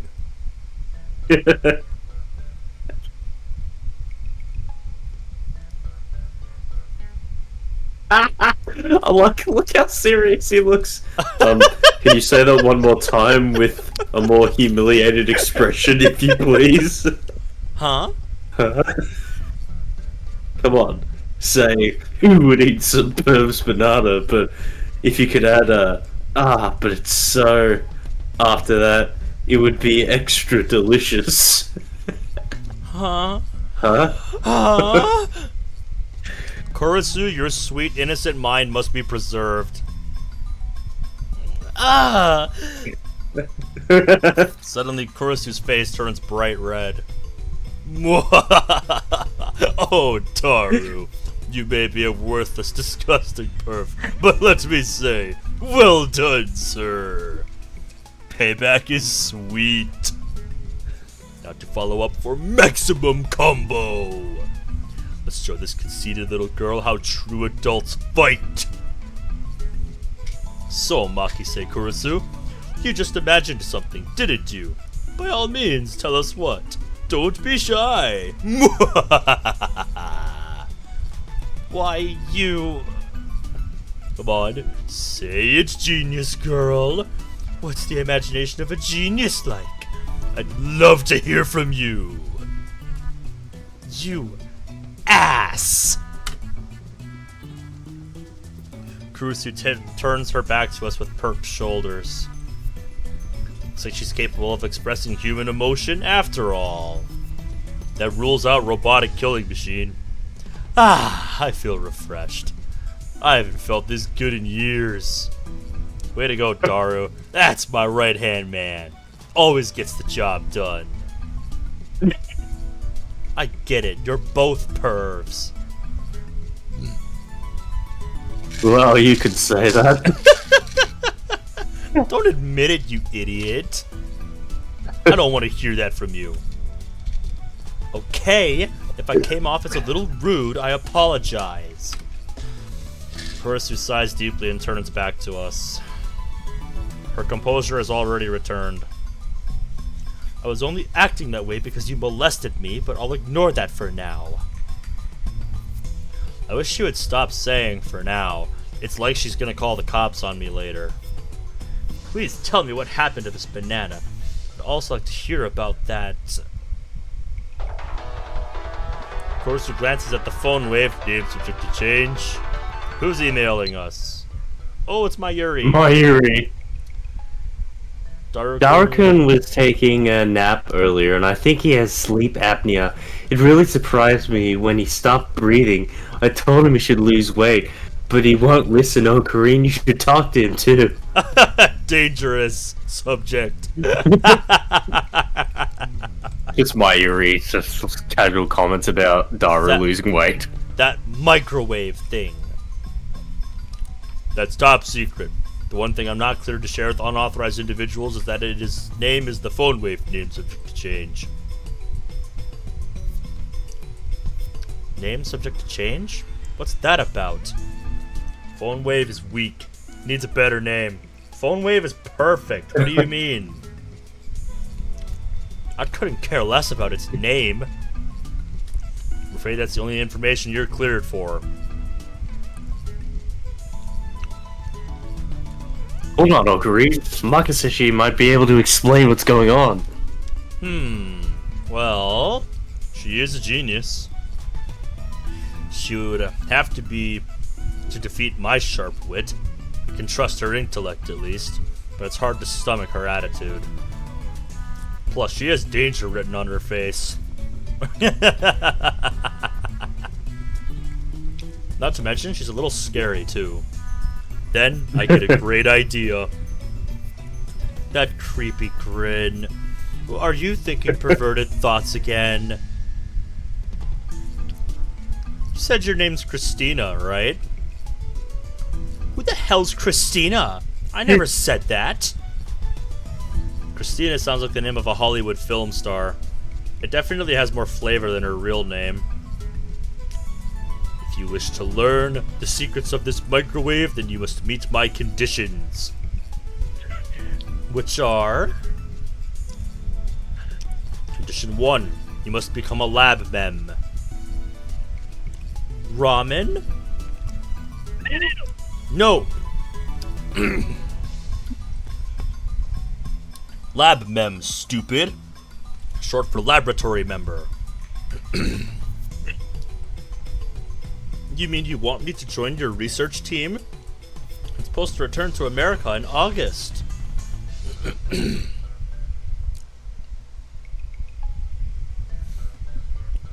I'll have you sign a non-disclosure agreement so you won't betray our secrets. Break the agreement, and I'll report your steamy, perverted acts to Science magazine.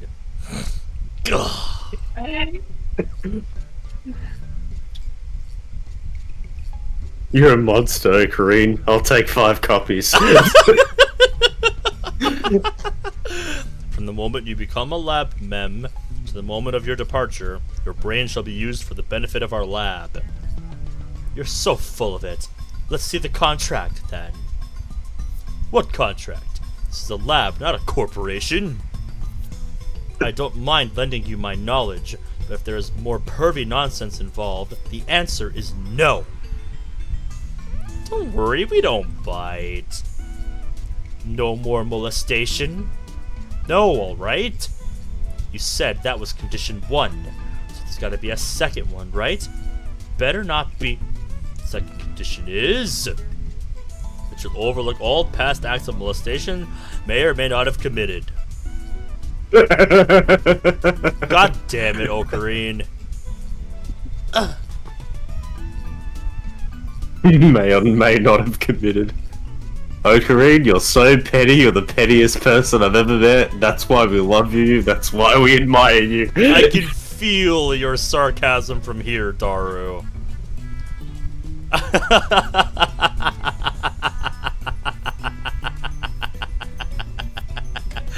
Oh my god. Shut up, Daru. You have no right to talk. By the way, Daru's perverted acts aren't included.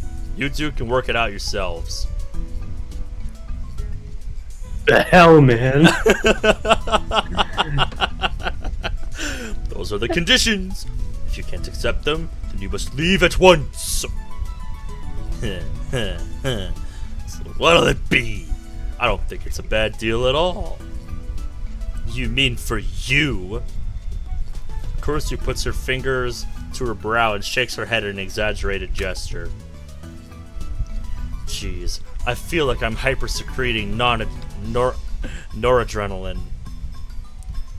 Let me pick my jaw up off the floor.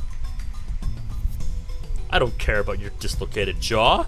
Do you accept the conditions or not? Answer me, Christina. Stop adding Tina. My name's Kurisu.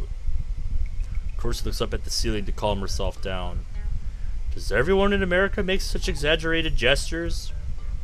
Sooner or later, she'll say, damn, or oh my god, or motherfucker. Okay, I accept. I didn't think you would. Damn. Good answer. From this moment forth, you are lab mem number 004. Welcome, Christina. Codename the Zombie. I won't answer to either. Use my real name, Halloween.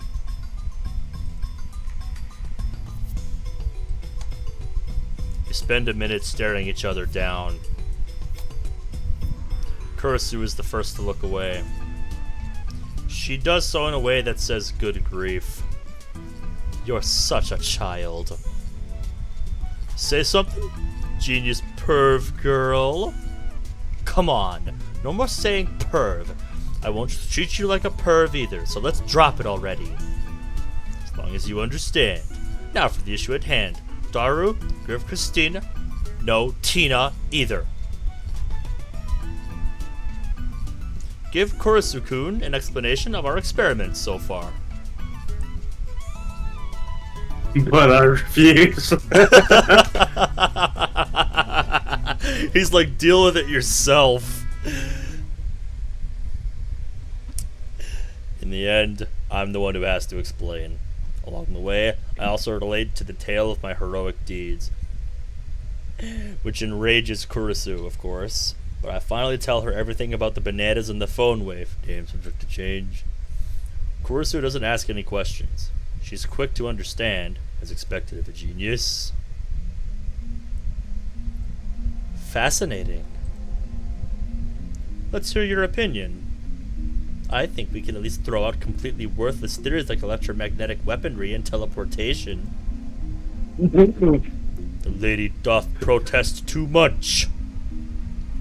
Can we run the experiment one more time? I want to see it for myself. Without waiting for our approval, Kurisu plucks an untouched banana and sticks it in the microwave, then starts entering the commands on her phone. Strange. She's still wearing her usual frown, but I can't shake the feeling that she's really enjoying herself. Yeah, she's just really intense. I can't put my finger on why. Call it a hunch. But I mean, she is a scientist. Why shouldn't she enjoy experimenting? Okabe-san, Hashida-san, please watch the bananas. Who are you to give me orders? I am the mad scientist Ho-Oh. Whatever, just keep your eye on the bananas. Okay, so she's a little snippy. Daru and I do as we're told and we stare at the bananas. Truth be told, we were planning to watch the bananas anyway. After missing it the first time, we're determined to witness what transpired with our own eyes.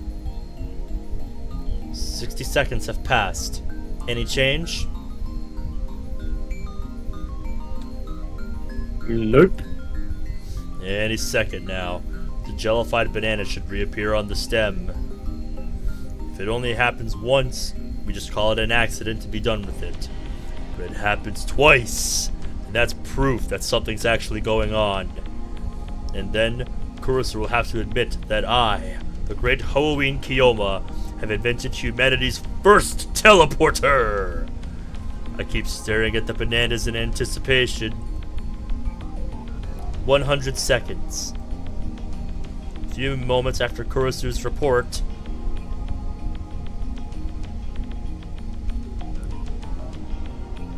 There it is. A gel banana suddenly appears without a sound. Now there are 2 of them on the bunch. It happened faster than the blink of an eye. It appeared. I'm at a loss for words. I just witnessed the unthinkable. This phenomenon is clearly teleportation. The microwave timer chimes. Kurisu peeks into the microwave, stumped. How does it look? Huh? Oh, at 104 seconds, it disappeared. Abruptly. Yeah. She's quite flustered. I don't think many people could remain calm after witnessing such a phenomenon. So it is a teleporter! The first in human history!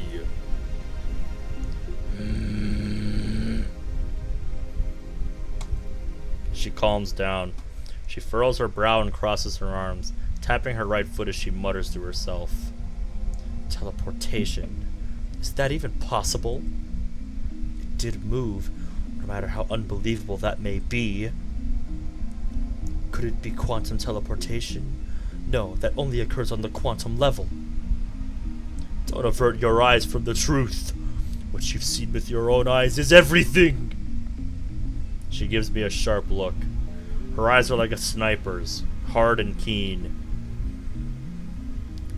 Did it really teleport? It's dangerous to reason from the conclusion.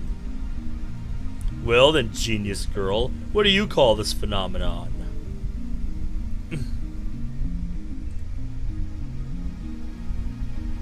Let's sort this out.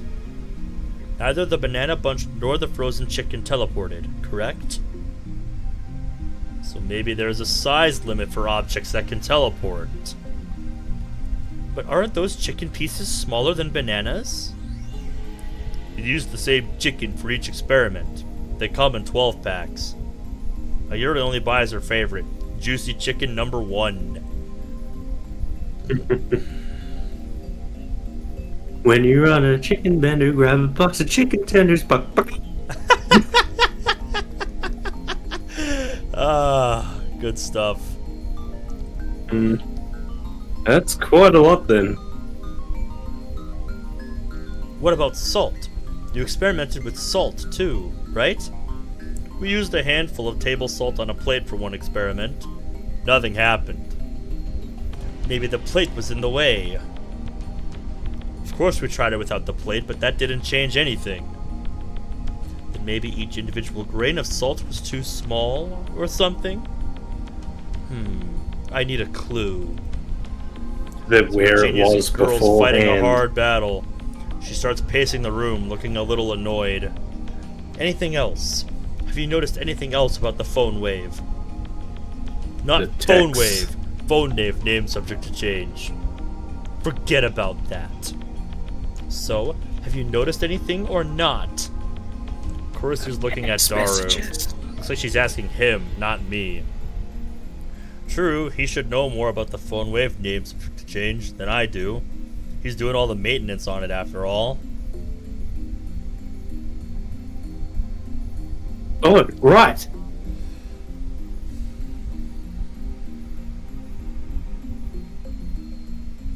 Fuck.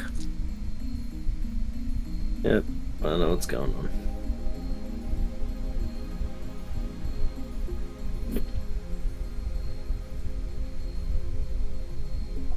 Feeling this was coming. Yeah? Oh, can you hear me? Yeah. I can still hear you. What the fuck's up with the screen? Something happened? Yeah, I can't see the screen, but it's weird because I can hear you. Let me try loading it back up. Oh, that's weird. Can you see Huh. it? I thought my internet killed itself for a second. Like you being silent, the stream pausing. I thought my internet was fucked. And I was like, ah, crap, gotta go to the backup plan. And then you started Alright. talking. I'm like, what the fuck? Well, glad it wasn't the former.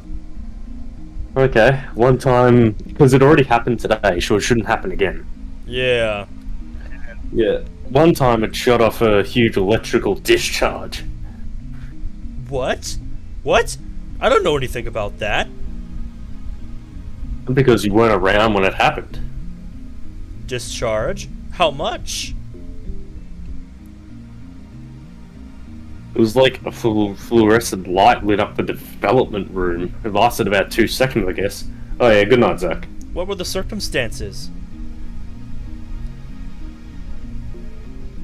I was adjusting the cell phone attached to it. I unhooked it and put my own in. Yeah, you have a good night, Zach. Truth be told, I should have gone to sleep a while ago, but I'm just too invested. Yeah. I don't want to stop. A little bit later, Sparky Spark. When was that? Around noon yesterday when you went to see Dr. Nakabachi's presentation. Dr. Nakabachi. That's right. I went to see Dr. Nakabachi's conference yesterday. Come to think of it, he stole his time travel theory from John Teeter. Maybe the current John Teeter is actually Nakabachi. But wait, Taru. Didn't you say that Dr. Nakabachi's presentation was cancelled? Yeah, but you went to with Mayushi anyway, remember? No, I don't remember that. After all, Nakabachi's presentation wasn't cancelled, the way I remember it. I still don't understand why my memories seem to disagree with everyone else's. That reminds me, I sent you an email back then. Did you get it? An email? That email you showed me at the ATF yesterday. When I nod, Kurisu comes closer. It said someone stabbed me at the presentation, didn't it? Yeah, for some reason, Daru's phone received it a week ago. Huh? Wasn't that one of your stories? If it wasn't, then that would make this timestamp weird. I always speak the truth. If you don't trust me, I'll show you my send history.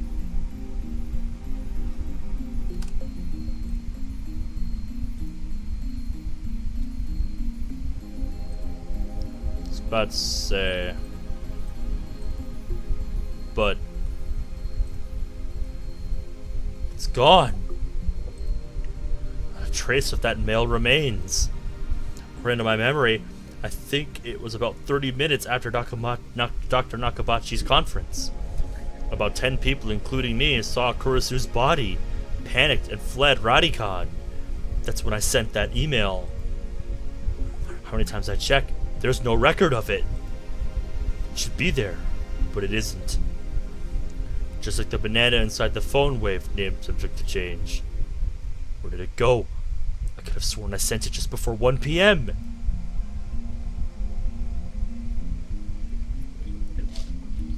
Oh yeah, that's when the discharge phenomenon happened. The show I was watching was about to end. That says a lot. So those... Because his phone was hooked up to the phone wave. Yes. Exactly. Exactly. Though those two events coinciding with each other is very significant. Suddenly a flash of inspiration strikes. Inspiration! Edison would be proud. This isn't something you can accomplish with effort. Basically, I'm a genius!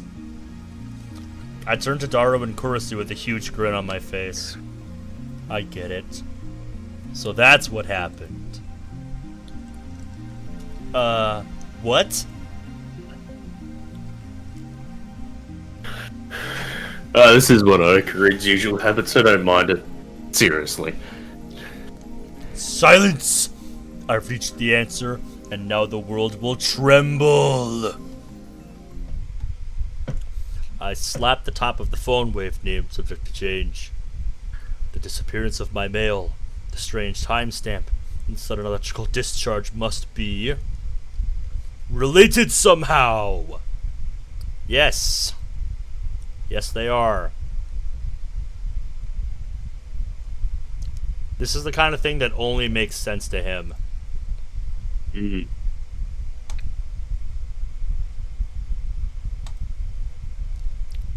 And... Huh? I understand that they're related somehow, but how? It's your job to figure that out, Christina. Hashida-san. Hashida-san. Talking to this guy is so tiring. Yeah, tell me about it. Everyone's like that at first. The trick is not to take him seriously.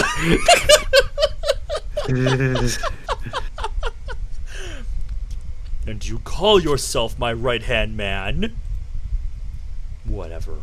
I'll prove that I'm right. If we can reproduce the electrical discharge phenomenon, it should bring us closer to understanding the timestamp mystery.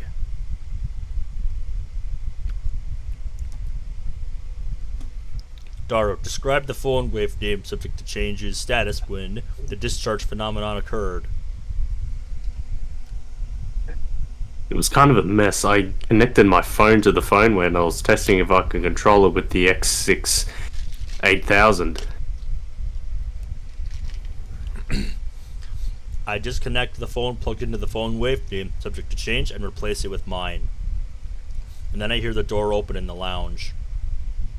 Uh-oh. I'm home, so hungry. Uh-oh. Mayuri comes in carrying a convenience store bag. Looks like she's done with work.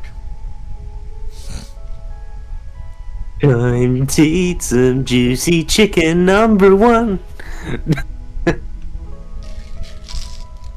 Okarin, did you buy the bananas, Okarin? Oh dear. When she enters the development room, her eyes go wide. Huh? We have a guest? Once she notices Kurisu, Mayuri bows her head with her usual smile. I'm Maishi, nice to meet you. I'm Makise. Apparently I'm a lab mem now.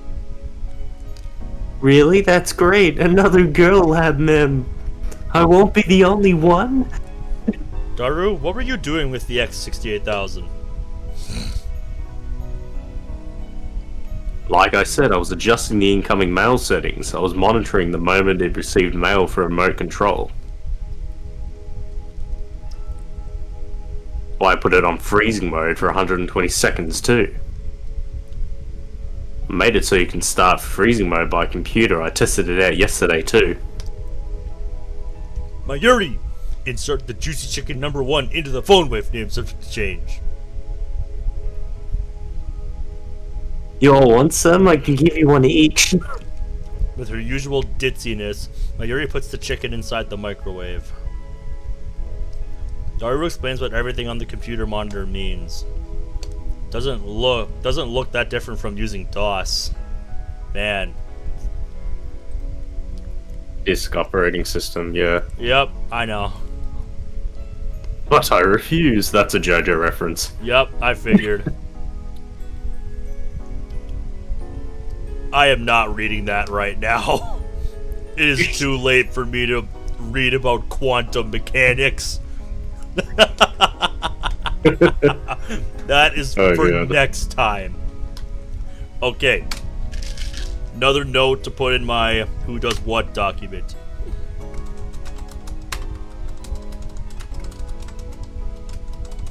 Quantum teleportation. Read the quantum teleportation tip. Yes. Alright, let's finish this up. Yep, There it the is, only it's the only Q one. That's easy to remember. Yeah. I enter 120 pound on the keyboard and strike the enter key.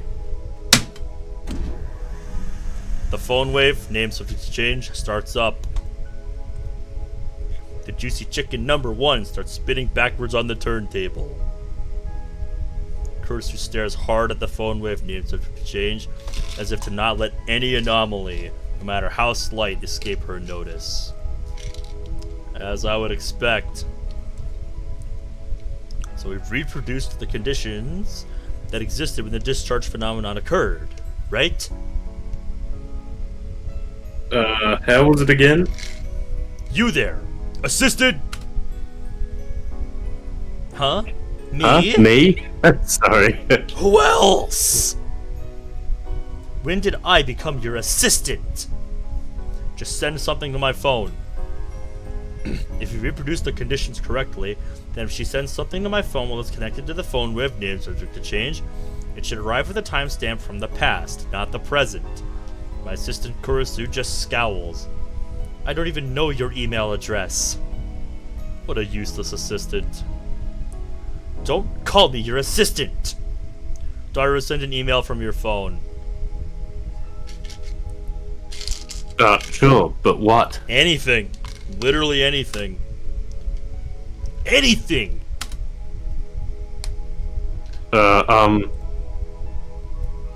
Send Christina's a perv. I thought we agreed to stop saying that. Well, let's compromise and go with Okarine's a perv. Traitor! Good job, Hashida-san. Good job. Oh my Kurisu God. grins and gives Daru a thumbs up. That was great. I really don't like this. Oh no. Mayushi's bananas. She found them. She's It sounds like Mayuri has found the results of our latest Oh my experiments. God, poor Mayuri. They became gel banners.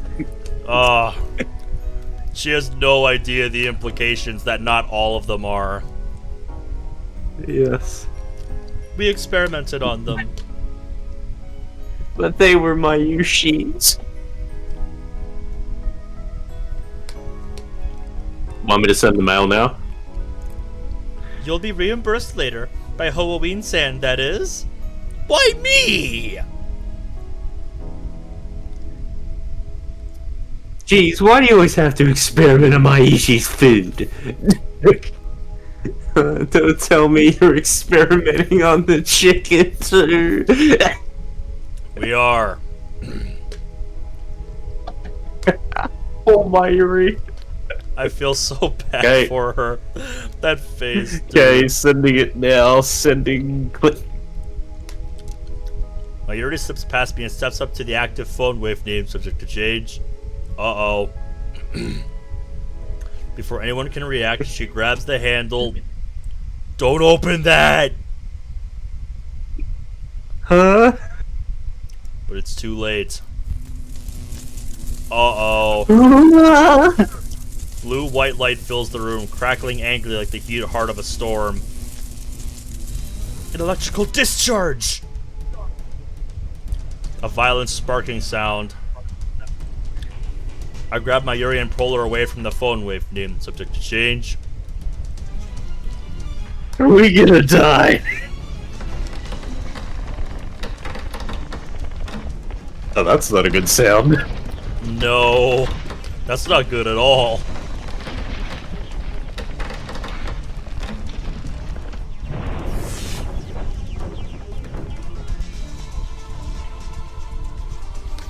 A thin cloud of smoke fills the room. It smells like something's burning. My eyes are numb from all the flashing light. I try blinking several times to regain my sight. Can hear Kurosuru and Daru coughing. Everyone okay? Somehow. That was definitely more than 2 seconds. Mayuri squeezes my upper arm with her slender fingers. Oh, Green, what just happened? Experiment. Experiments. That's what happened. Explosion! My vision gradually returns. Mayuri looks perplexed. Are you okay? No burns or anything? It doesn't hurt anywhere, so I think I'm okay. Looks like covering Mayuri was the right choice. I may be an insane mad scientist, but I still risk life and limb for the safety of my comrades. I gently let Mayuri out of my embrace. Whew. Well, that was something. I wiped the sweat off my brow. Hey! Look at this! Kurosu's voice is strained. When my vision finally restored, I take another look around the room, and what I see strikes me speechless. Oh god. The large table in the center of the room is made of thick, solid wood. It can hold about 5 or 6 people without breaking. That's why we placed the phone wave name subject to change and the X68000 on it. That table has been split in 2, as if by a woodcutter's axe. The computer and other parts connected to it, the microwave, are scattered across the floor. The microwave itself has broken through the table. It's literally stuck in the floor.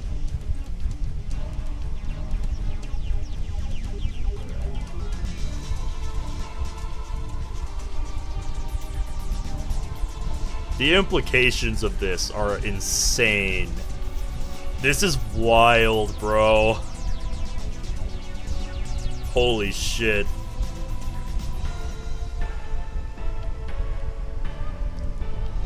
Yeah, it's a microwave, but it's not heavy enough to make a hole in the floor. This can't be caused by electrical discharge. Some other phenomenon? I shake off my surprise.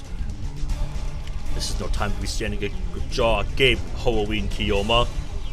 Seize the moment!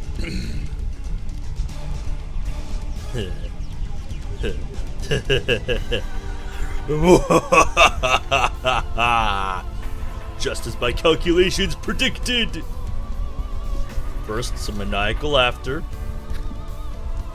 Next, I try to take out my phone and do the usual, but unfortunately, it's still plugged into the phone wave name subject to change. El Sai Congru. Okay, I'm back. I whisper the words. Words that have no meaning. Words I use simply because they sound cool. These words have meaning because they have no meaning. After years of repeated use, just speaking them is enough to calm my heart. So, about Maishi's chicken. Yeah. Uh-oh, here we go. Mayuri stands up and looks inside the phone wave name, subject to change. It's embedded in the floor, but she somehow manages to pry the door open. She'll do anything for them chicken tendies, goddammit. Maishi's chicken is all burnt black. I pat Mayuri's shoulders to cheer her up. You see, chicken number 1 made a noble sacrifice for the progress of science. Let us pray for his happiness in the next life.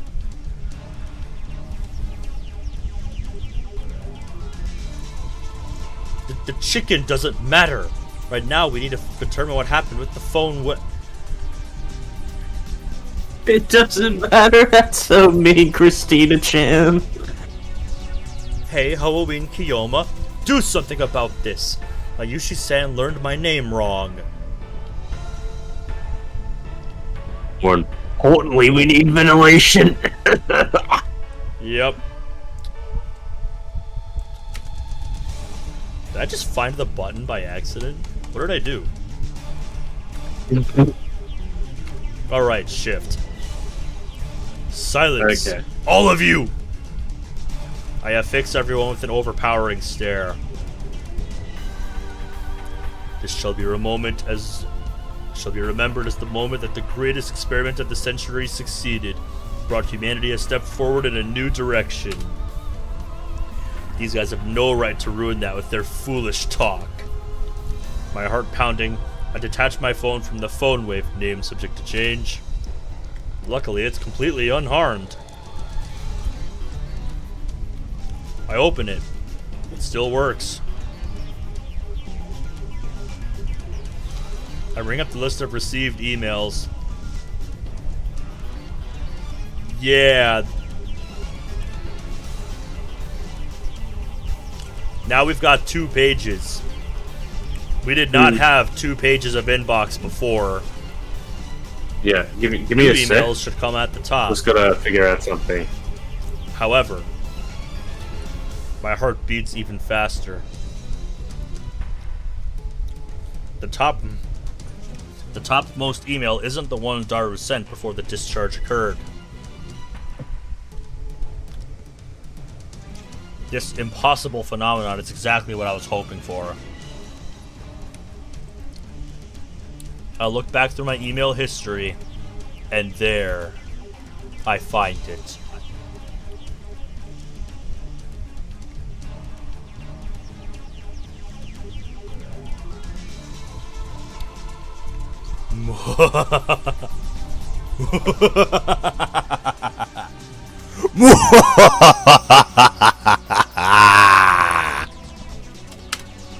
Success. I don't know why, but it was a success. The timestamp proves it.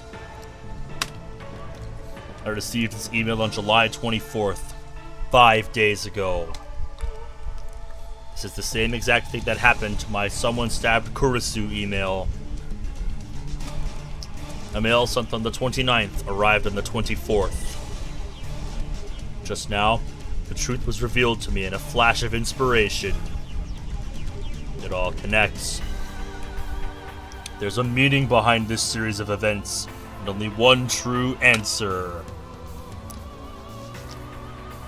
I've discovered the phone wave name subject to change's true hidden function. This isn't intuition. That's right. This is conviction. Just spit it out. What do you think it is? I feel my lips twist into a grin. I meet Kurisu's glare head on. First, let me say one thing. The greatest inventions are created by accident. This we call serendipity. Get on with it. How dare she ruin my speech? Let's get to the point. The mail was sent to the past. The chicken returned to its frozen state. The plucked banana returned to the bunch. No way. Kurisu seems to get it now, as expected of my genius assistant. Yes way! This is the choice of Steins Gate. The phone wave, name subject to change, is a time machine!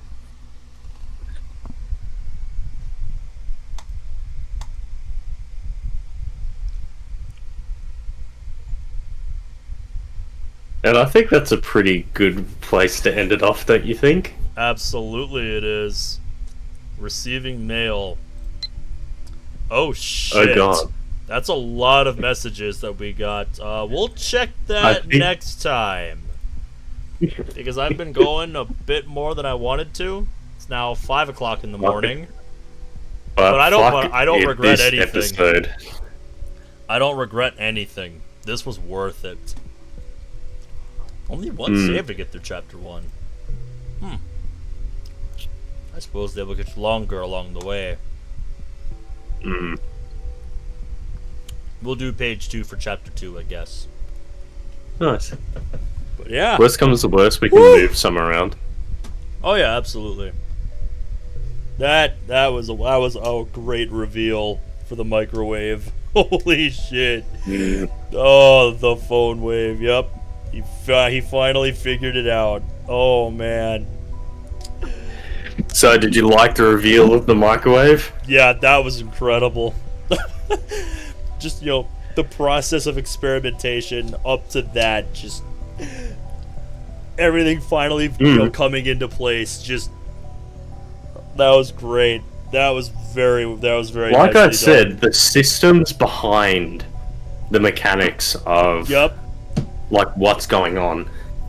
A couple weeks ago, how the fuck does a microwave attached to a phone equal time travel? But now I get it. There's more to it than that. Yeah, there's more.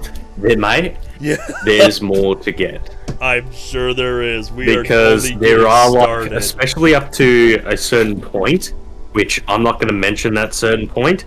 There is like hidden, like they discover that there are things that they don't know about it yet. My god. Yeah, this is where technology becomes indistinguishable from magic. This is incredible. Yeah. I love it. Oh, I love it. Fantastic stuff. Yeah. So what's your opinion so far? Like, after going through the prologue in chapter 1?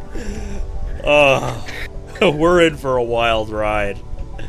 I can tell from here already. A couple weeks ago, I'm like, what? How is this game going to explain time travel with a microwave? And it explains time travel with a microwave, and I have to commend it for that. And the fucking... Oh, man, the cast that I've gotten to meet so far. The cast of characters. Holy shit. Oh, this is great. Oh, man. The sheer world building of this surpasses a lot of stories. The sheer depth to the story, the complexity to it. Like, the shit, like, with the world lines, like CERN. Yep. Like, black holes, like... you'll discover a bit even about the Large Hadron Collider. Like, there's a lot of science behind it, and like there's a lot of depth. And watching this game explain itself is just beautiful. There's a part of this story that hasn't shown its teeth yet, and that's part I am definitely going to be looking forward to seeing this with you. And that's the consequences of fucking with time. Yes. Because we've only just, gotten to the point in the story where they've discovered what this thing can do. So now, I am very interested to see how they use this power. Like, they only have a sheer understanding about it. But I'm going to stop saying it because I'll ramble on and probably spoil something. But for now, I'm looking forward to next time.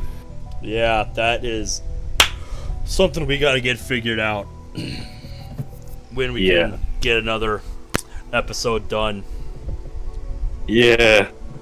We've got to get that figured out. Definitely, ASAP. I'll say that this opens a lot differently than Devil did.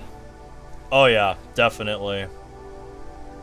As far as like the Like, it had no, it had pacing no of the chapters, the early chapters. Yeah, definitely.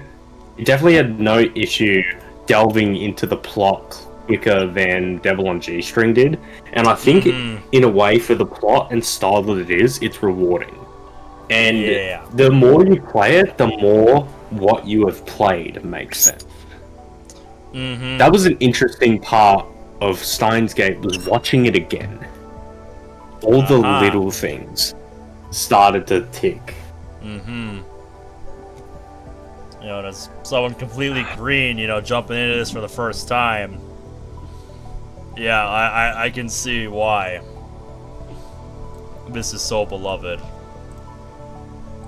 Just, this is a great story. Because, you know, it actually takes, you know, absurd concepts like this and actually, to quote Interstellar, sciences the shit out of it. And I love it for that. Because it's just, that's not easy. You know, it takes a lot of effort, you know, to actually do all that research to make this make sense. That is commitment. And I respect it. But, yeah. I have a feeling something might have happened to my mate's internet here. Either that or you're just listening to me ramble. Oh, I'm listening. But yeah, I'm just something happened. I think I'm gonna leave it there. You know, I'm only, you know, a couple of play sessions into it, but I'm very excited to see where this goes. Like, now, like I said, the question is, what do they do with this power? And, you know, I'm wondering, you know, when he's gonna... Like, I think he's starting to put it together, like, why his thought, you know, his memories are different from everyone else's, but... Yeah, I wonder when it's going to, like, well and truly click. So, yeah. I'm not sure exactly when it will be that we pick this up again, but it will be on I'll definitely let you know when, you know, we get the date figured out. So till then, thank you all guys for watching. This was a hell of a ride tonight. That's 2 streams now that have gone longer than I thought they would. So yeah, thank you for watching, and until next time, take care.